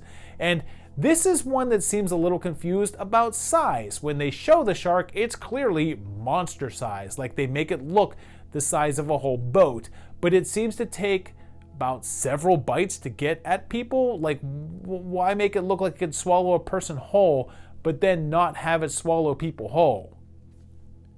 They end up taking refuge, where else? A reef. And okay, in case I didn't get this across so far, if you've already seen The Reef, there's really no reason to watch this. It's just the same story, as much as The Reef had a story, just with different actors and a lot sillier effects.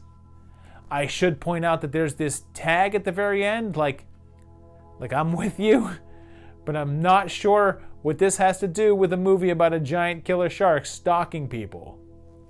Number 7. So here's one that's a touch different, but it's also basically the same, and it's 2012's Bait. This is a weird one because it was directed by Kimball Rendell, who had also done the slasher flick Cut, but it was written, or at least partially written, by Russell Mulcahy, director of Highlander, and was originally set to direct this, but previous commitments didn't allow it. So It's Australia, and there's that kid from The Loved Ones and Aaron from You're Next, and they're engaged. And there's a shark, because of course there's a shark, and oh boy, that's silly.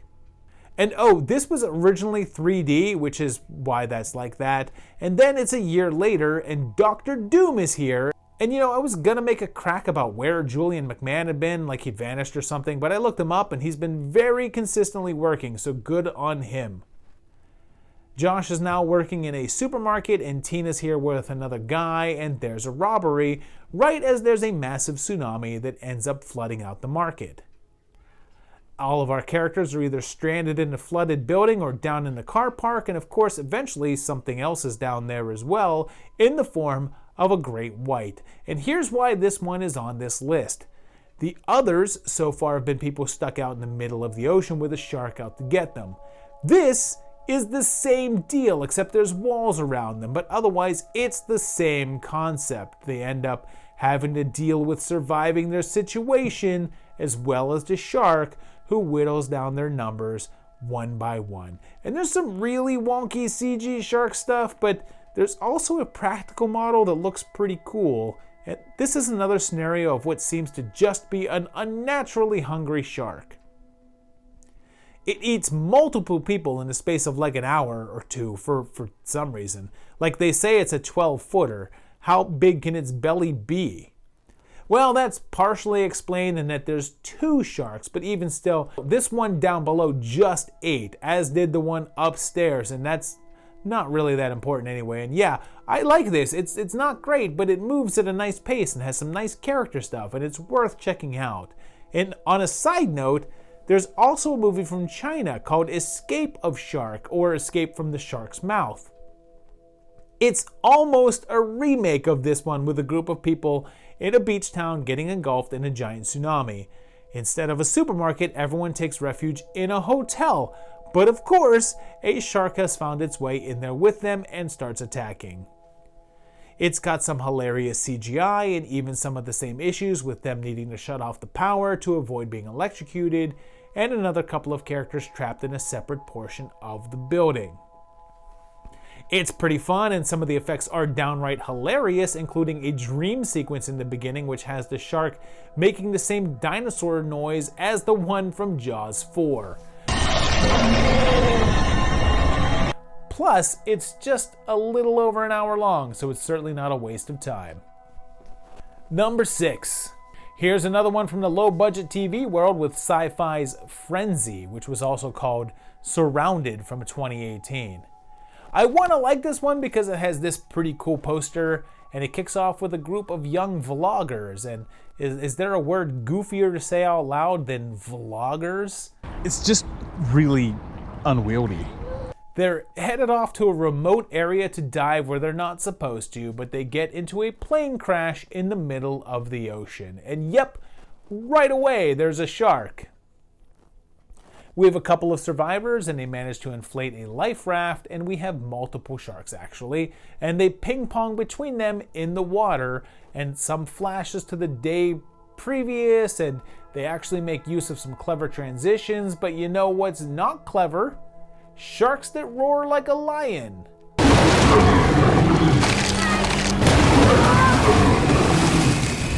There's also this cove off in the distance with this suspicious area here where there's just a sharp line and darker sky behind it, which sure looks like a little bit of an FX fail. I mean, in general here, the CG is pretty terrible, and it takes the sharks until a halfway point to be able to pop the raft. Like, they attack it about 15 times and somehow don't damage it, and she finally reaches the little island thing.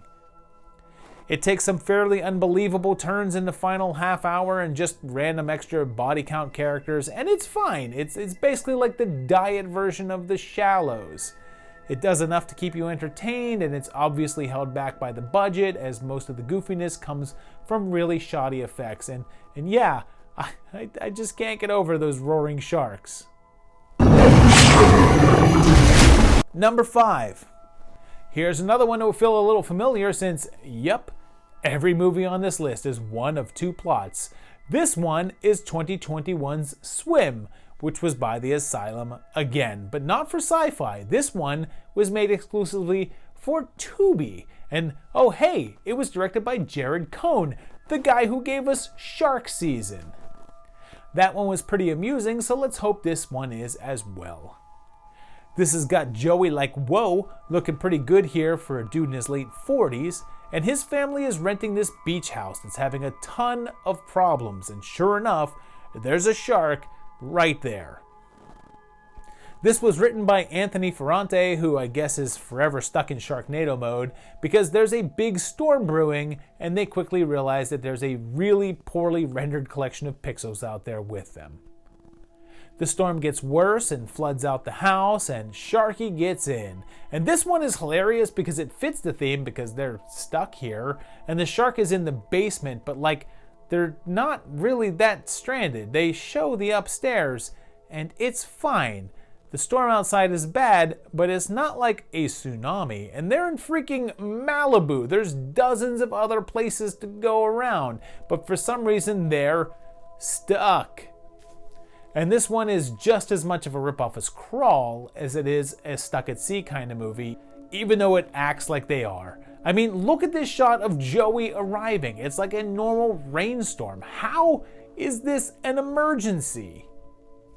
The family just kind of stays in the house, hanging out, making no effort to leave, just standing there while the water rises like just leave.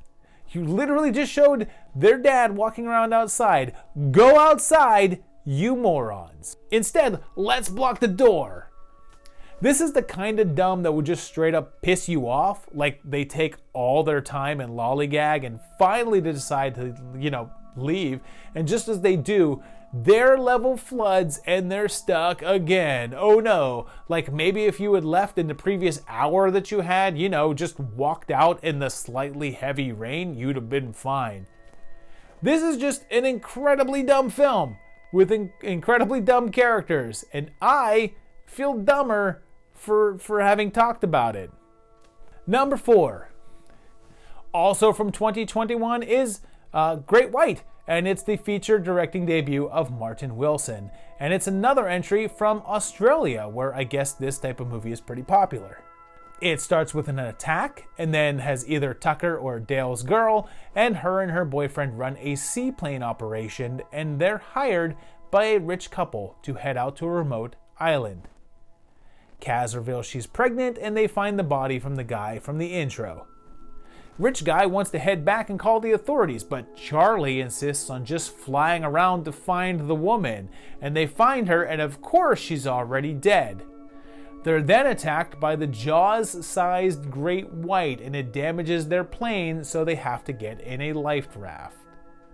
They're stranded out in the ocean, and it looks like there's more than one big fish out there, and Joe keeps on acting like a dick, but I mean, is he? He was right earlier when he said they should have gone back. If Charlie didn't want to be a hero, they wouldn't be in this situation. And here, Charlie's lying to them, and he gets him to tell the truth. Sure, he's a jerk about the way he does it, but is he wrong?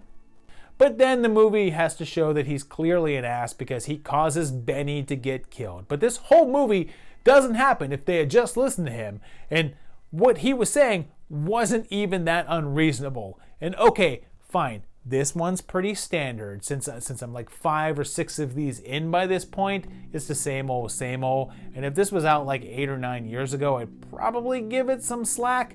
But it's basically the same thing we've already seen like a dozen times by this point, with very little new to offer. Number 3.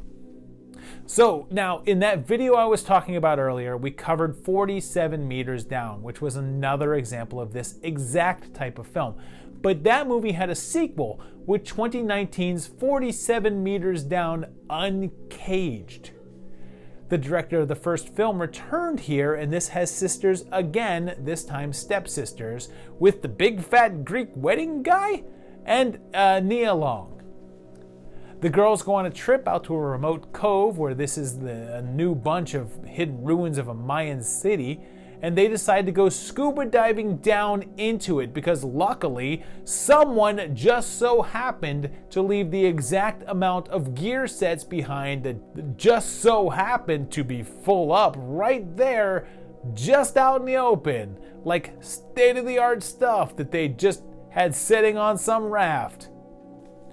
Well, within like 5 minutes, they cause a cave-in because of a fish that can scream. Oh, Nicole, I wouldn't. No! Because did you know that fish can scream? It's a real thing that fish can really do. Why not? And wouldn't you know it, there's a shark there. They end up trapped within the ruins, of course stalked by a shark, and they have to navigate the little tunnels of the ancient city to find a way out, winding through claustrophobic little passages, occasionally running into a big old blind great white. They find an air pocket, and it turns out her dad and his crew are down there too for extra chum, and then it's just kind of the same stuff as usual, although the different setting does give it a bit of variation from the others, since it's not just the ocean surface, but I mean it's still a group of people stranded in the ocean while trying to get to dry land while a shark chases them. Number 2. That takes us to another more recent entry, and that's 2022's Sharkbait, which just came out this past May and was filmed in Malta in the midst of the pandemic under the title Jet Ski. We've got yet another group of young folk, and they're on spring break, and it has one of the most perplexing things I've seen in a movie in a while. This girl is dancing sexy, and note that she's wearing a t-shirt over top of a red-looking bra. She pulls up her top, and in this side shot, you can see the bra. They show this shot, making sure to, I guess, not show anything, but it's apparent she has not lifted the bra or swim top, but everyone is acting shocked, like, oh no, we saw her in the equivalent of a bathing suit, and we're at the beach, so we've seen her in a bathing suit already. How scandalous. Our mains are way more annoying than usual, shouting at each other all the time and then breaking into a business and stealing a pair of jet skis. Then they make the really wise decision to play chicken in the middle of the ocean on jet skis that they stole. To no one's surprise, they crash, and you're like, good, you idiots. And then you're like, when are the heroes of this movie, the sharks, going to arrive? The jet skis won't work anymore because these geniuses crashed them into each other, and they even lose their only phone because the guy was cheating on his girlfriend. And oh my god, where are the sharks? We're like a half hour in. I want one of these people dead by now. I wouldn't be mad if they were all dead and the movie just switched to random video of people on shore partying. Finally, the main character shows up and starts to chomps, but not fast enough for my liking. And ones like this are kind of funny because the ocean's big. You won't believe how vastly, hugely, mind-bogglingly big it is. I mean, you may think it's a long way down to the chemists, but that's just peanuts compared to the ocean. And yet, this shark just seems obsessed with this tiny square area, I guess, and keeps coming back to these random people. Like, for some reason, this particular shark is like, well, there's food all over the place down here, lots of fish to eat, but I guess I'm just gonna circle around and wait for these humans, which I don't really like the taste of anyway. Maybe he saw how they were acting earlier and was just as mad as them as me, I don't know. But there's a tiny silly thing here. This was a British production, but all the Americans are either American or are doing an American accent. But whoever wrote it was British. How do I know this? Use the torch on your cell phone so they can see us in the dark. Somebody help, please! Hey guys, over here, we just say flashlight, which is way less cool than calling it a torch. Way less cool. The shark pops up occasionally and it's pretty damn big, but I guess not big enough to tip over a jet ski. I guess this is a long way of saying that this is the usual, just repeated, with a jet ski and way more frustrating characters than normal. So, if you're the type that goes to watch one of these and says, oh, I liked that person, I'm sad that they got eaten. Man, do I have a movie for you. Number 1. The final movie on our list today is another one from just this year, and it's The Requiem, which I'm giving the top spot because, well, it's hilarious. This one has Cher on vacation at a green screen studio along with her husband, and they're in Vietnam together after suffering a stillbirth. It's the off season and there's a big storm on the way, so come on, right now you know exactly what the rest of this movie is. They're staying in this little house right on the water, but again, they're literally at a studio in front of a green screen. In fact, this film was shot in a tank in Orlando, Florida at Universal Studios. Alicia Silverstone, tries? Damn it, all that blood. What? Maybe she would have lived if I hadn't bled. That night, the storm rolls in, flooding out the house and destroying the mooring, and pulls the house out to sea. That's right! So far, we've had movies in which people were stranded at sea in a kayak, a raft, and a jet ski, and even ones where people were stranded in a store and a house, but now they're in the ocean in a house. Kyle hurts his leg and they drift out to sea and argue a bunch. And who put me down there? Jay, that's ridiculous! I can't believe it. We always do it your way. It's always your way! Stop! Some of the keying work is just atrocious. And in a moment of supreme intelligence, they decide to flag a passing plane by setting a fire. By setting fire to the floor of their house. Tell me when the flaw in the logic becomes apparent.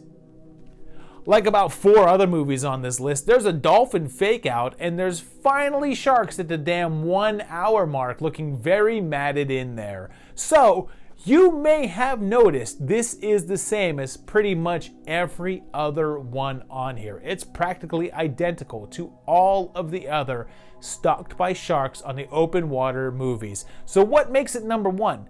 Well, because it's just ridiculous for 2 major reasons. This was all shot in the equivalent of a swimming pool with green screens, and it's so obvious that it becomes comical. Watching them try their damnedest to make it look anything like an ocean gets pretty silly. And then there's Silverstone's performance. She just really goes over the top, and there's something to be said for having to perform when you're basically in a big bathtub and pretend you're stuck at sea with sharks. But her acting with the CGI glitches just combine in this perfect storm of comedy. My leg! Yeah. My leg! Look! A shark! A shark bit me! I mean, how can I not enjoy this?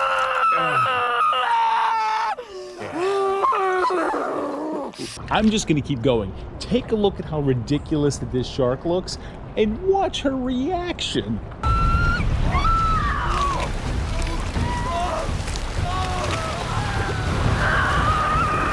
And how about this? I mean, I could just show silly clips from this all day. There's a million of them, but trust me, it's funny stuff. And that ending is, I don't even know what to say about the big ending. And oh, by the way, Requiem is French for shark. This movie doesn't take place in France. No one speaks French. No one is French. Why is it called Requiem? Does it really matter? But that's not it. I'm gonna actually show you the covers to these movies, most of them, and you tell me if you can spot a common theme. Yep, that's right. Pretty much all of them feature a shark that's about 4 times the size of the one in the movie. Also, here's the final shots of most of the movies. Tell me if they seem familiar, or I don't know. all the same.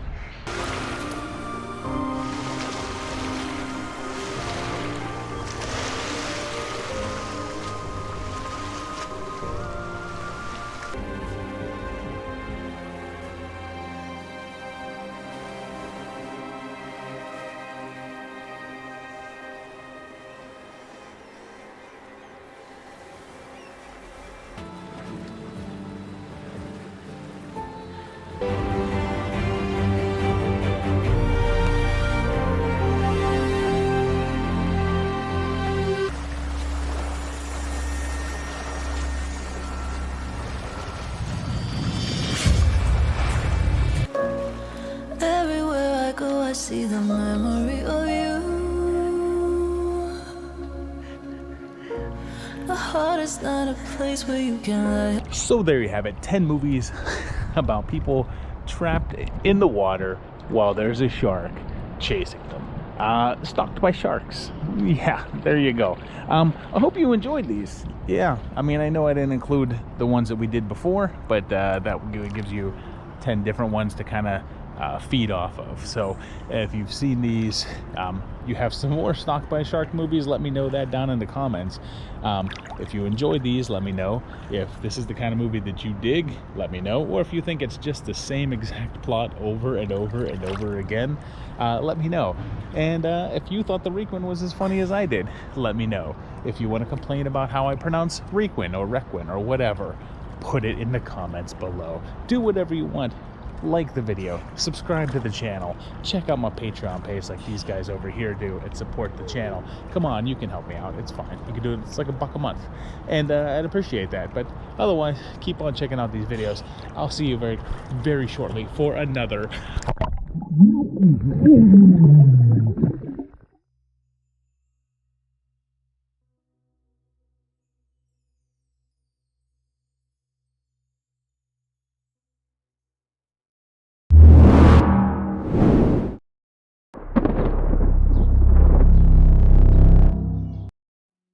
Sharks! What would April be without them? I mean, I feel like I do something shark related every April. Like it didn't start off as a thing, but I guess it's kind of become one now. And this time I'm bringing you 10 more really insane shark movies. And this one really goes the distance here with some bizarre versions of our favorite finned killer. So let's dive right in and see how goofy this can get.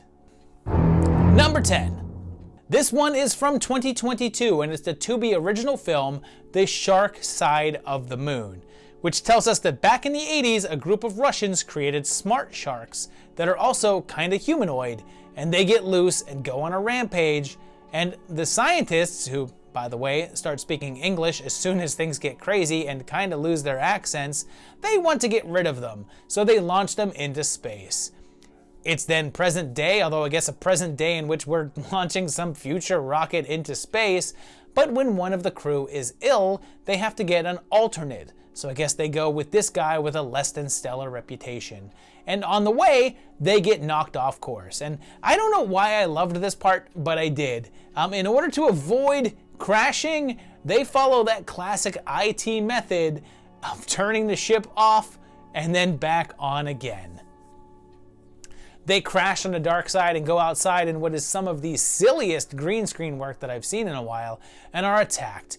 But thankfully, the Russian is still here, along with a daughter that apparently has a shark's fin. Seems there's a colony of the shark hybrids that want to go home, while the Russian and his shark hybrid daughter oppose them. Hey, wait a minute, did that guy bone a shark? And everyone is just trying to get to Earth. And as mentioned before, this was a movie made for Tubi and was directed by Glenn Campbell. And it's only his third directing job, and he's been in the industry for decades. His first credit was actually on 1979's Star Trek The Motion Picture, and has done a ton of visual effects for movies like Life Force, Tron, and shows like The X-Files and Buffy. And it seems like in recent years, though, he's settled into working pretty constantly for The Asylum. And I don't know, perhaps visual effects aren't really his forte anymore. And it's pretty entertaining. It's not like good or anything, but it does have its charms. Number 9. You can't make a crazy shark list without at least one Polonia jammer, and it's 2022's Sharkula. It starts off with MP regular Jeff Kirkendale as Dracula being staked and then eaten by a shark, of course. And then, in modern times, these two guys get a job at a marina at a place called the Bucket of Chum, where Renfield is working, and yep, there's a vampire in the basement, and Jamie Morgan is here as well, and Sharkula is pretty hilarious. He looks like he's wearing a little cloak, and can also fly when he attacks because he turns into a shark bat. Drac is still around though, and what's wild in this one is that I guess he got a hold of some stock footage of a woman doing a fire dance, and I'm not sure why it's cut in here. Oh, but it is a lot. Everyone in the town is under the Count's sway and are analogs of the classic tale characters like Mina, and Drac has some sort of accent that I'm really not sure where it's from. Ah, gentlemen, pleasure to meet you. And Rennie and Meanie both have their own agendas, and here's the thing, you know that I'm a sucker for Polonia films. Like, I completely understand if you're not. There's just a certain amount of backyard charm here that I can't help but love. And that being said, this is about what I would expect, although it's a touch more restrained than some of his other ones, but it does take some oddball turns at the ending that I just really didn't see coming. And I love this shark with the Dracula cape. That visual alone is worth the price of admission.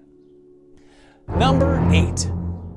Let's go for a different type of crazy right now with 2020's Sky Sharks. And the opening has a whole plane full of people, including this guy, you know this guy, and also Lynn Lowry, Shang Tsung, a telekinetic girl, and they're all attacked by flying sharks with Nazis on their back. But not just any Nazis, nope, zombie Nazis. Oddly enough, not the worst kind of Nazis, since those are the living ones. They kill everyone, and then there's an expedition down in Antarctica, or, well, you know, against the green screen, and they come across the Nazis' base, where Diablo here is injected with some sort of chemical before escaping. And we get flashbacks to the Second World War, where they're developing the zombies riding flying sharks program, and Richter here was a part of it, and only survives because of his own formula.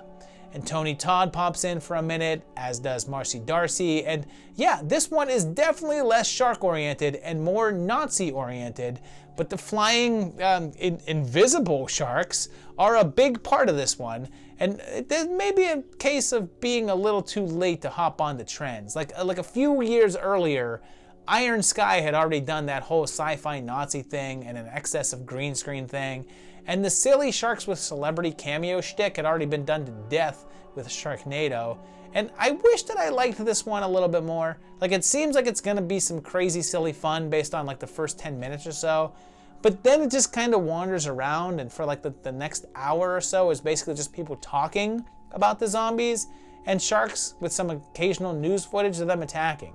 The ending ramps things up a bit, and yeah, there's definitely some wild and fun stuff happening, and some over-the-top practical effects to go with the sketchy CGI ones, but I wish that the sharks were featured a bit more. Like, they come into play for the finale, for sure, but for a movie called Sky Sharks, they're not as big of a threat as you would hope. Number 7.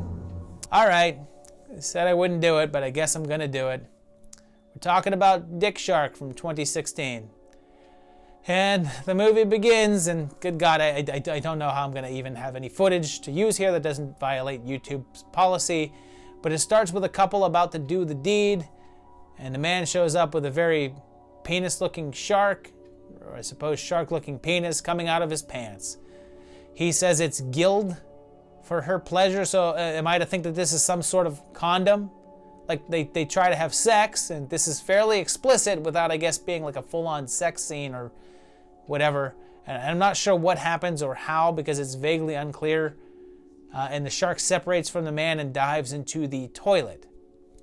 Then we see Bill here, because this is another Bill Zabub film, and I covered another one of his in an earlier video about weird Santa Claus movies. And I've seen several of his films now, and they're all the same, so let me recap it if you're unfamiliar. His movies tend to feature short vignettes that generally star himself with naked or half-naked women talking about various subjects, usually religion or politics and such. and those are intercut with what amounts to Suicide Girl shoots set to Cookie Monster metal, and oh, I guess drone footage shots. So I guess that the so-called plot here is that Dick has created a cream that was supposed to be a penis enlarger, but it resulted in the creation of the Dick Shark, which then grows and grows. And I'm regretting this because like you're going to be able to see such a small amount of the actual movie here. But as I said in that previous video, if you're familiar with Zabub's work, then you know what to expect. Like if you saw me discuss Santa Claus, a horror story previously, and were like, this looks odd, let me check this dude's stuff out. Well, this is that again. So do with that what you will, I suppose. Number 6. After that one, I need a touch of a palate cleanser, so this next one is distinctly less insane, and it's 2022's Maneater from writer-director Justin Lee, who I encountered a while back with the Bigfoot movie, Big Legend. It immediately starts off with a dude being chomped, and then Jessie and her friend Sunny are on vacation, along with the guy who made Mandy Moore cry, and country singer Trace Adkins is here, who is actually a producer on the film, and his daughter is Et. The friends all head on a boat for a fun excursion, and the lawnmower man pops in, who informs them that this is no ordinary shark. This one isn't killing for food, it's doing it for fun. And here's a weird little tidbit. This actor's name is Alex Farnham, and first up, he's one of the producers on the film.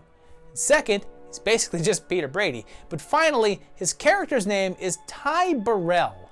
Yeah, like the actor Ty Burrell. I don't know why they named him that, but he's not supposed to be famous actor Ty Burrell, which, by the way, is not like some common name that is just like, whoops, what a coincidence. So, but I'm not sure what the whole point there is. When their captain is munched, they're left on their own, and their numbers are whittled down before leading to a final showdown with the big CGI guy, although there's a couple of shots that look like a shark head puppet that sticks out quite a bit. And yeah, like the other Lee films I've seen, this one looks pretty nice and all, but it's pretty much the opposite of an insane shark movie. It's a mild shark movie, like it's Diet The Shallows, really. Like there's nothing about it that's inherently terrible, but it's just never really that good. But hey, after Dick Shark, some mild seemed in order, and weirdly, just like that Bigfoot movie I covered previously, this one ends with a clear setup for another movie. This fish took down a boat. Yes, sir. We're gonna need a bigger one. Get it? Number 5. It's always fun to see how the rest of the world interprets insane shark stuff. So let's go to China to watch Land Shark from 2020. And honestly, I could do an entire episode just on weird international shark movies.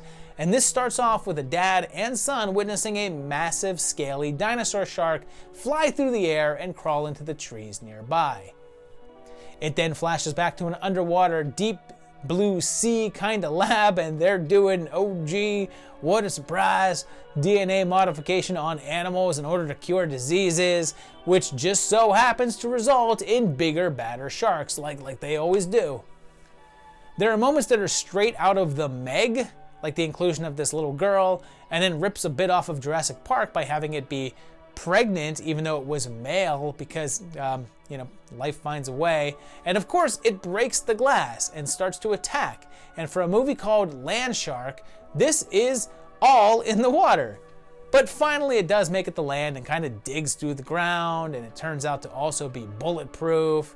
And it's pretty crazy because, yeah, this is somewhat weird because of the very nature of it.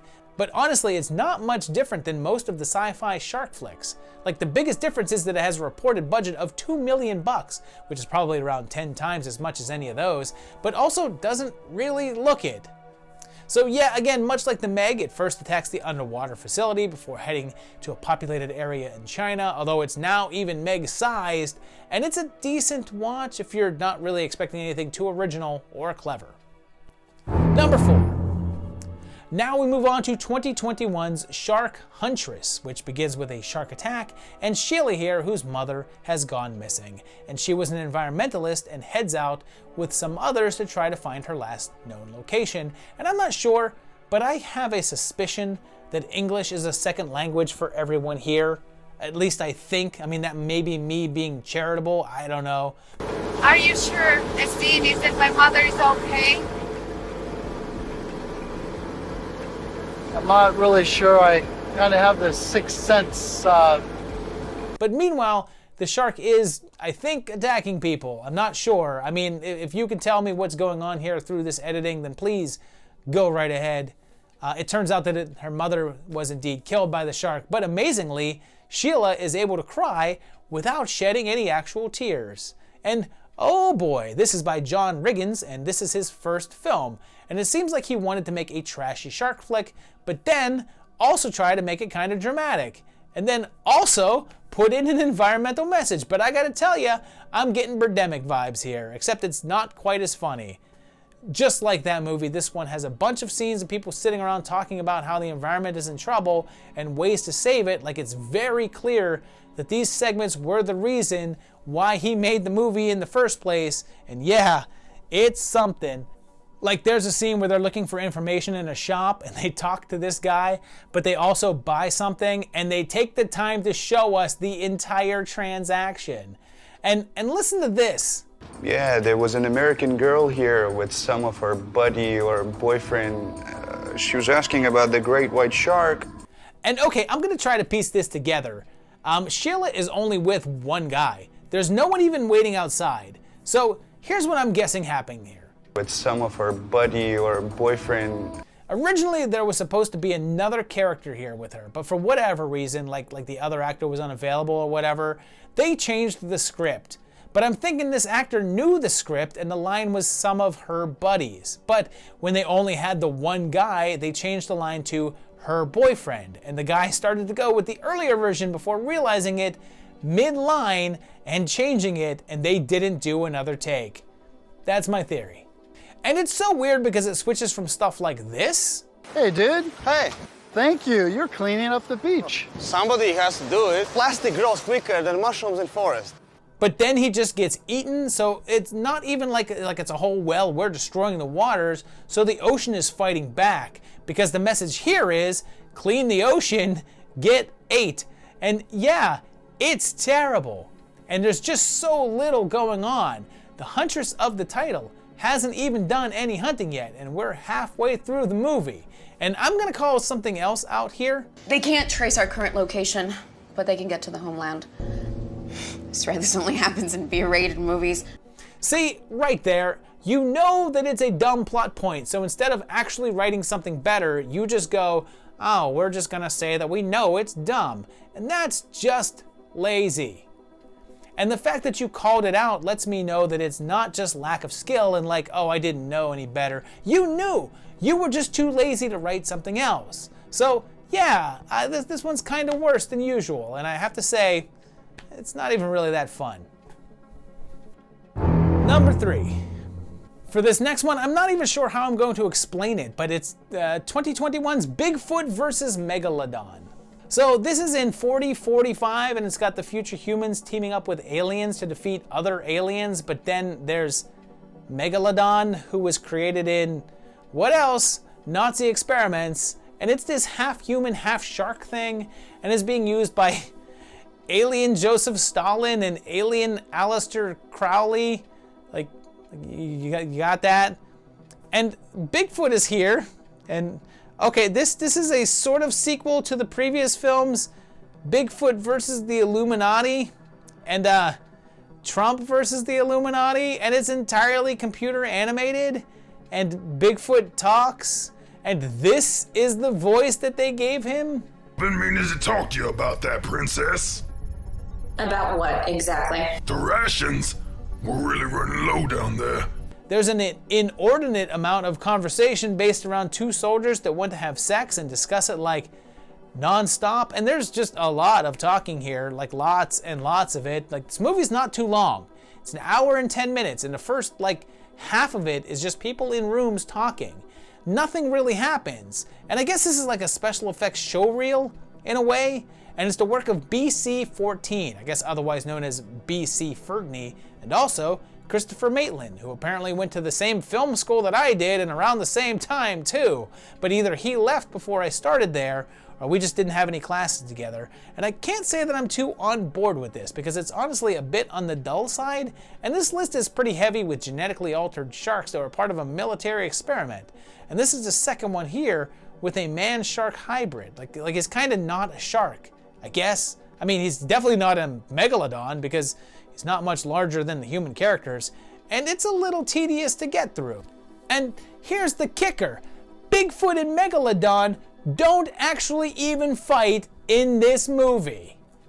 Number 2. I probably shouldn't do this, but what the hell. It's 2021's Noah's Shark. Yep, that's right, by Mark Polonia. Yep, I am doing 2 Polonia jammers in this list because this list is insane shark movies and MP knows how to do it.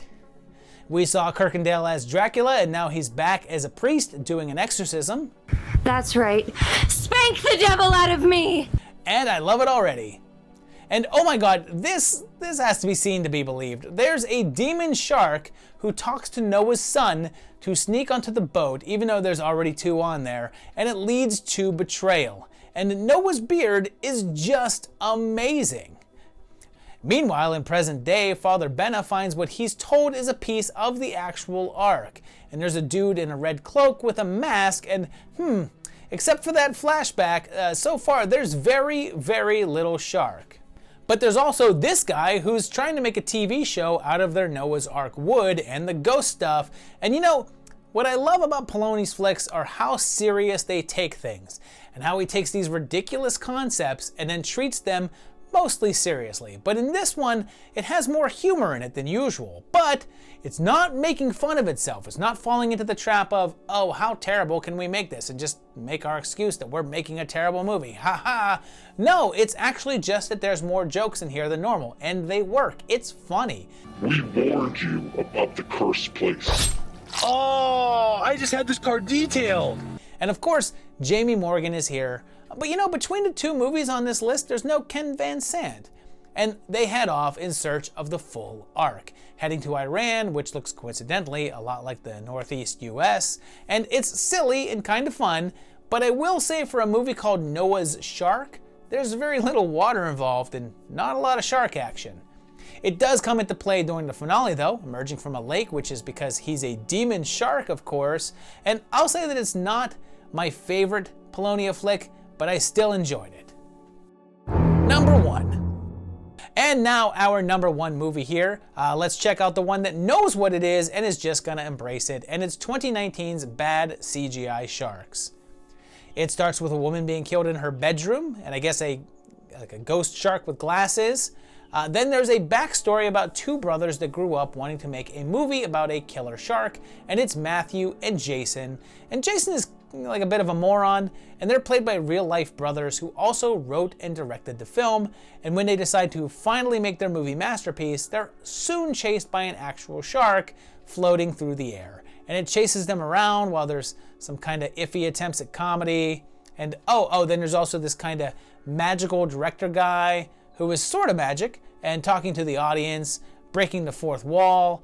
And the shark has, I guess, been summoned by his magic clapboard and takes a wild turn when that shark emerges with the internet. Which, yeah, this was a few years ago, but now we know what happens when you mix AI with the internet, and whoo boy, it is not a good thing.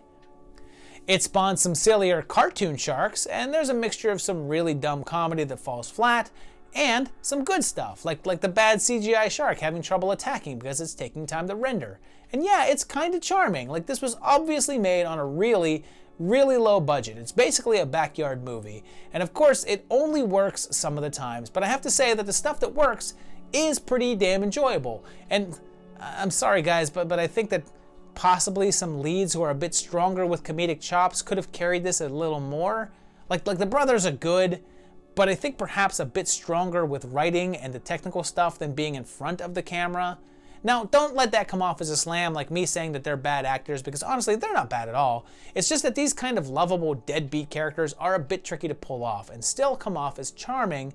That's a bit tough, and they don't quite pull it off. It's definitely worth a watch though, but the sharks are absolutely a big part of the action, more than a bunch of the other ones on this list actually, and I recommend checking it out.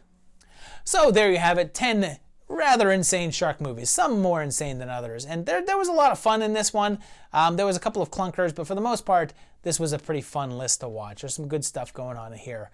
Let me know if you've seen any of these or heard of any of these. Or let me know also of other crazy, crazy shark movies you may know about that I haven't covered yet. Put those in the comments down below because, you know, I want to watch them. I want to see more crazy shark movies. Let me know if you enjoyed this video as well. If you did, hit that like button, hit the subscribe button if you enjoy what you see on the channel, hit the bell if you want notified when there's more videos coming out, and maybe go to my Patreon page at patreon.com/movietimelines where you can help support this channel. You're also supporting it just by doing what you're doing, just by watching the videos, which I do appreciate, and I'll see you very shortly for another great one. Thanks guys, and bye-bye.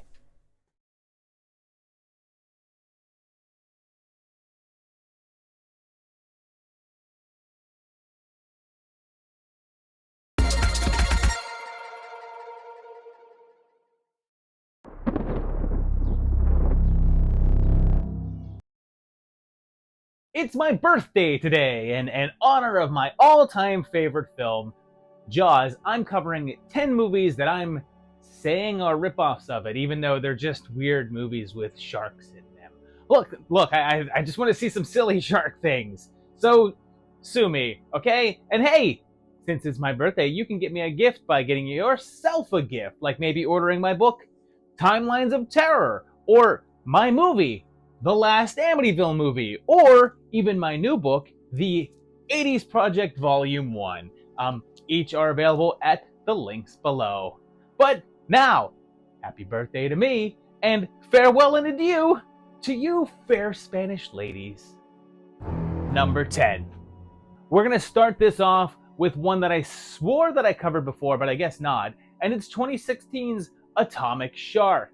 I guess I maybe confused this, I don't know, with like Virus Shark or something. Or maybe like 100 other films that have a similar title. It starts with Oppenheimer's I Am Become Death speech, and I checked to see if this was 3 hours long, and thank goodness, it's not. It does start with a woman water skiing being stalked by a large glowing red fin that eats her. We then meet a lifeguard with an injured leg that helps out via drone by delivering life jackets, and the lawnmower man is here. And so is the Atomic Shark, and it starts a munchin'. Jeannie here actually suspects that a radioactive shark may be out there and says that it'd be basically impossible to kill, and it makes a very public attack. Kaplan gets fired, and fish keep washing up on the shore, and there's a restaurant critic named Skip Forte, and he's played by Grift First, who's got a bunch of actors credits, but also a bunch of directors credits, and most of them are crazy sci-fi flicks. He did Swamp Shark, Arachnoquake, Ghost Shark, Alligator Alley, and I don't know, possibly some stuff that we're going to see a little bit later on this list. He eats the local fish and explodes into flame, and then Bud Bundy is on hand, and if you're like, oh man, poor David Faustino, another child actor that just sort of faded, guess what? He's been working really steadily with voice acting for cartoons, so he's doing pretty damn well. And when it comes to crazy shark flicks, there's basically two categories, sci-fi and Tubi. And this one is the former, as you can probably tell by the little watermark on the lower left. And here's what I learned. The sci-fi ones have bold titles, but the films themselves are usually fairly formulaic and never really live up to the insanity of their names. The Tubi ones are usually much, much cheaper and sillier, and tend to be more enjoyable. And this one is in the former category, and it's by Ab Stone, whose only other movie is Lake Placid vs. Anaconda, also for sci-fi. And this is, it's entertaining enough, but it's not really that wild, except for maybe a pretty hilarious live-action version of the old Bugs Bunny Dynamite bit.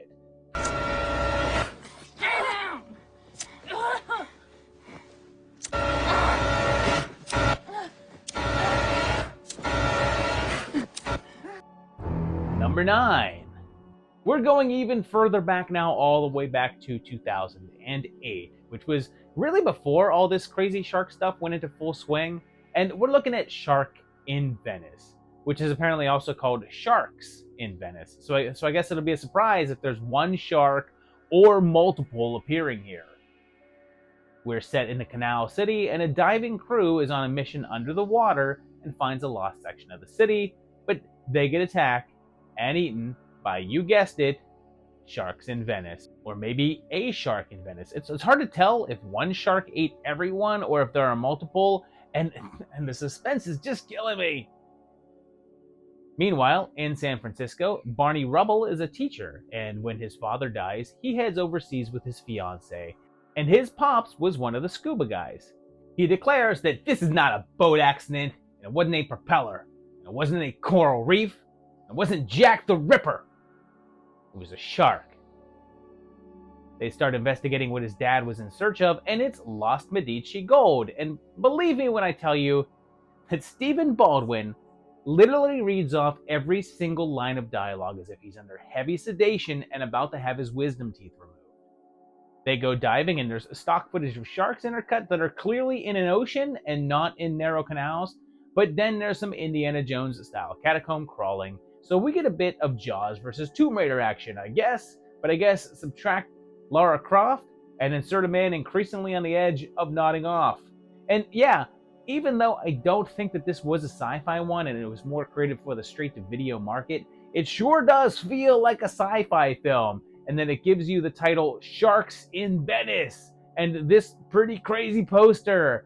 But it just feels so low-key, and maybe that's because it has a main character that is the equivalent of Donald Sutherland in the Body Snatchers remake when he's like, you can't show any emotion whatsoever or they'll know you're human. That's how Baldwin is acting in this film. If he shows any sort of human feelings whatsoever, they'll know that he is human. But he's really good at hiding it. Really good. What is it you're looking for? And you knew this might kill my father, didn't you? Where are you going? I'd like to say goodbye to Laura. Love you. I love you too. Please be careful. I will. Okay. All your men are dead, Clemenza. Number 8. Part of the fun of shark movies is the whole idea of, hey, that's not where sharks are supposed to be. And nowhere is that more apparent than 2017's Trailer Park Shark, which I guess is also called Shark Shock. It starts off in a river area and a weird explosion. Of course, there's a shark. It then flashes back and there's a little trailer park that's overseen by Rob here, and the inhabitants are all essentially just broad stereotype cartoon characters. But then there's Mr. Belding, who is the owner of the trailer park. He wants everyone out of there and has a plan to blow up the levee to drive everyone out. They blow it up, and this guy is caught in the blast and I guess just straight up disintegrates. Like, what happened to him? That shark is still there though, but Rob manages to electrocute it. Although considering that Rob is in the water with it, I'm not sure how he didn't feel any of the effects. But yeah, the whole park gets flooded out, and another shark shows up and starts to chomps. Oh, but then I guess it's the same shark, and it survived the shock because electric eels exist? That's literally what they say. Rob says, how did it survive? And the woman says, you ever heard of electric eels? That's it. We just now accept that the shark can be electric. And yeah, if you were wondering... Blew up. Completely? Or are there little parts of him floating around so somebody can identify him as an employee? Oh, no. He pretty much vaporized on the spot. Good. And apparently, yep, this shark can shock you. Hence, I guess, the title Shark Shock. And for some reason, when this girl gets blasted, this happens.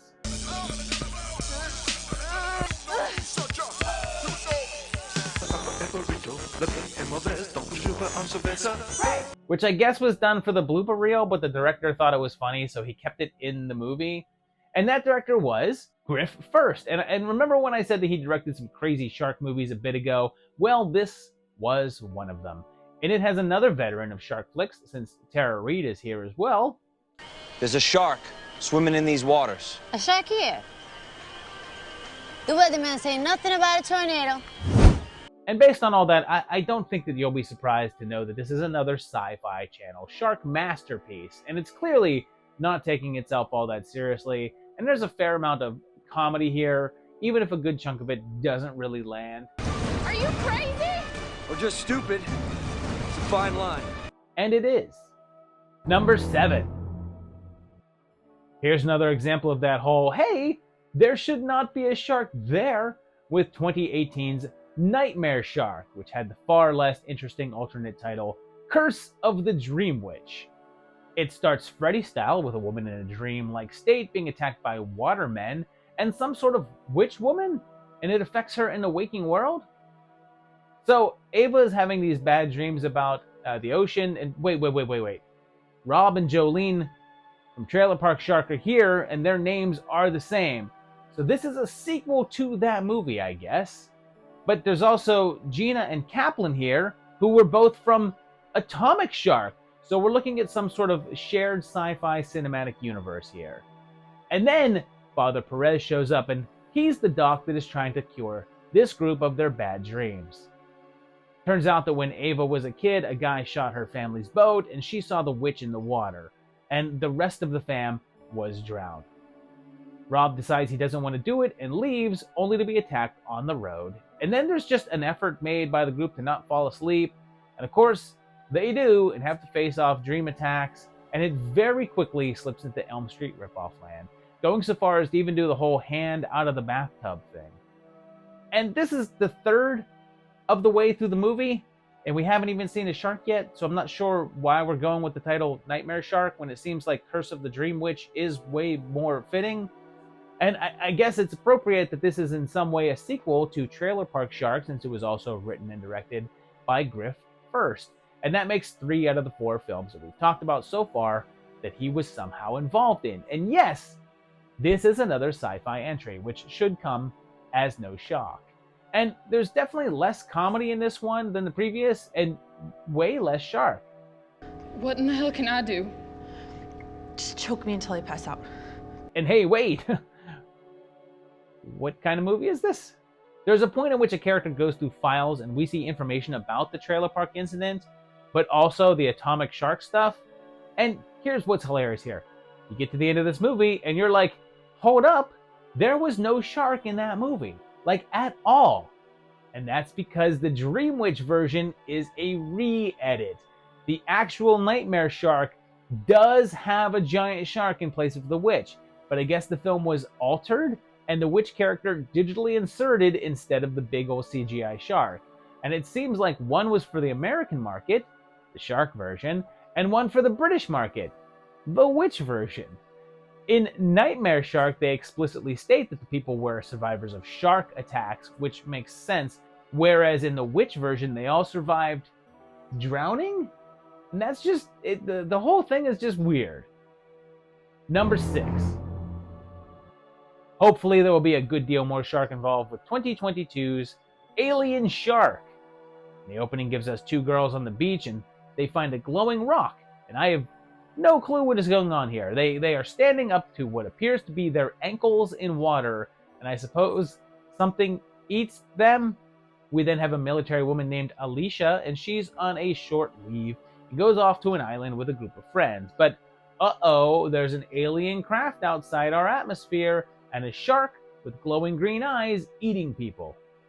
But then, to keep things complicated, there's mind-controlled people. And then this vagrant who talks to aliens on his walkie-talkie.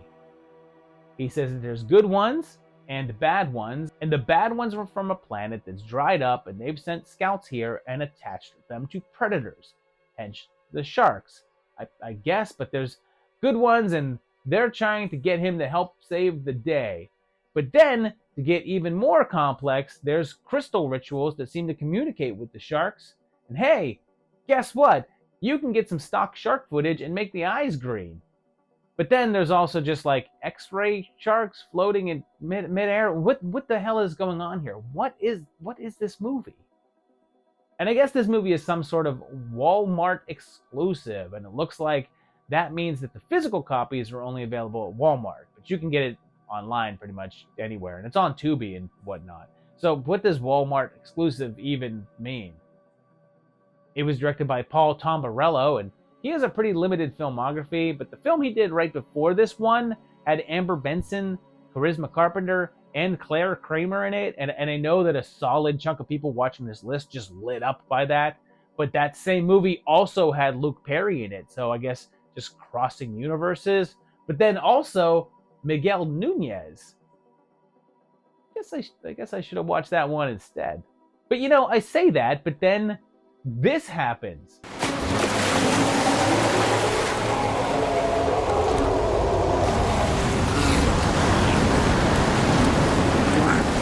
That's right, this movie has a shark dog. Half shark, half dog. Big fins, big jaws. But the funny thing about the dog shark is that it's just so out of tone with everything else.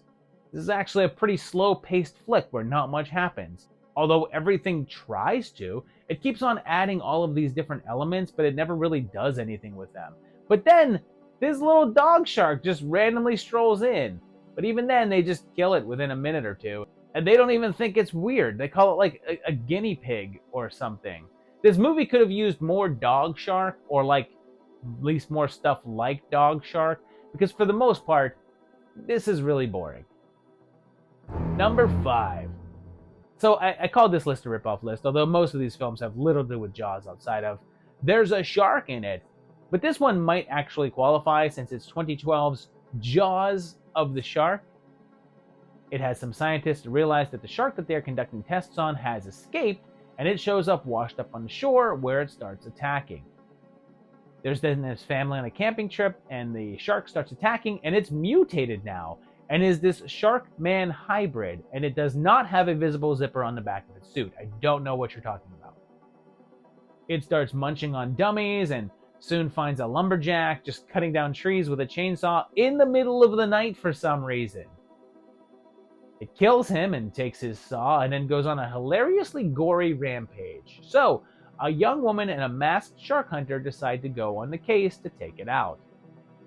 The shark can drive a car and ends up getting cybernetic implants to make it virtually unkillable, and this is clearly leaning way into the comedy aspects of things, and is doing a damn fine job of it. Not every bit it's doing is a winner, but there's enough to keep it really entertaining. The director is Gustav Lunddahl, I don't know, and this was very early in his career, although he hasn't really done that much in the way of making films. But this was either made in Sweden or has a nearly entirely Swedish cast. And this one was probably done for about 1/10 of the budget of the other films in this list so far. And keep in mind, all of those were pretty low budget as well. This is truly some backyard filmmaking here, but it's doing the right thing. It's being silly and over the top, but it's also doing so very earnestly and not playing things up like, oh, look how bad this is. Instead, it just is. And I know that this sort of thing doesn't appeal to everyone, but it definitely appeals to me. And it proves a theory that I never knew I had, but it's one that I'm making right now, and that's that almost anything is funnier when said with a Swedish accent. Number 4. Well, I promised insanity, and here's where we would deliver, since now I'm checking out 2023's Puppet Shark.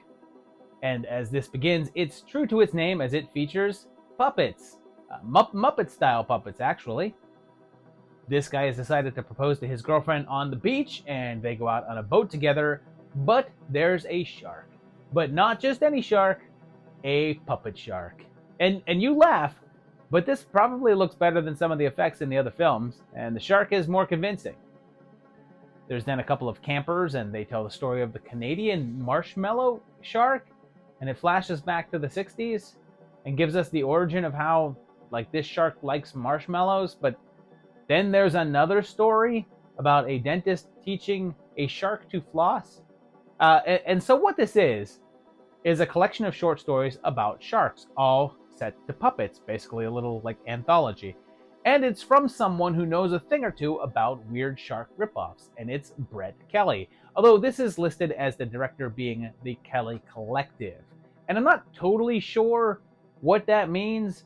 Judging from the other people in this film with the last name of Kelly, I'm thinking that this may have been involvement from other Kelly family members. And in case you're not familiar, I featured Brett Kelly on a number of other videos I've done. But if I focus it down to just the shark-related stuff, he's the director of Ouija Shark, the original Jurassic Shark, and of course, Raiders of the Lost Shark. But I have to tell you, this feels nothing like anything that he's done before. And it's actually kind of cute. Like, the shark is literally a hand puppet, and the stories are short and amusing, although it still ends up being a little all over the place. It sounds like some of the audio was recorded in a studio, and some of it was recorded in a big empty room, and it definitely makes you realize that puppeteering is not as easy as it looks when the mouths aren't matching the voices at all. But I don't care. This is a good time, and even though there's sharks eating people in it, it's done in a pretty wholesome way.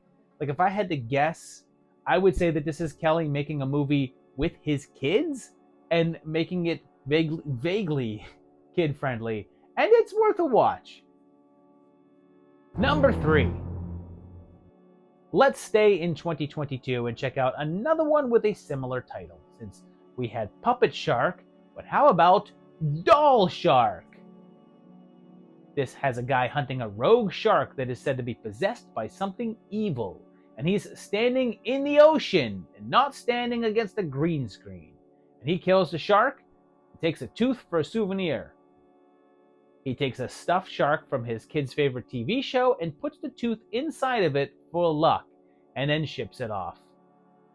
I guess it's then going meta, since there's a podcast about people talking about killer doll movies and shark movies, and bringing up the movie Doll Shark, and this lady says this. I think that kids are getting soft. I think that they need things to toughen them up a little bit. If anyone says this, just discount their opinion totally. Kids today have regular active shooter drills, so maybe, I don't know, shut up. The doll shark comes to life and eats a dog, and yep, 2 movies in a row where the shark is a stuffed toy. Go figure. But then, when Kirby's mom goes out of town and he's left with a jerky babysitter, the doll transforms into this more menacing version and chows down on the neighbors. So, if you've seen enough of these, you'll spot Jamie Morgan, Danielle Donahue, and now Titus Himmelberger. So this is definitely a Polonia jammer. Oh, this one was one he only co-directed, and was also partially handled by his son, Anthony Polonia. Anthony has done a few different films now following in his dad's footsteps, and I previously covered his Zilla Foot and Hell on the Shelf, but this is his first shark flick. I think this is kind of funny because there's clearly some Jaws riffs in there, since there's a missing dog named Pippin, and the shark started out in the town of Amity, and a local news report instead shows a chyron that says Amityville, and then Mark makes a cameo, as does Ken Van Sant. And you know, I like to check out the IMDb trivia pages for stuff to talk about when it comes to these movies, and for this page, it looks like someone had a little fun. It says that Dave Fife, one of the actors here, was considered for the role of James Bond when Pierce Brosnan quit but lost out to his good friend Daniel Craig. And then it also says that Kevin Coolidge, another actor, had competed in over 20 Special Olympics and was motivated to enter the acting world after seeing Sean Penn in I Am Sam. But yeah, I normally don't like Anthony's stuff as much as I do Mark's, but this one has that feel, and I enjoyed it quite a bit. And that shark puppet is just great. I mean, I realize that it's literally a stuffed animal, but I don't care. It's lovely. Number 2.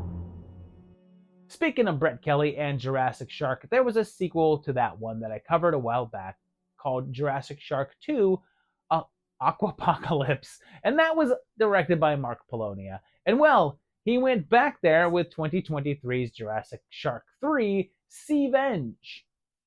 It begins with a sort of recap of the previous 2 films through a news report, and the first film had to do with a stolen painting and the criminals that took it, and they were eaten by the megalodon that's just in the water there. And we meet their accomplices, and one is Polonia regular Kyle Rappaport, and there's also Jamie Morgan again. There's also Mark himself playing a photographer and an aspiring model, and then it's a basic replay of the first movie as the thieves try to find the location of the sunken painting while innocents are swept up in their deeds. And the shark prowls and eats. I guess. At one point, Mark's character falls into the water, and it's very, very clearly not the lake that they're on. It's a swimming pool, and I say this very clearly because the water is very clear, unlike the water out here. And then the shark, I think, is attacking him, but since the water is so clear, it's pretty easy to see that nothing is around him. And like I said, this one is also from Polonia, but this version is without his son. and was one of 9 films that he released in 2023. It wasn't even his only shark film of the year either, since he also put out Cocaine Shark. Although I've already covered that one elsewhere. And I have to admit, this one didn't hit like the Polony Pony usually does. It suffers from a little too much of padding things out repeatedly, and when it comes across as just a repeat of the first film stretched out into the full runtime, it wears out its welcome. I do admire the cheese and the silliness of some of it though, and the shark destroying the helicopter is precisely what I love this stuff for. And for some reason, the ending suddenly becomes a sequel to Sharkenstein, and even has Jeff Kirkendall return as the mad scientist from that film, even though he died there.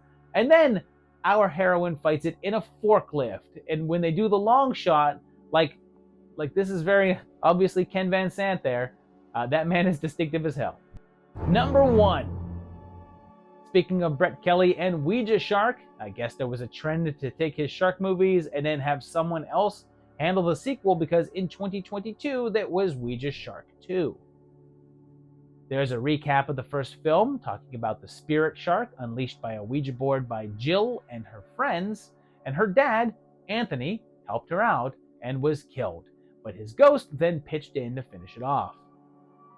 Anthony is now narrating the film and says that he's in hell, and his wife is here and goes to the mystic woman from the first film, played by the same actress, in search of Jill.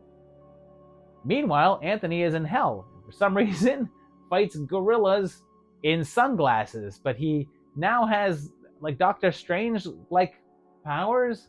I mean, I don't know what's going on here, but I approve. He finds out that there's another entity in hell that controls the Ouija shark, and sure enough, there's this guy named Caldura that's a demon and feeds the shark bikini girls to keep it under control.